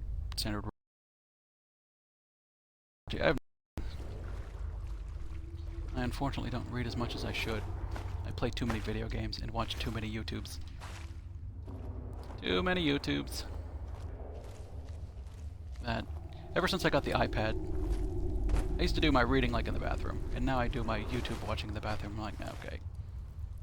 That's what bathroom time has been, you know, reduced to. It used to be a time for reading and learning. I don't really listen to audiobooks. If I am just listening to something, I think I tend to have problems focusing on it. I guess maybe a bit ADD in that way or whatever. Is that if I'm only listening to something, or like if I'm only listening to something, I tend to distract myself by doing something else, and then I'm not really listening anymore. An interesting way of presenting a roguish criminal underground. Is it going to be too much to type, or can you kind of explain to me how they kind of present their roguey underground? Oh, a bound sword. Oh, that's a lot of money. It's a lot of weight. Yeah. We will read the book, even though I don't think I will use it. We will read it. Bounty's linked journal.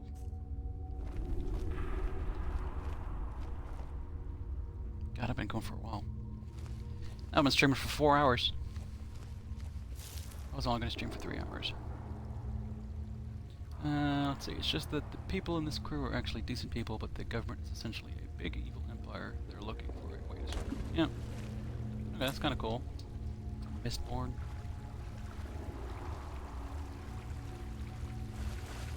There's like so much stuff people tell me that, like, man, this book series is really good. I'm like, okay, I'll try to keep that in mind, and I just don't read enough. Like, the things I end up reading tend to be like comics or manga, which even then I don't read all that often. Occasionally I'll like buy a manga from Books A Million, or order it off Amazon. I used to work in a Barnes & Noble, so I don't shop at Barnes & Noble anymore. Let's see, we got into them because we used to drive Oregon a couple times a year, and we listen to audiobooks about it. Yeah, that's understandable. One time when, let's see, when I was still with my mother, we drove to Virginia to go visit my dad. We were listening to, what was it, the Sword of Truth series on audiobook, back when you would listen to the audiobook like on a CD.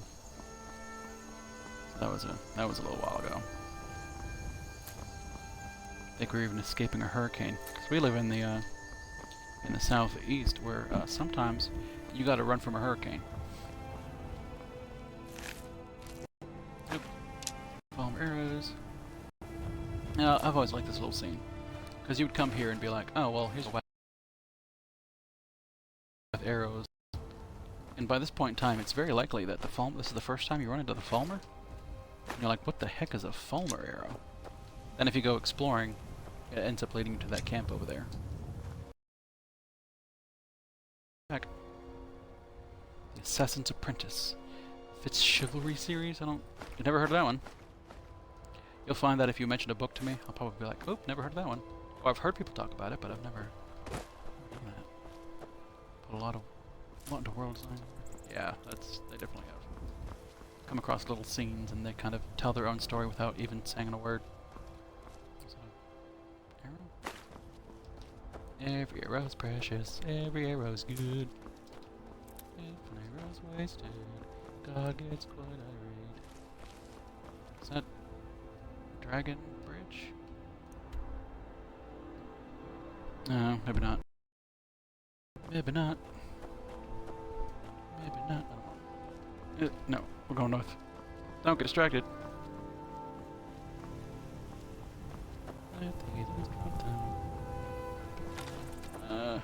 Deer. Is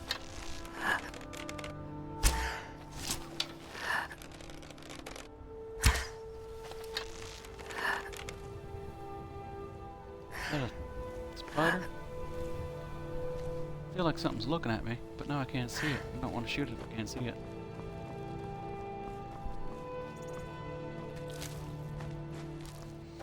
Oh, it's a mud crab. Really?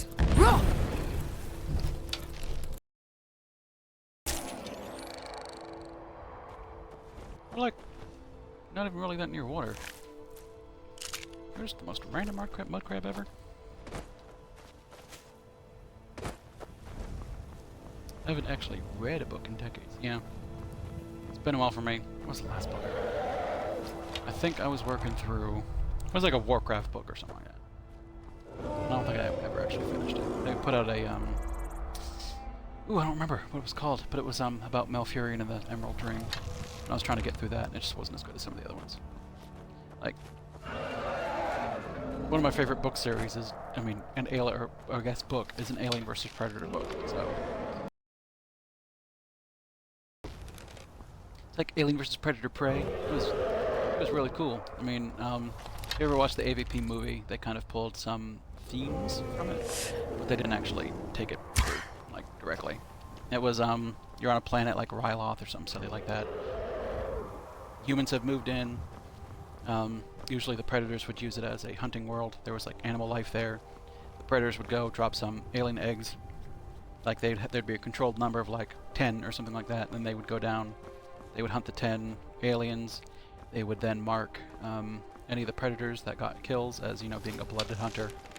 And then bam, then they would go on. And they just kind of, the predators had their planets that they would on, and they would cycle them out so that they wouldn't necessarily devastate a populace or anything like that.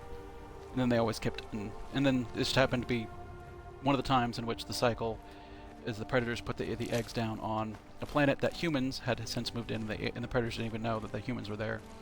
One of the eggs happened to be like a queen facehugger egg, through like some little thing that the queen managed to get through. So when they laid down the aliens to kind of make a little bit of a populace that was going to be controlled, it kind of went all nutty and started taking over the human population. Nope, that's a dog. And then you just kind of have predators fighting a bunch of humans and fighting a bunch of aliens. Ends up kind of, I guess, befriending. Okay. well, sea dog, ends up befriending one of the predators, I guess you could say. They're kind of like combat buddies. And then her and this predator kind of go around and kind of blow up all the alien queen and stuff like that. And at the end of it, as like the predator's there, he kind of like bloods her. So he marks her as a Miko's shack. Wait, what is this place? I don't think I've ever seen this place. What's wrong, boy? Do you want to come with me? Come on, you can follow me if you want. But it kind of introduces the idea of predators having like a whole society where they blood each other. And then it's like the first human that, you know, gets blooded by a predator, because the predator respects her for her combat prowess. And it was a comic book series, and there was also a book actually done on it, and it was interesting to me. I mean, I thought it was kind of cool. And that was, you know, my favorite book way back in high school. That still kind of is, even though I've not read it in such a long time. Say, well, after all my years living in these woods, it looks like the rock joint will finally be the end of me. Guess that's fine. All of my friends are long dead. The only one left is poor Miko. He was always a loyal companion, and I know he'll be able to take care of himself. I hope I'll see him someday. Okay. You know, if you just went to an altar and prayed, the rock joint would have gone away. Oh yeah, Dragonlance. It was one I never actually read. But, you know, I always knew a little bit of things about, because I didn't really play a lot of D&D back in high school, but it was I was always like D&D adjacent. So my friend's mom would DM on occasion. We played a couple games, but it was never like we never had like an actual group. Time for you to go back home, dog. I don't actually want you following me. I don't know where home is, but... Oh, is this your home? Yeah, you can stay here. But I would occasionally hear little bits about Dragonlance. Like how it used to be, I guess the author and their friends' campaign world. And they just kind of made a book series out of it, so that's kind of cool. I could see me potentially doing something like that one day, but I don't think I'm a compelling enough writer. See, when I was a lit major in school, I became a book snob for a few years. Oh yeah, I mean, that's just kind of the thing of youth. I mean, when I was in college or whatever, I mean, I was a WoW snob too. Be one of those people that you're running a dungeon. If this person doesn't know the dungeon, you're kind of like, hey, what are you even doing here? You're just wasting your time. Don't even know this dungeon like backward to forward yet.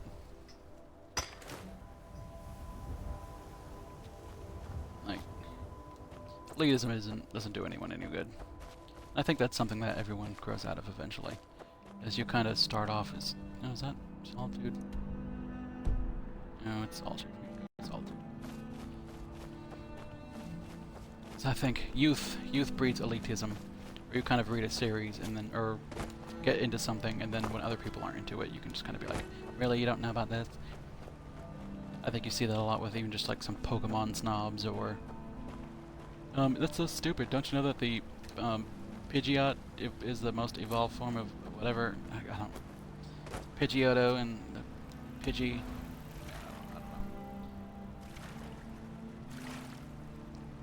Let's see, a book is not worth reading unless it challenges you in the way you see the world. That's what yeah, that's kind of snobby. It's kind of like the movie snobs who are like, it didn't speak to me on. It's like, no, it's fun. Like, Iron Man shot some people, and then he flew around, and the graphics looked pretty cool, and I don't care. I mean, it was entertaining. Like, that's what movies are supposed to be. They're entertainment, right? It's like, well, this movie, this one really kind of built the character and put him through the troubles, and you can just kind of see it. Like, I don't want every single movie I watch to be life-altering or something like that. I mean, it's just, the story is entertaining. I mean, as much as I don't really care for the Transformer movies, if that's what people like, then I mean, people do. I mean, why would they be still making Transformer movies if people didn't like them? They're not for me, but if that's how people want to watch a movie, let people watch a movie that way.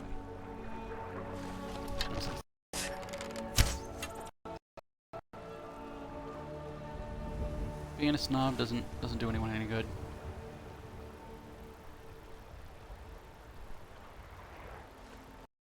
Come on, Flutterfish.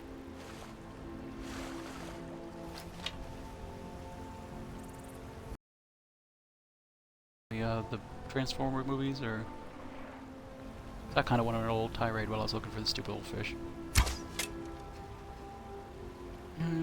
Where is it? Come on, fish. Fishy, fishy, fishy, fish.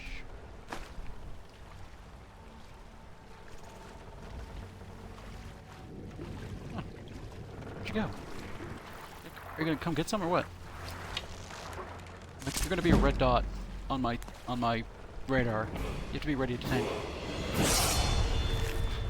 Leveled up shooting a fish. So stupid. I think I've only seen like 2 of the Transformers movies. They just weren't. Is it snobby that when kids want me to play Roblox or something, I think of it as some throwaway game that kids play because it's free? I don't know if it's snobby. But I mean, it's kind of one of those. I mean, free games can be fun. I've played games that are free that are fun. But it's also generally when a bunch of kids are into it. I mean, it breeds an audience, I guess. I don't know if it's snobbish to think that because a certain audience likes something, if it's probably something that you won't like as well. I mean, it's kind of, I guess, sensing patterns at that point in time. If everything that is for kids that you've ever seen isn't for you, and it's something that a bunch of kids like, I don't think it's unreasonable for you to think that maybe I wouldn't like it either. Yeah, I mean, yeah. The only reason I would not be willing to give Roblox a try is because the amount of time people would just come into streams and be like, streamer, play this. Kind of like Agario. It's like, streamer, play this game. And if that many people are coming in when someone is playing a game, demanding that they play a game, then I don't know. Yeah, I could see that with Minecraft too. If people come in and demand people to play like Minecraft, and I think it's justifiable for the person to be like, well, I don't really want to play it. If this is how the audience treats, you know, someone who's not playing it. Like, you're crazy for not playing the game. Just play the game. Like, well, I'm playing Skyrim right now. I don't want to stop playing Skyrim and go play Minecraft just because you want to play Minecraft, or even just want to see me play Minecraft. So I don't know that it's snobby, but I think that is pattern recognition, I suppose. But Minecraft can be fun, Warehouses for but East Empire Company I guess workers just only. I played Entry Minecraft in without my own way. permission is a crime. I make a house, This is the East Empire I walk Company's around for a little central bit, warehouse. and then I get tired of All their Minecraft. shipments go So through it's here. a very short cycle. Unfortunately, thanks to some But problems Minecraft they've can be been fun. having, it hasn't seen much use lately. Either way, it's off limits to you. What kind of problems is the East How should Empire I know? Company having? I don't work for them. If you want to help, I suppose you could head to Windhelm and talk to Orthus and Dario. He's in charge over there. Till Alright. next time. Maybe we'll do that one day. What are you doing, buddy? Going for relaxing water? They're reforming the Dawn Guard. Vampire Alright. hunters or something. Please, in the old please. fort near Riften. Might consider joining up myself. Down he goes. Let's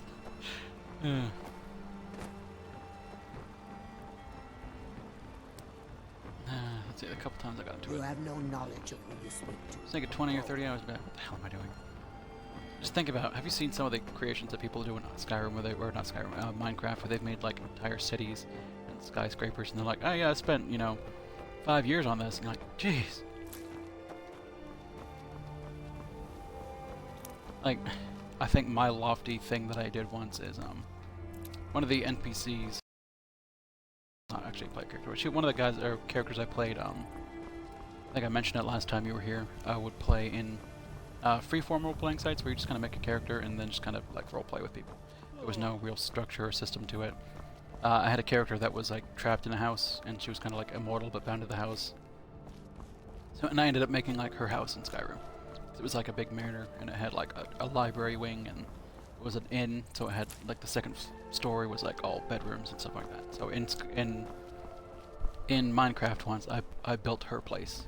And it was mostly boxy, and it wasn't necessarily super cool, but it was a thing that I had always pictured, and then I made it real, real in quotation marks. Walk around and go, oh yeah, this would be the lounge which you'd sit around and This would be the library where she's like read every book like 100 times, and this would be all the way up here. Like this would be her bedroom, and here was like the big open lobby. And it was just kind of cool to see it laid out and how I always pictured it. So I'm not necessarily always the greatest with distance, so kind of just laying it out and seeing how it looked was kind of cool. So I think Minecraft has its place for. I mean, it's that popular for a reason. You should tell her that her uncle is scum that betrayed his High King. Best she know now, Advar. Don't stare at me. Why are you looking at me? Do I look that? Rogver, you helped look that ugly? Stormcloak escape the city. I don't know. I do kind of look pretty bad. By opening that gate for the horns detract from my face. Kind of hope so. He doesn't deserve to speak. There was no murder. Ulfric challenge story. I think the first time I played Skyrim, it was the free beta or the free like Java thing that you could play on the website, and there was no saving to it, and it was all like essentially creative mode. I don't think there was any mobs to it. You could just run around and like build things, and I just kind of would build like a small little shack, and I'd be like, okay, because you could big. But then they actually put the game out, and it actually had like a survival mode, and you had to start like you had hit points and stuff like that. I'm like, okay, this is so then I didn't play again for a good while. Until eventually I was kind of like, okay, I can get over the gaminess part of it. That you're a person that fights mobs, and I just wanted to build stuff. Never really built anything impressive. I don't think, like even in Sims, I never build really awesome Good riddance to bad buildings. rubbish, I say. I am not an architect. I can't envision cool structures and do that kind of stuff. Feel free to make requests. I think I am better set at thinking on the, I guess the person scale, as it were. So I would spend a lot of time. I think I can make interesting people, like interesting characters, and not necessarily populating a world with them, but I don't know. I can make a few interesting characters. I think one of the first times I ever went to your channel, I don't think it was the first time, was when Kang raided while you were playing Minecraft. And I think you were there with like Vicky and a few other people. And you felt bad that they raided for Minecraft and you weren't playing Minecraft, so you went back to it. And you're like, well, they're here for Minecraft, I guess I should do Minecraft.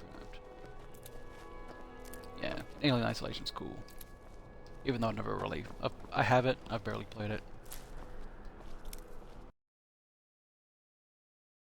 You know, for how often I like to stealth, I usually like to have the, I'm not a wimp, I can kill something if I can. Or it's the alien, you can't kill the alien. But I should play it. One of the games we're going to play on Saturday, our Shadowrun game is like over. So someone else it's time for someone else to pick up something. So one of my friends who hasn't run in a while is going to run an alien game. Or aliens game, I guess. He wants to, he's going to make like a colony. We're all going to play like just people that live on the colony. He just recently put up on Facebook. He essentially, it's probably his wife that made it, but he made like an application, like a fake application for working at Weyland-Yutani. So like, what's your name? Where are you from? What position are you looking to fill? And then, as we're making the character, it's kind of like we're filling out an application for the type of person we want to be.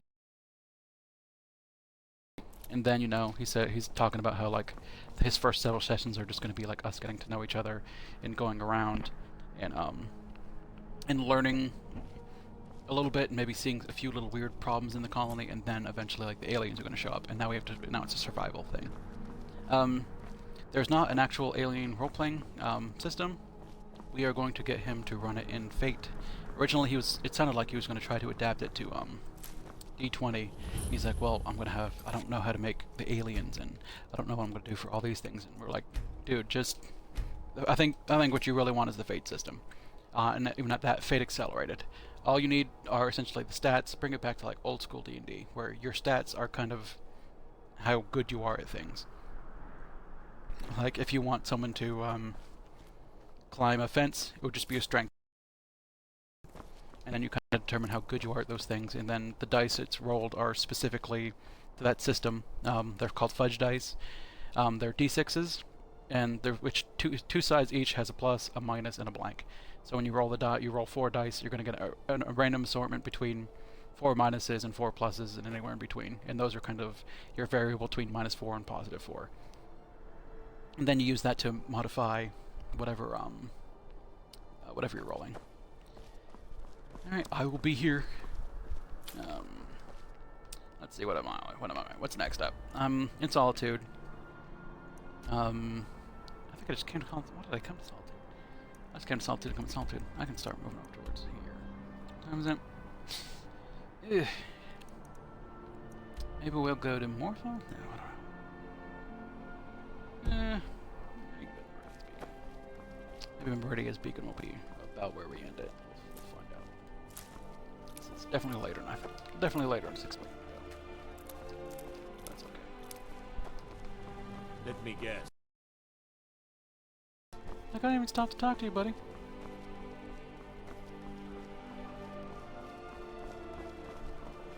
Children. Oh, am I carrying anything saleable? Arrows, I'm sort of consuming. Oh, I don't think I have that one yet. Staff of Lightning Bolts. I don't know if there's a magic guy. Amulets. I think probably we can do this one again. Minor haggling.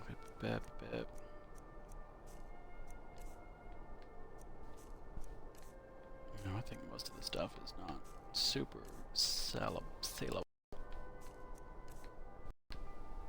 My weight is getting up there. Maybe I just go back to Whiterun and drop things off and think about ending up there. It's probably a good place to end the stream.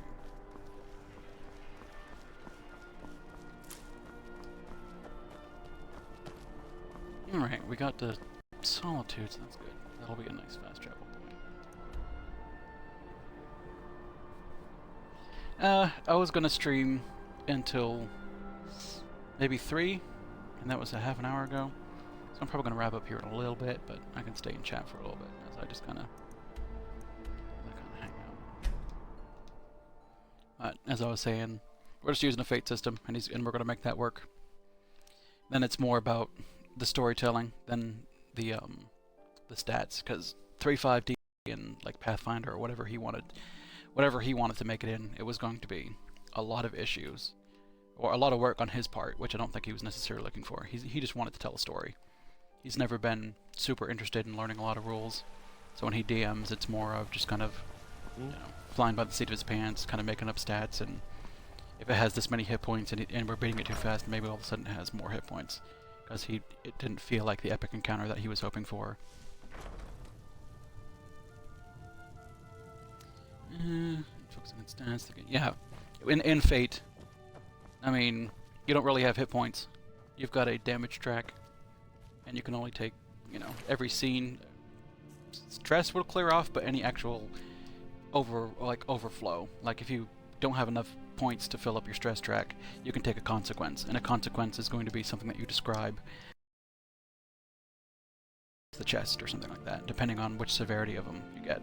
And if ever you get taken out, then it's whomever takes you out gets to describe how you're taken out. So where in D&D you might fall unconscious and ooh, and in the next round someone is just going to heal you. It's not a big deal. In Fate, I mean, it's really up to the DM or whoever takes you out is how bad you get taken out. And if you're playing in a horror setting like, you know, aliens, then you being taken out could be the alien coming behind you and stabbing you, like skewering you with a tail, and bam, your character's dead. I don't think he'll necessarily be quite that awful, but something along those lines would be able to make a horror game feel more like a horror game. I think that's what he wants to do. I think that'll work. D20 is not really going to work. He's going to use D20 Modern was what he was going to use, and I just don't. That's not a great system for me, at least. Where the game mechanics particularly dictate the storytelling. Yeah, Fate. I think Fate does that well. Fate Core is simple, and then they came out with Fate Accelerated, which I don't like the skill set that they used in Fate Accelerated. They used things like Careful and what was another one, like Quick, and you'd have like 6 different skills that kind of decide that. And the DM part of me doesn't like the that side of it, because if your best skill is careful, then when someone asks how you open that door, you just say carefully, and creep across, like how you creeping across this open you know, this open warehouse. I'm gonna do it carefully. How you gonna kick open this door? I'm gonna kick it open carefully. And it just seems like if you just have, if your skill is a descriptor like that, and it's what you're good at, every player is just going to tell you how they're using the one thing they're good at to do everything they do. Or at least that's what I see when I DM for people, is that, you know, my best thing is survival. Can I use survival to tell what kind of creature it is? Well, no, you can't, but survival might be able to tell you how big the tracks are or something like that. I don't know. You try to, I don't want to acquiesce to power gamers, but I don't necessarily want to pull things away from them. You know what I mean? You know. So, we're going to take Fate Accelerated Engine, probably take the 6 stats that it had, and kind of D, essentially strength, con, and dex and stuff like that, and give it a bit more structure. That way, if you're good at strength, then that's what you're good at. You're not going to be, I'm going to strengthfully dodge the attack. I mean, that's not. Maybe if you get really good at describing it, you can get used to it. I've run games for a bunch of different people. It's usually the same group of people over time, but I've also run a couple games at conventions. We used to have a convention around here locally, StormCon, that my friend was running, and I, you know, would run a couple games there. So I've saying, well, in Food but we didn't have as long as the same campaign and everything. He was a difficult player. Oh, really? I could pick that up from Food being a difficult player based on his personality type that I've seen. More than that. Yeah, I mean, even some of my friends can be difficult players. For one thing, I would just like it if some people, you know, can maybe read it on occasion. That would, you know, save me a lot of issues. Save a lot of time. Or just, you know, read the spells that they want to cast. I'm sure you might have run into something like that before. Like, I'm going to cast Magic Missile. Okay, well, tell me what it does. I don't know what it does. It just sounded cool. Like, okay, well, that... I mean, read it just a little bit. I mean, it's not... So then, you know, as the DM, I have to crack open the book, which slows down the game. I could just... I don't know. There's other ways around it other than me cracking open the book, but... I like consistency, I guess. And some people don't care about consistency, some people just care about telling a story, but, I mean, it is as it is, I guess. Fresh meat was a trunk? That's weird. The guy was like, go lower the dog here, here's some fresh meat. It was just a snout. It's grody. I guess all the dog gets is snout meat. But, I don't know. Gaming's my hobby. I game with, some of the same people in different groups, like on Wednesday, Thursday, and Friday. One of the guys is in common in all of the games. But, like, he pulled me into his Wednesday game with 2 other people that I didn't really know that well. And then one of my friends pulled me into his Thursday game because he needed a person for Shadowrun. And I didn't know anyone in there but except for the same guy from the Wednesday game. And, you know, the guy running the game. But, like, there was 4 other people that I didn't even know. So, those are new people on Friday. My Friday game is the same group of people I've been running with for a while. A Saturday group, same. We've been gaming for probably over a decade by this point in time. Sunday, I've been playing with those people for a little while. So, I mean, it's the same groups of people, sometimes in different configurations. Around here we do have a gaming store. So, I mean, sometimes you just see people in the gaming store, even if you don't necessarily know who they are. You're always, like, I guess, running into each other on occasion, or you know people that know this person, and I don't know. It's like, when I joined the Wednesday game, or my Wednesday game and my Thursday game, like, I sat down and they kind of looked at me from, like, you ran Dresden Files for us. I'm like, yeah, yes, I did. I certainly did. I know who you are. So, take a person I don't know, and all of a sudden you know them. The last time I played was almost 3 or 4 years ago. I a couple key players, so they didn't have time for it. That's too bad. I think you can make online games work as long as people really make the dedication to make it an effort. I think sometimes if it is online, it seems, I guess, it seems faker, more fake, kind of more ethereal. That if it's online, maybe it's not a real.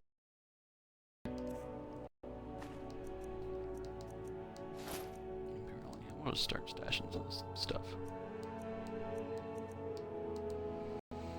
Like, one of my friends moved to Minnesota, and he was, you know, he left real suddenly, and like while he was there, he was like, "Oh, I want to try to get a game together because I want to keep in touch with you guys." And it just ended up not really working out. Like, I don't know, people just don't take it seriously enough, I guess, and it just slowly falls apart. You know, you skip 1 week here, you miss a week there. Over time, you're just not doing it anymore. So I don't really play a whole lot of online games, or I've never really done it with any consistency. But you know, one of these days, if you and a few other people get time, I can run something online for you. I'm sure we can make it fun. Stream it online, make it content. You would just need people that could actually keep to a schedule, I think. And, you know, actually have time and interest and desire. Which, could happen maybe one day. Who knows?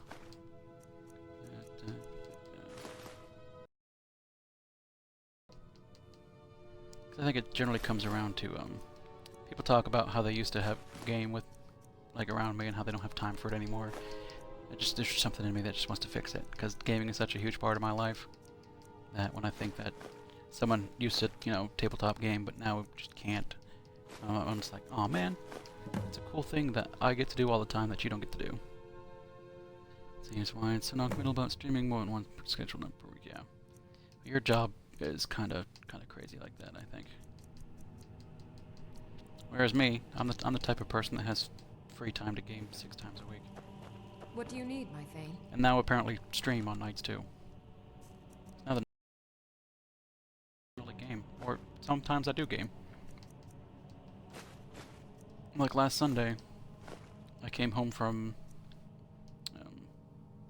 playing a Star Wars game, and then I'm like, oh, I guess I'm just gonna start streaming because that's what I feel like doing. Yeah, I'm single, so that is definitely a contributing factor. Not having commitments for a person definitely frees up time. Which, I don't know, it's good and bad.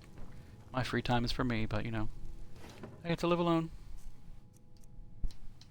No, I wouldn't know how I'd handle kids either.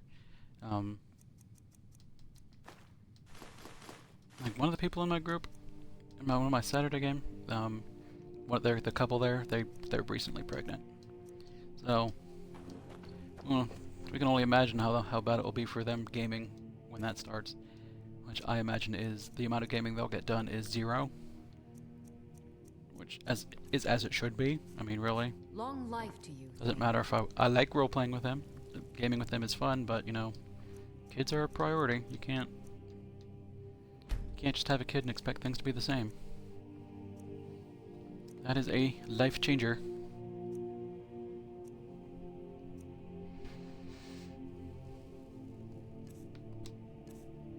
Let's see. There's a few minor things to take care of. This is what I was going to do off stream. I'm still going to do the house building. I'll definitely do off stream, but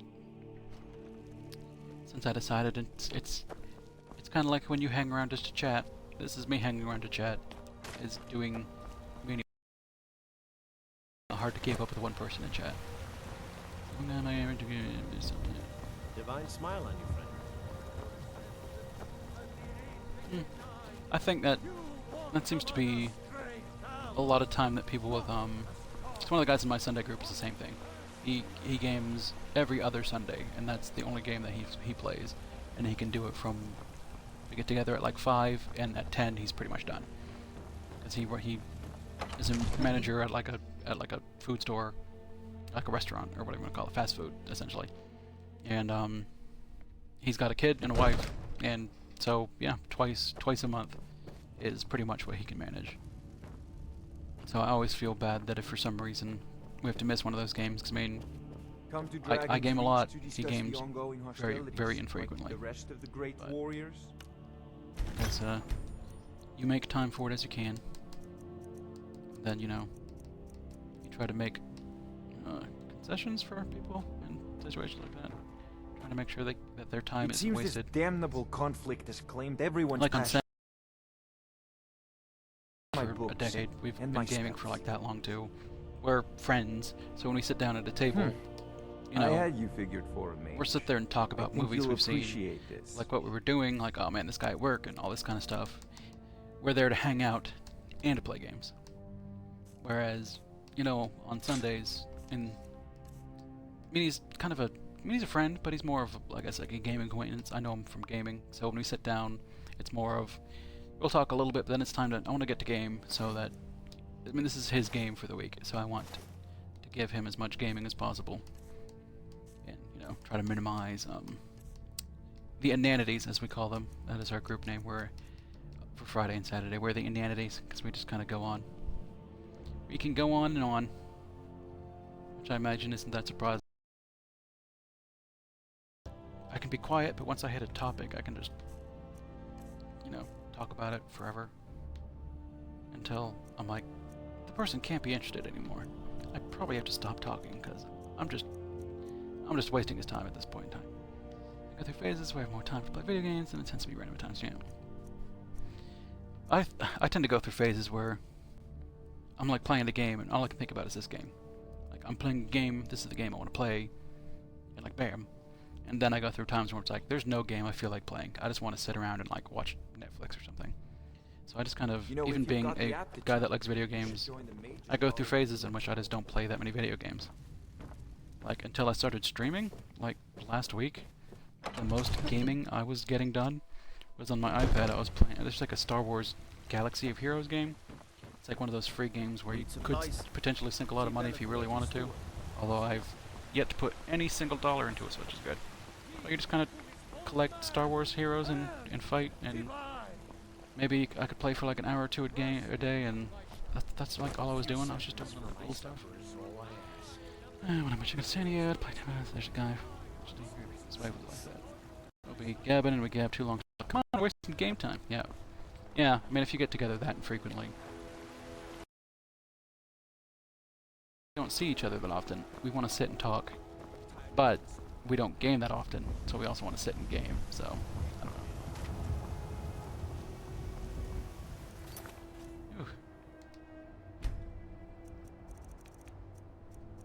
don't know. Okay, let's see. It will be about time to save. I think I'm actually done doing stuff, but see, it's like once every couple months, we take a train down on Saturday and stay overnight. That's nice. Every couple months.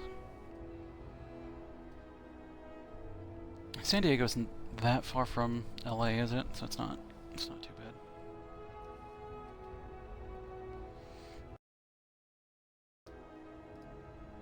Oh, look at that. Gaming Lawyer YouTube followed me 2 hours ago. That's so nice of him.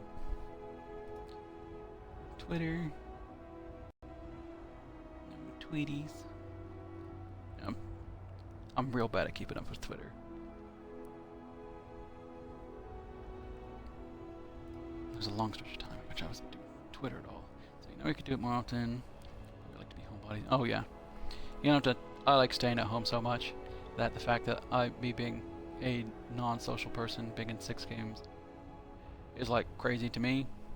That I could force myself to like leave the house 5 nights a week is nutty. Like, I wouldn't even be doing one Monday or Tuesday game if the gamers didn't come to my place and like, we are here, please make game for us. And I'm like, okay, I can do that. Like, the second it's like, come to my house and make game over here, I'd be like, no, too much. I like home. Home is fun. Home is land of no pants, and pants are the devil. I think I'm starting to learn to be more social, or maybe fake more social. I don't know how I would call it.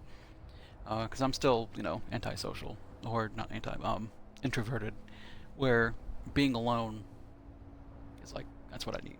I need just to be alone. To like go upstairs and just be in my room, not be near anybody else, or sit on the couch downstairs when there's like no one else is there, and just be alone. That's nice stuff for me. That's where it's at. What about on streaming for this one? I was just feeling so much of me time with streaming. Yeah. Yeah, I can definitely see that. Hopefully you're not burning yourself out on streaming again. I think the once a week thing with maybe another day or two ends up being nice. I can definitely see. It's like what, my 5th Skyrim stream, so probably my 7th stream overall. Like just sitting down and being quiet in a game is nice. Just sitting back and being entertained by the game. Whereas when I'm streaming this, I at least want to talk a little bit about something so that I can try to be entertaining in some degree, as well as, you know, maybe the game entertaining as well. I don't know. Alright, well it is 3:50 in the AM here. I haven't prepped for my game tomorrow. So I need to do that tonight. God, but I won't, yeah, for something to run for them. That's 2 encounters already planned. I think I need to look up T-Rex. I will be streaming tomorrow probably after a game. If they leave somewhat early, I might come online and stream some more Skyrim. It would be 11ish, maybe a little after 11, but it also depends on how my voice is feeling, because I've been talking for 5 hours, and then I'll be talking for a couple more hours to run a game. Maybe I don't feel like running tomorrow, or streaming tomorrow. I guess we'll find out. But if I don't do that, then I'll definitely be online on Thursday at some point in time to check out the Gaming Lawyer stream. Watches a VOD of this and doesn't sub to Gaming Lawyer over on YouTube, you need to do that. Like, go watch Gaming Lawyer. He's entertaining, and he deserves your your attention. I think a very fun guy with a very entertaining audience. I think a nice group of people. So if you watch the VOD, I appreciate you coming in. Bing, bing, bing, and hanging out. It'd be nice if this chat was on screen so you guys could at least see what he's saying too. It's just me talking to myself. Maybe there's no one here. Maybe I'm crazy. You don't even know. I could be making this person up. For watching the VOD if you have, and for the one person who came into my stream, Gaming Lawyer, I appreciate you coming by, saying hi. Before you go to bed, it's nice that I can keep you up until 1:50. No, 12:50 your time, almost 1 a.m. I've kept you up into Thursday or Tuesday, so I feel good about myself.